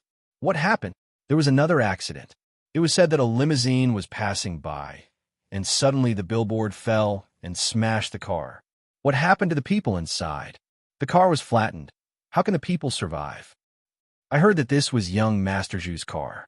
Young Master Zhu and his family were inside. The people outside sucked in a cold breath. This young Master Zhu was said to have a huge backing and was worth billions. Now they were all dead. Why are there so many accidents recently? I heard that this is the 7th one. On a bicycle, Pei Ziyin seemed to be watching the commotion. He saw that the car was smashed and a young man was pinned under it. His head was exposed, and he was covered in blood. It seemed like he was not going to live, but his eyes were still looking outside, meeting Pei Ziyun's gaze. Goodbye. Pei Ziyin smiled and stopped watching the commotion. He turned into a small alley, and the commotion was immediately isolated. Even the air was filled with the unique smell of an old alley. Pei Ziyin looked around. He looked around, and everything looked familiar. On the time alley, the ground was uneven, and the walls were occasionally covered with moss. Someone rode a bicycle towards him, humming a pop song. It seemed that Pei Ziyun's temperament stood out, and this person could not help but look at Pei Ziyun's face. Even though he rode past, he still looked back. Pei Ziyin did not care about this, and continued forward. In front of him was the entrance of the district. "Hello, Mr. Pei." This was a villa district, and the security guard greeted him warmly. It seemed like he had just returned from work. "Hello." Pei Ziyin rode for tens of meters, and when he turned a corner, he could see a 2-story villa. There was even a small lawn at the entrance. The only difference was that there was a plum tree growing under the window. Pei Ziyin looked at the plum tree for some time and smiled. He opened the door and said, "I'm back." "Why are you back so early today?" A woman was in the kitchen. She wasn't very tall, about 1.6 meters. She replied naturally. She wasn't very pretty, but there was a sense of calmness and familiarity about her. "After I've settled everything and solved all the problems, I'm back." Pei Ziyin reached the sofa and opened the fridge.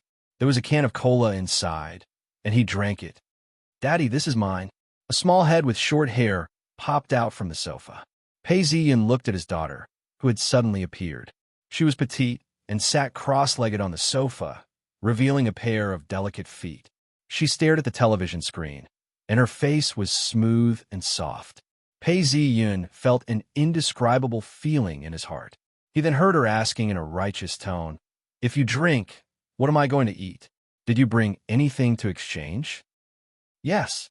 Pei Ziyin waved his hand, and a piece of oily steamed meat appeared on a large leaf.